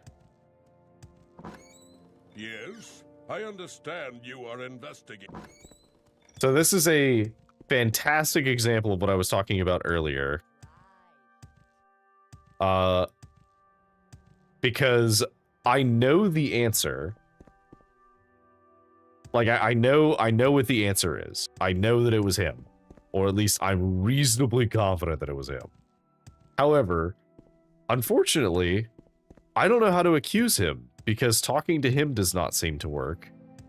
Talking to the wife has no further options. Talking to this guy doesn't have any options. And no one else seems to have anything else to say about it.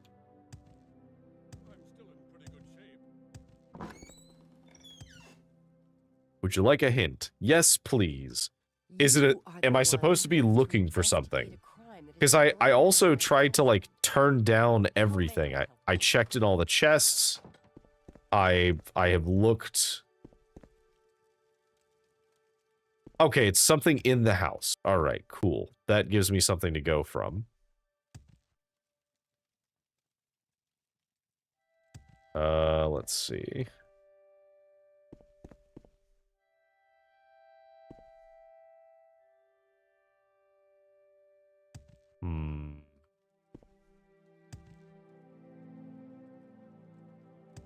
You are the one who is to investigate a crime that has been blamed on my husband. How may I help you? Aw.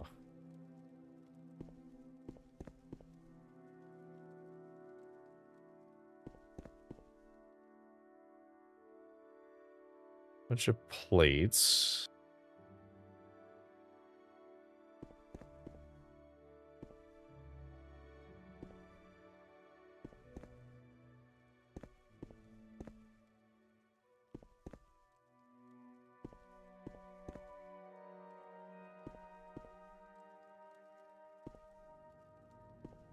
You are the one who is to investigate a crime that has been blamed on my husband. How may I help you? The hook. Am I just, like, completely missing it?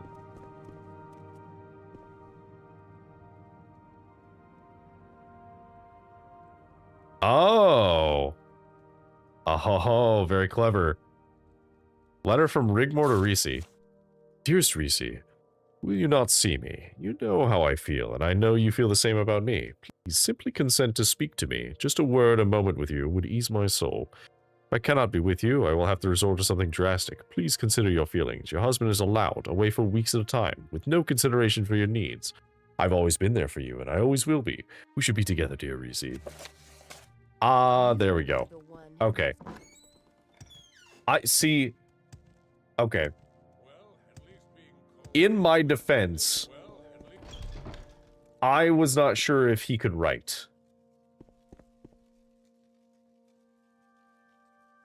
So I wasn't looking for a note. I was looking for some hint that maybe he had been in there. Investigate a crime. You seem to have uncovered some important information. Go to Half-Hand and present this information to them. Bring the man to me. Okay.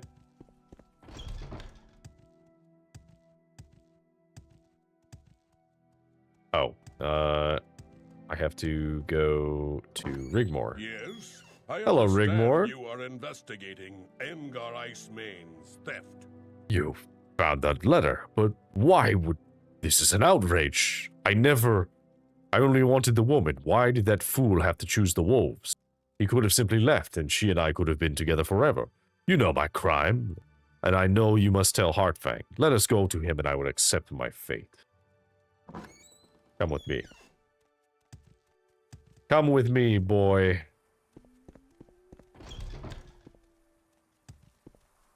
You were to investigate a crime. Have you done this? So, Halfhand has invented this tale of theft over a woman. By the Allmaker, this will not go unpunished. By Skull tradition, making a false accusation carries the same penalty as the crime that is claimed.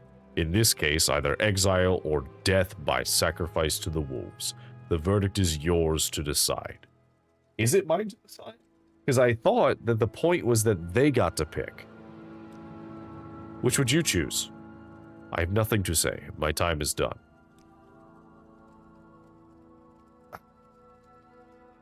He's an asshole, but he doesn't deserve to be eaten by wolves because of it. Halfhand must be exiled permanently from the skull, or he must be fed to the ceremonial wolves. Which do you choose? I choose exile. I choose exile, because I don't think that him being reborn to the skull would be a good thing anyway. So, yeah, I choose exile. Then he shall be exiled. Half-Hand may never again return to the Skull Village, and he shall be dead to the skull forever. It is a cruel choice you have made, but perhaps it is wise. Here. Accept this token. It is unlikely, but perhaps you too can be more like the wolves we revere. Okay. What is the helmet we got? Where's the helmet? Fortify Agility 5, Fortify Sneak 5. Not even worth. Not worth putting on. My time is done. I have nothing to say. My time. Fair enough. Okay. Wait, hang on. So, do you have anything else? You have done well. You have shown your loyalty and your wisdom, but there is one thing further I require of you. Now you must prove your strength.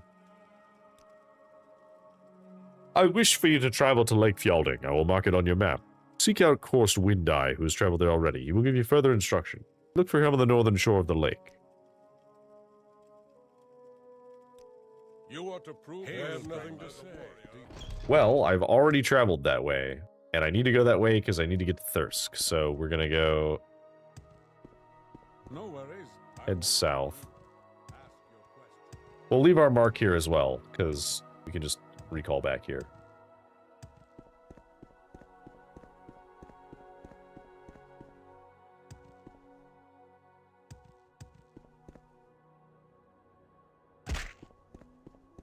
Alright, so we can just head straight south, which should take us, if not exactly where we need to be, it'll be close enough.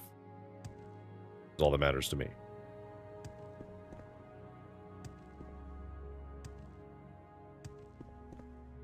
Oh, the river is red for some reason. Why is the middle of the river red? Or lake? Ah, you arrived. These are strange times. I'm unsure what magic is being worked to cause such a disturbance on the lake, but you were sent here to prove your strength.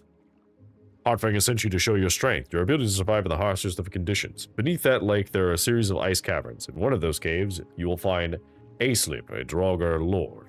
Heartfang believes he's the one responsible for the disturbance on the lake. Okay? Fire from water, flame through ice. Strange indeed. Heartfang believes that a Draugr lord who lives beneath the lake is the source of this, but I am not certain. I fear this could be a sign of the Blood Moon prophecy, though I pray to the Allmaker that this is not so. Hey, title drop, Blood Moon prophecy. It is an ancient prophecy, one that I hope is but a myth. It tells of a time when the moon above will turn blood red and the wolves that walk like men will walk the land. The prophecy tells of other signs that precede the blood moon, but they are not all that easily interpreted. Let us speak about this at another time. For now, you are to prove your strength. Hello again, friend. What may I... Okay, well, we can literally just water breathe. So...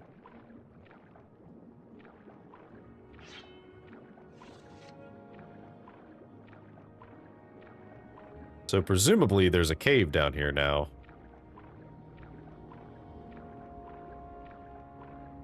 Which I do not recall being here before.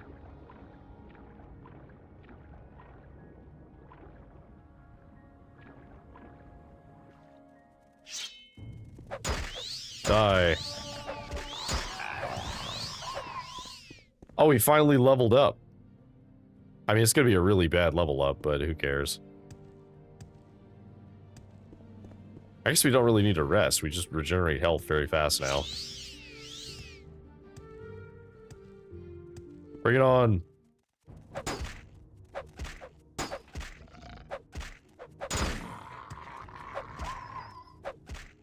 Yeah, I just passively regenerate, what, like, how much is that? Like 10 to 12 health a second now? We have truly ascended.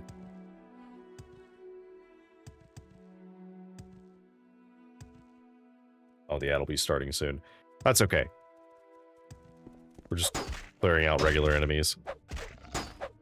Halo shields. It does feel like shields from Halo. Like, it does feel like they're having to work really hard to do any appreciable damage to me. Although the shields from Halo only recharge whenever you don't take damage. Unless you get overshield, in which case, then it just recharges constantly.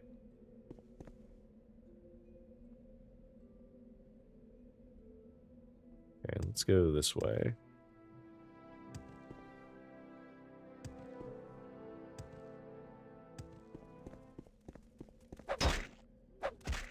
Why did they make them so fast?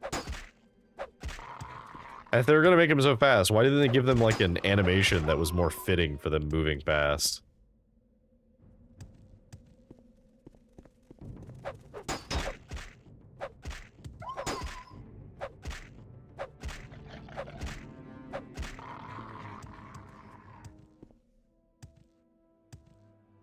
What have we here? Aislip's lair.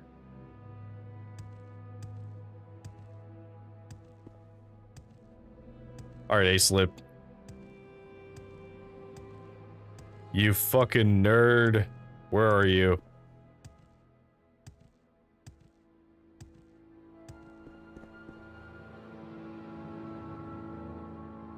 Oh, this is just a regular person who has Nordic stuff on them, I guess. And then some stuff we don't need.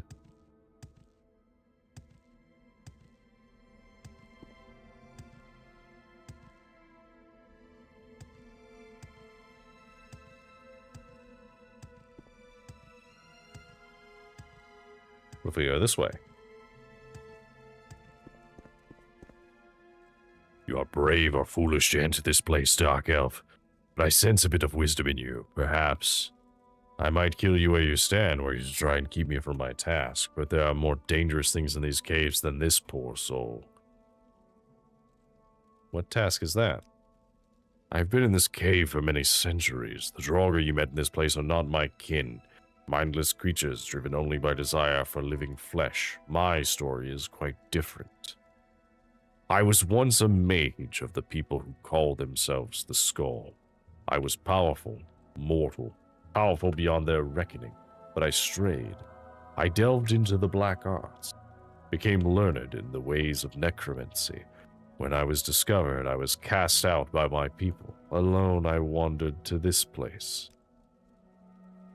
I continued to learn what I could of the ways of the living flesh and the energy that animate. I became a summoner. I communicated with the Daedra. It was then I learned of their machinations, their plan to destroy my people. A group of Frost Daedra had taken up residence deep in the bowels of this island.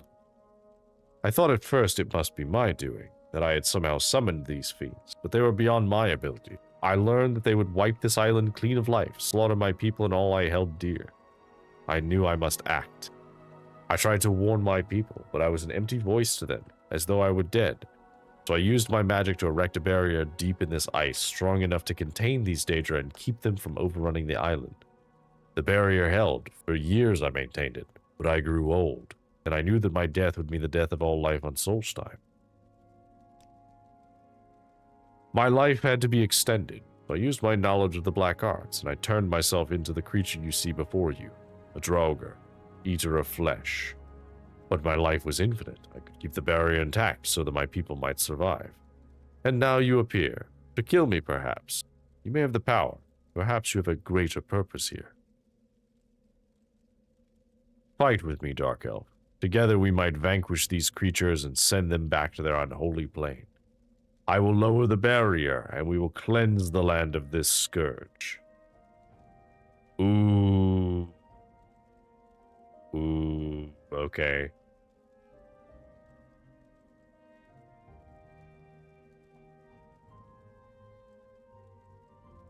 Alright. So... Oh, the ads are also just ending. So welcome back from the ads. I was reading this guy's story, but the synopsis is we came down here because we thought this guy was the cause of the fire on the surface of the frozen lake, and the answer is kind of, but he was practicing necromancy, and then he discovered that the Daedra that were here and the stuff that was happening was going to overrun the island and kill everyone, and so he basically became the gatekeeper and turned himself into this thing so that he would never die and be able to maintain the barrier forever. So,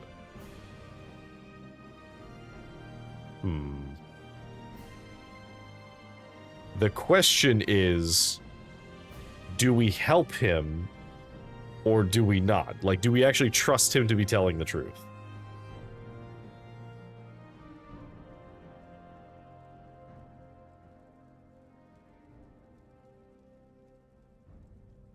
I think we help him. I think that he has been doing the right thing. And if he tries to stab me in the back, then, that's his mistake. Let us destroy these creatures together. This is wise. I will lower the barrier that keeps the demons at bay. You and I will be victorious, as the lives of all those above are forfeit if we are not. I helped him in my run. I almost killed you. Okay, so he lowered the barrier. Let us continue. Alright, the barrier is lowered. Into the caverns we go. This is what you were having a problem with? Truly? Is this actually the problem you were having?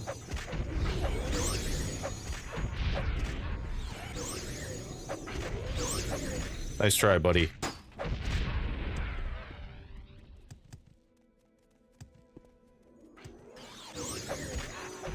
Die.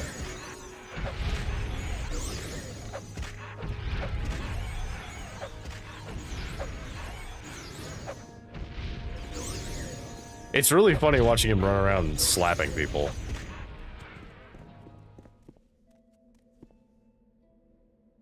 Okay, we've not killed them all yet. As I assume you'll tell me when we've killed them all.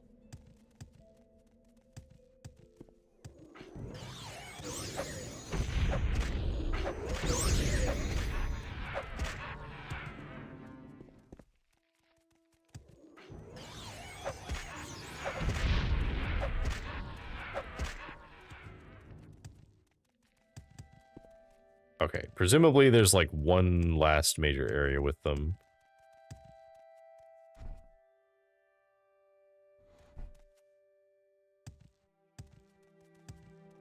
I'm gonna guess is back this way.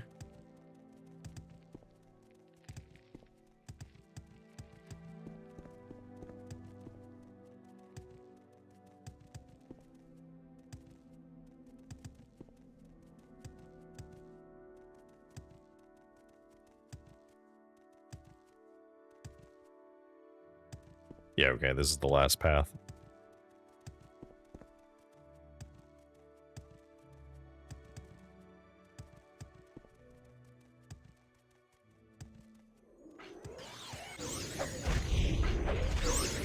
Die.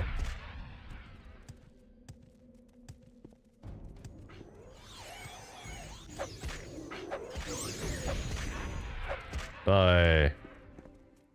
Journal has been updated. Oh, it is done. My time is over. You have done a service here today, both to me and to the people of this island.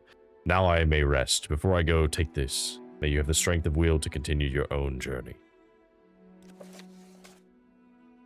When the last of the Daedra fell, he realized his task was finally completed, and before he was relieved of his undead state...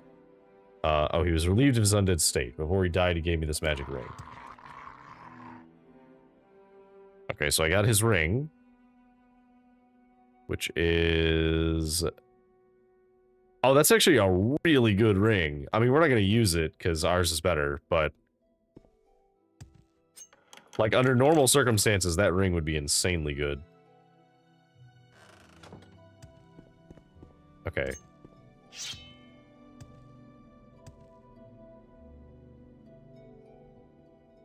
So the problem is, I don't know... I guess the skull can't handle anything magical. I know, right? Okay, so... I do want to manually walk my way out of here, because... I want to,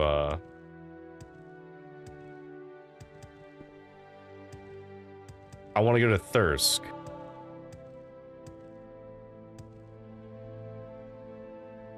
Need to go this way.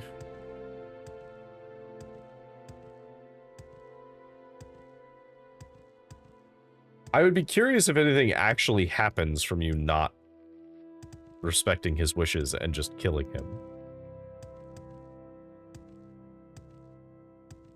Just like, nope, don't care. I was just here for your ring. The rest of this, not my problem.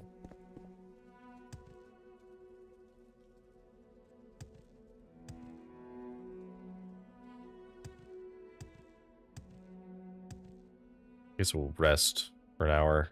Get our level up.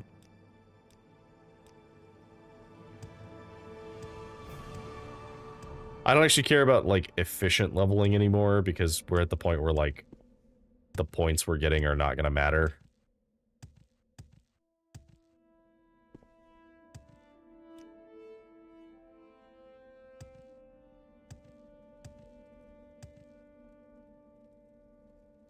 Ooh.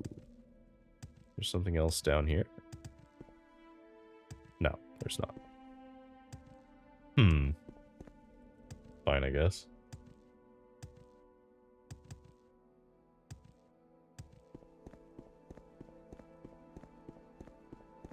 If only there was a way to get Restore Magicka as a spell. It would only work if it costs more Magicka to gain magic, then you would, you know, lose in the process. Oh, it's sunny outside, so I'm taking damage. Let me just water walk.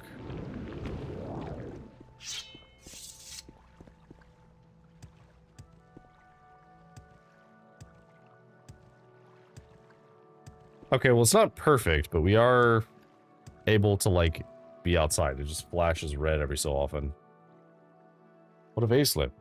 You were sent to kill the powerful Draugr and prove your strength. So he is defeated. It seems there is more to that creature than any of us had imagined. You've done well. I, for one, would be proud to call you Skull. Return now to the Skull Village. I will meet you there in a while. There are matters I must attend to. Travel back to the Skull Village. I will meet you there soon. Okay, so we will go back to the Skull Village, but we need to go to Thirsk first.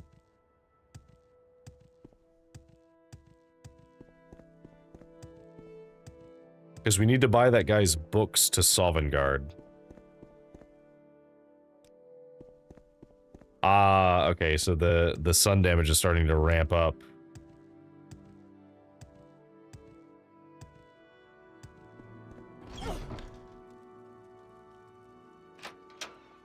Oh. What happened here? I'm ready for anything. Go ahead. He came to the meat hall and killed everyone he could. There was no warning. My clan fought bravely, but there were no match. I rained arrows upon the beast and finally drove him off, but he'll be back. It all happened so quickly. We were standing here enjoying our meat in the warmth of the fire when he struck. Never ever seen a creature so savage. If I didn't know better, I'd say the monster that did this was the Uderfricht. But how could that be? The Uderfricht is a remorseless monster with a taste for human flesh. According to legend, he's been sealed within his lair for centuries. The entrance is on the shore of Lake Fjelding, but it's covered with ice. How could he have escaped? Why now? Wait, this strange fire on the lake. You must have seen it. I do not know what sorcery caused that fell flame, but it must have melted the ice. If this is true, the Uderfricht is free to walk the land. Spell sword. The beast must be defeated. It must be stopped. You're no stranger to combat. I can see that in your eyes. Do you have the power to slay the beast? Do you have the courage? Skjoldr Wolfrunner was the last chieftain of Thirsk. He took possession of the hall when he slew Grease the Yellow and placed his head on the pedestal. But now Skjoldr is dead, and Thirsk has no chieftain. If you can kill the Uderfricht and claim some kind of battle trophy, you might be worthy to rule over Thirsk. What say you? Will you slay it? Yes, I will slay it. I'm not necessarily going to claim the throne, but sure, I'll slay it. Your words honor me and my fallen comrades. Uderfricht makes his lair in the ice caverns that run below Thirsk. The entrance is located on the shores of Lake Fjelding, just to the west of here. I'm sure you'll find the creature there, licking his wounds. If you can manage to slay the Uderfricht, make sure you claim some part of the beast as a trophy. Bring that trophy back to me, and I will name you chieftain. But that is our way. Go now. Good hunting. Where are your boots? Oh, those are actually really good boots. Athletics and fortify speed is pretty good.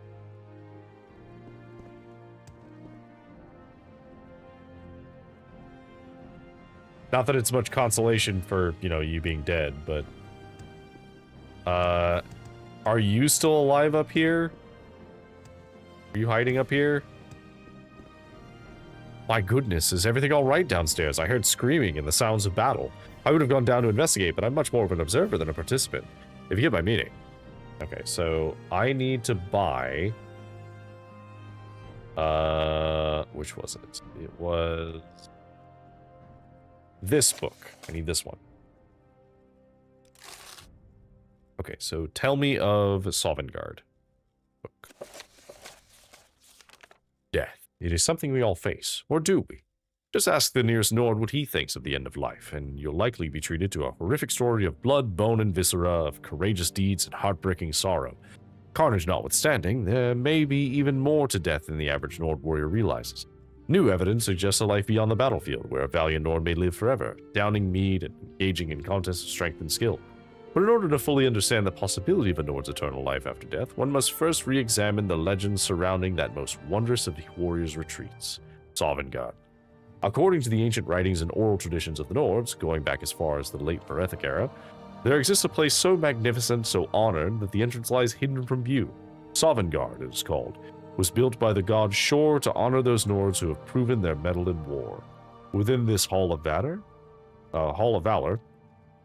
time as we know it has no meaning. The concepts of life and death are left on the doorstep, and those within exist in a sort of self-contained euphoria, free of pain, suffering, and the worst malady a Nord could suffer: boredom.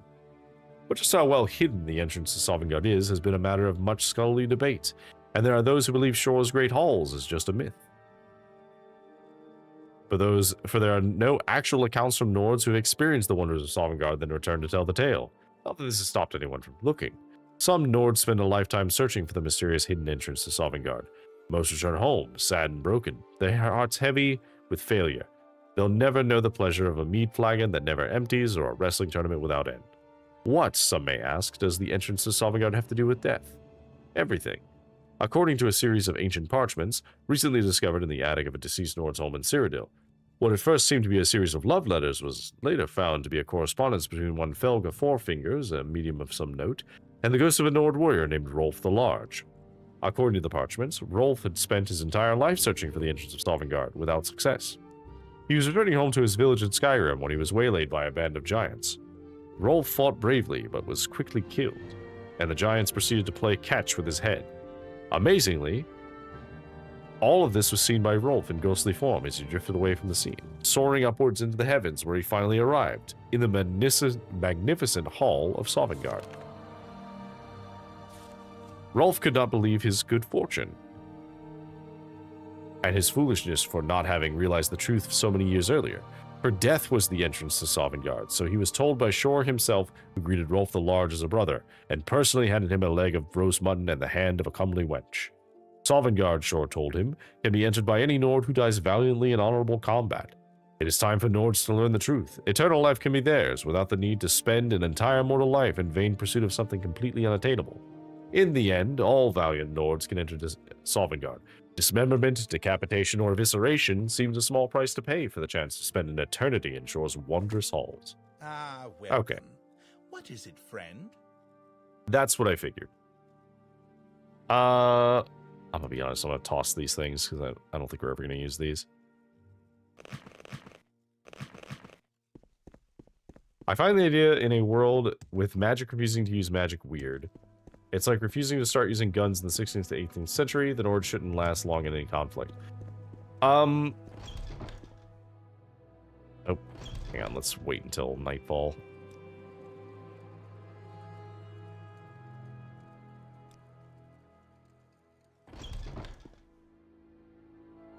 Okay, so the damage is going to weaken over time.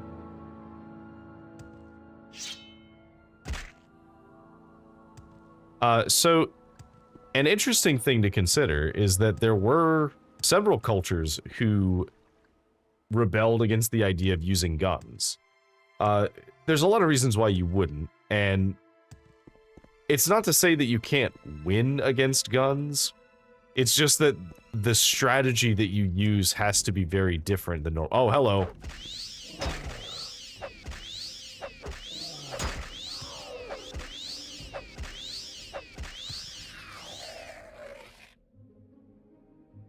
Hello, buddy. I guess I'll take the heart.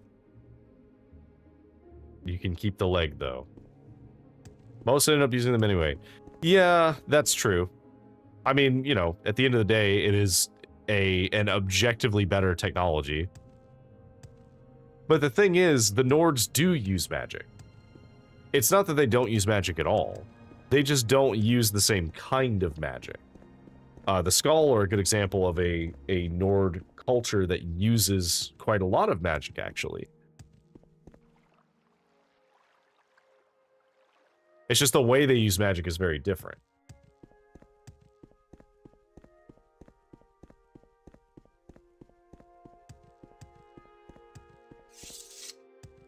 Oh. I'm sorry, but none may enter the mead hall while you hold the heart of Udifric. Could it be? You've slain the fell beast. By the gods, you truly are a warrior worthy of song. Give the heart to me, then. I will make ready the mead hall, and when the debris of battle has been cleared, the heart of the Udifric will be placed on the pedestal of Thirsk. There is but one more task you must complete before being named chieftain. You must go to the mountains and find the barrow of Hrothmund the Red, the first chieftain of Thirsk. One may only be named chieftain of the mead hall if Hrothmund's spirit approves. Inside the barrow is Hrothmund's great axe. Lay your hands on this weapon and utter your intention to rule over Thirsk. If you are found worthy, Hrothmund will grant his blessing.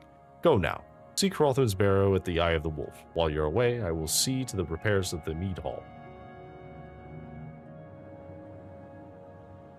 Thirsk is closed and without a chieftain. These Okay. are sad times.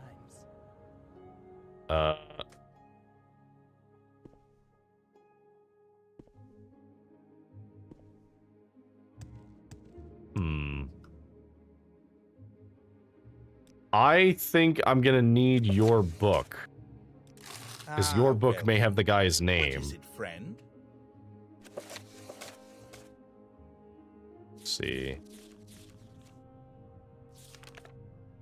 Is there a name that I recognize?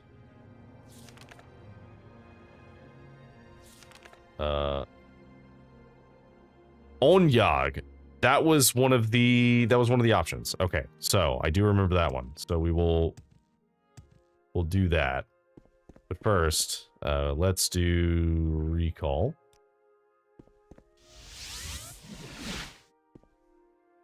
Okay, so we are back here.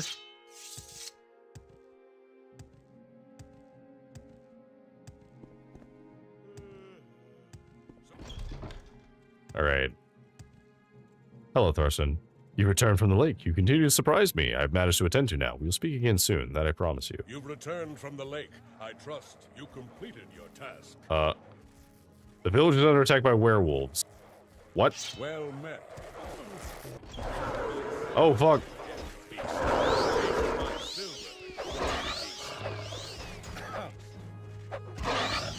They're very fast.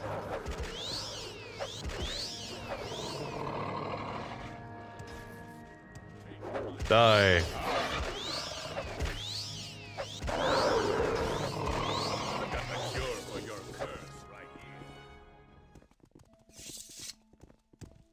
Okay, so do they... No, they don't drop anything. Okay. Oh, fuck.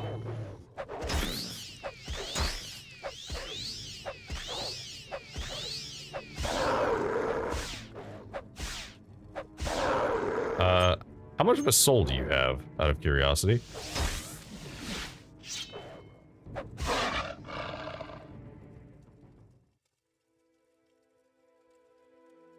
Oh.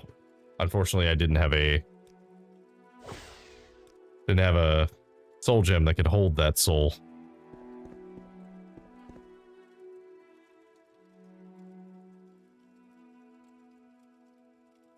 Okay, well, this is just a full set of Nordic gear, which is cool, but we don't need it, because it's not going to be, like, appreciably better.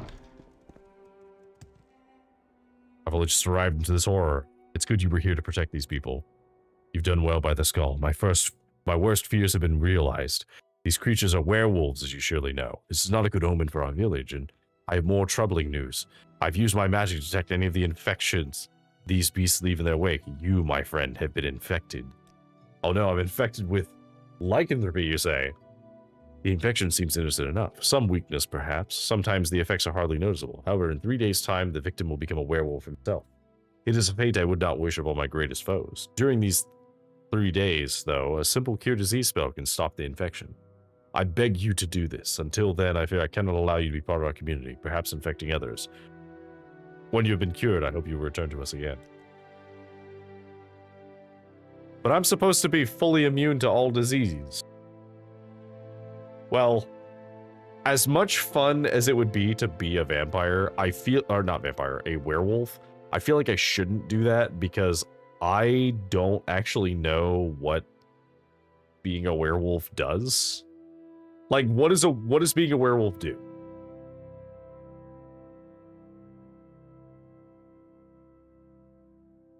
Is it worth it for me to be a werewolf? It kind of sucks, unfortunately. Aww.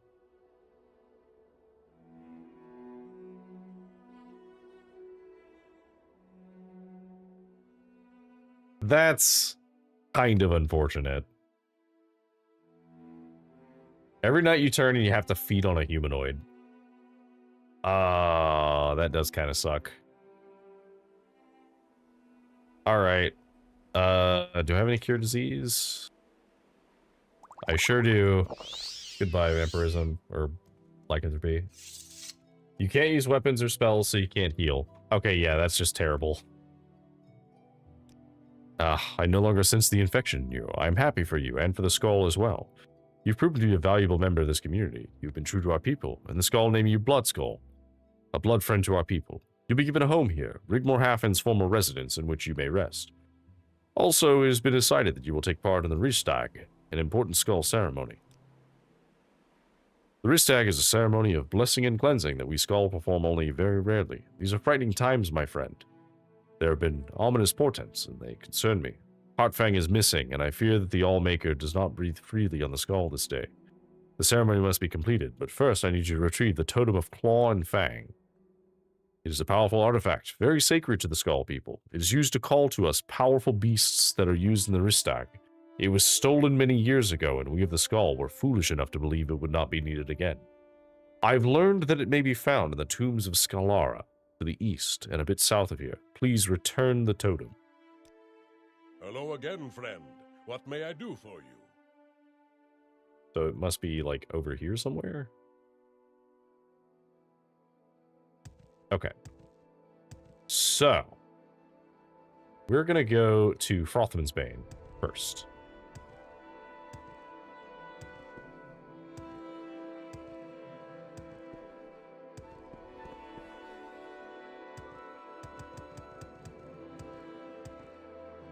Hand-to-hand and unarmored ability werewolves have sucks. But werewolves have absurd speed and acrobatics, and it is fun to just run around. That's fair. I mean, the funny thing is, or I guess, maybe not funny, more sad. The werewolves in Skyrim were kind of the same way. If you become a werewolf early game, it's really good. Like, really good. Because it's really strong, and you have, like, a ton of health, and you have a ton of stamina, so you can do a lot of damage. And, like, there's just so many benefits to doing it. But if you do it when you're a higher level, all of your armor and, like, the spells you have access to and the shouts that you can use are just objectively better than being a werewolf.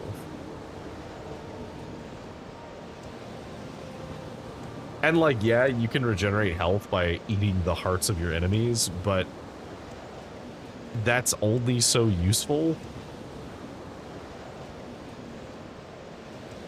Because it only works on humanoids. Hang on.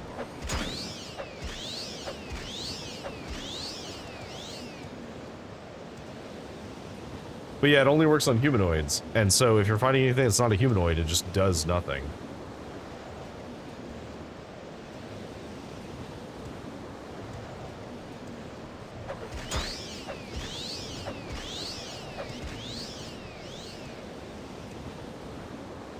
Alright, we need to climb up to this and actually go into the cave.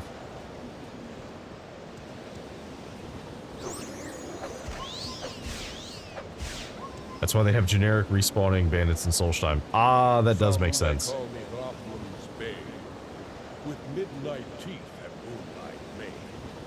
I am the wolf, one soul may tame, by uttering my given name. But speak the truth for those who lie, gain not the wealth beyond my eye. Answer false and evermore, close shop my eyes. What is my name? Onjage. You spoke the truth and won the game, for Onjag is Oh, Onjag. name. You have gained entrance to Hoffman's Barrow. Hell yeah.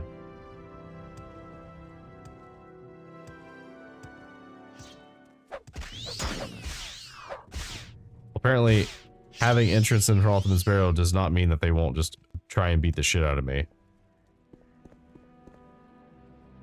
Alright, touch the axe.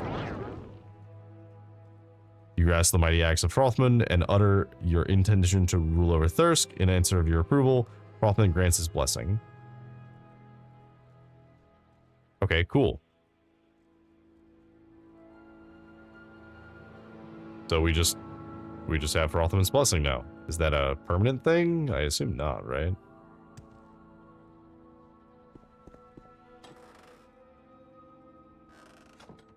Full of ancient chests around here.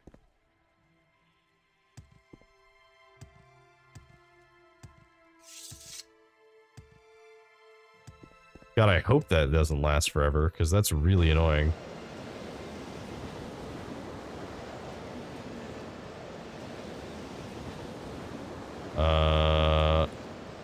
It would be faster for me to recall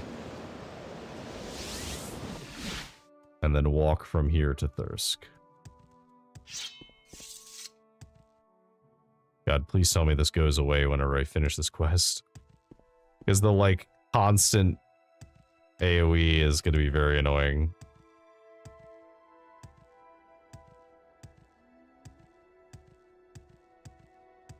Yeah, I don't really find the werewolves to be that intimidating at all, actually.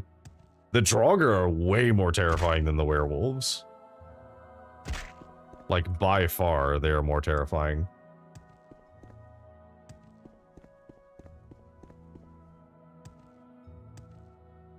Alright.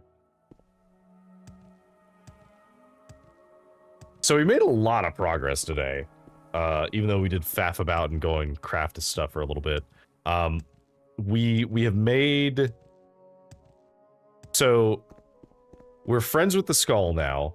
We've restored all the shrines, which, you know, that wasn't a huge deal.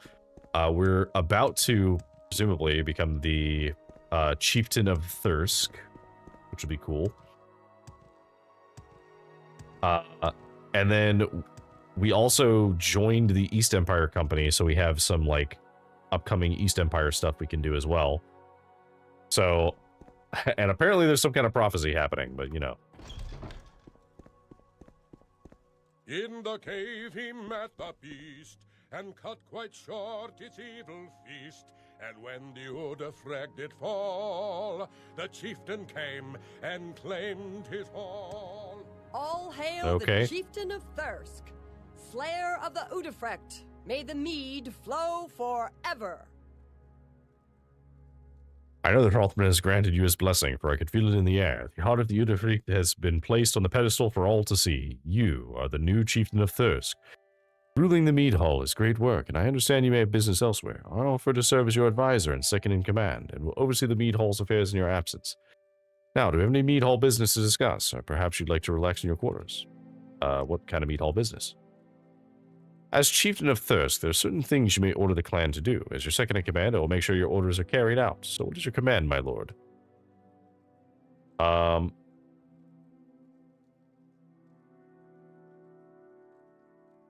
Order mead from Skyrim. Yes, great chieftain. I will put in an order for mead. It should arrive from Skyrim in about a week. My quarters. Your quarters are upstairs. The chieftain's room is the one with the wolfskin rug in front of the door. There you can rest and have any privacy you need. Oh, and if you haven't seen it already, I've left a gift by your bed. It's a true chieftain's weapon, one I hope will serve you well. Okay.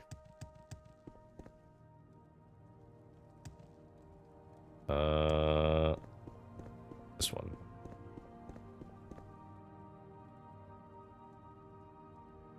That's very nice of you. It is very good. However, I'm not going to use it. I would like to rest for 24 hours and see if this gets rid of the buff. Oh, thank goodness it does. Whew. I was very worried for a moment there. Oh, do you have anything to say now that I'm the chieftain? Hello, my lord. I have a gift for you. Just a little something. I've written a revised edition of my History of Thirsk and would like for you to have the first copy. It chronicles your valiant battle against the Udafreg and adds you to the list of chieftains. May you rule over Thirsk for years to come. Ah, friend. How does the day greet you? Okay, cool. So now we have an updated version of his book. And then we have... In the cave he met the Yeah, I don't need that. So now we have all of this other, like, cool stuff unlocked. That's cool. Man. So Thirsk in Skyrim is very interesting because it's kind of run down at this point because it's been several, you know, it's been 200 years-ish. So the generations have not been kind.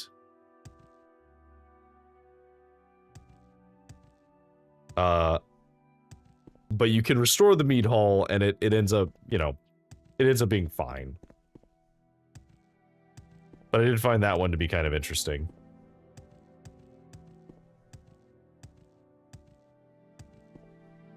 Okay, so let's go this way.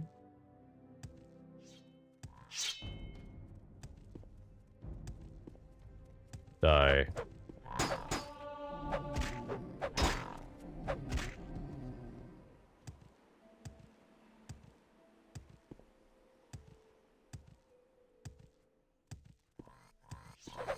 You should have picked an easier opponent. Oh, sorry. Let me take time out of my busy schedule killing Reeklings to kill you.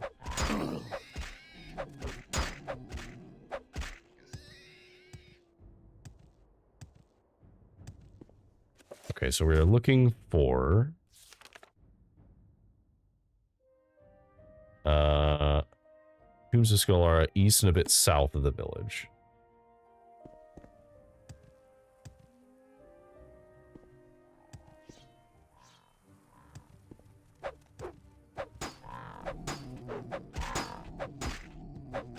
Die.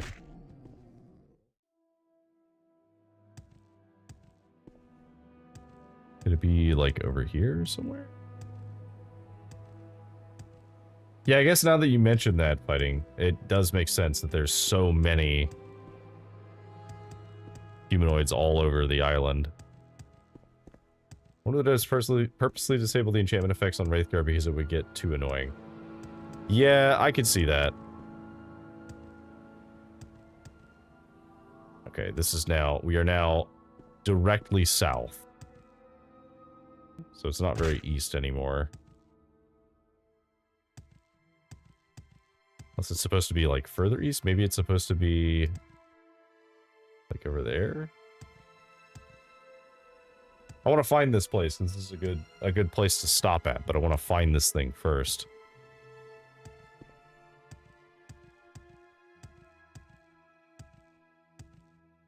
Okay.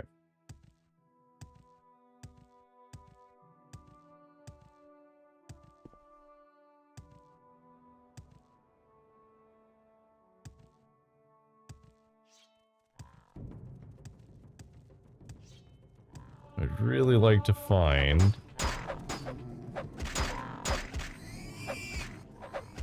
the entrance to this place.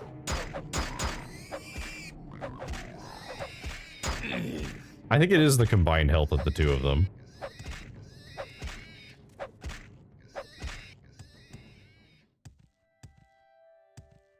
Because I know this is a thing, but that's not what they're talking about. Is it this?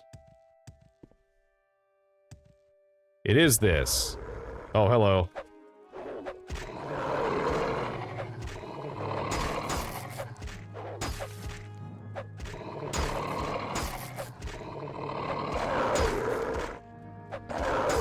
One moment, we're dealing with some puppies.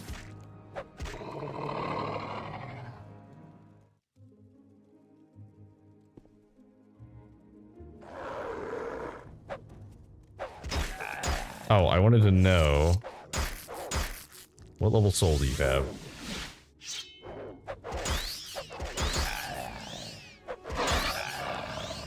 Alright, what level soul is that? That is... Oh, you're a humanoid, so I actually can't get your soul. Alright. Now that we're not being murdered constantly... Werewolves afoot. A paw? Okay. So. This is a good stopping point for the night, as we have managed to make quite a lot of progress today. The werewolf version of this quest is you fighting waves of Nords that spawn very slowly, so it takes a while. Oof. Okay, I'm glad I did not pick the werewolf option. So yeah, we made quite a lot of progress today. We actually officially started the Solstheim quest line. Made it a good bit of the way through, saved a couple of people, did a few extra things, which is nice. Oh, damn it. We need to go back into Hrothman's Burrow because we need to find, I should have checked while I was there. We'll need to find the amulet that the guy is looking for, because, you know, he definitely needs it. So next time, we're going to continue with the main story for at least a little bit, but then I do want to do some of the East Empire stuff, because I didn't really do a lot of the other guild stuff, because I felt like I was very, like, gated by my skills. But now... both because we're like very late in the game and because the East Empire company just happens to care about skills that I am very invested in, means that I can actually progress pretty far in their quest. So if we're going to do any guild's quest, we're going to do the East Empire company's quest, because I believe that they involve the like local area, and I imagine Raven Rock has to be in there somewhere, because the fact that Raven Rock doesn't exist yet, and I know it exists in 200 years, I don't know if we're going to be laying the foundation for it, or if we're going to be like, because I know that it was a port for the East Empire Company, so I know that's a thing that's going to happen at some point. But that is for next time. So we'll end the VOD there, but we are going to find a raid. So for those who want to hang out for the raid, hang out for a bit longer. But for everyone else, thank you for joining me. Have a good evening. Have a good day. Have a good night.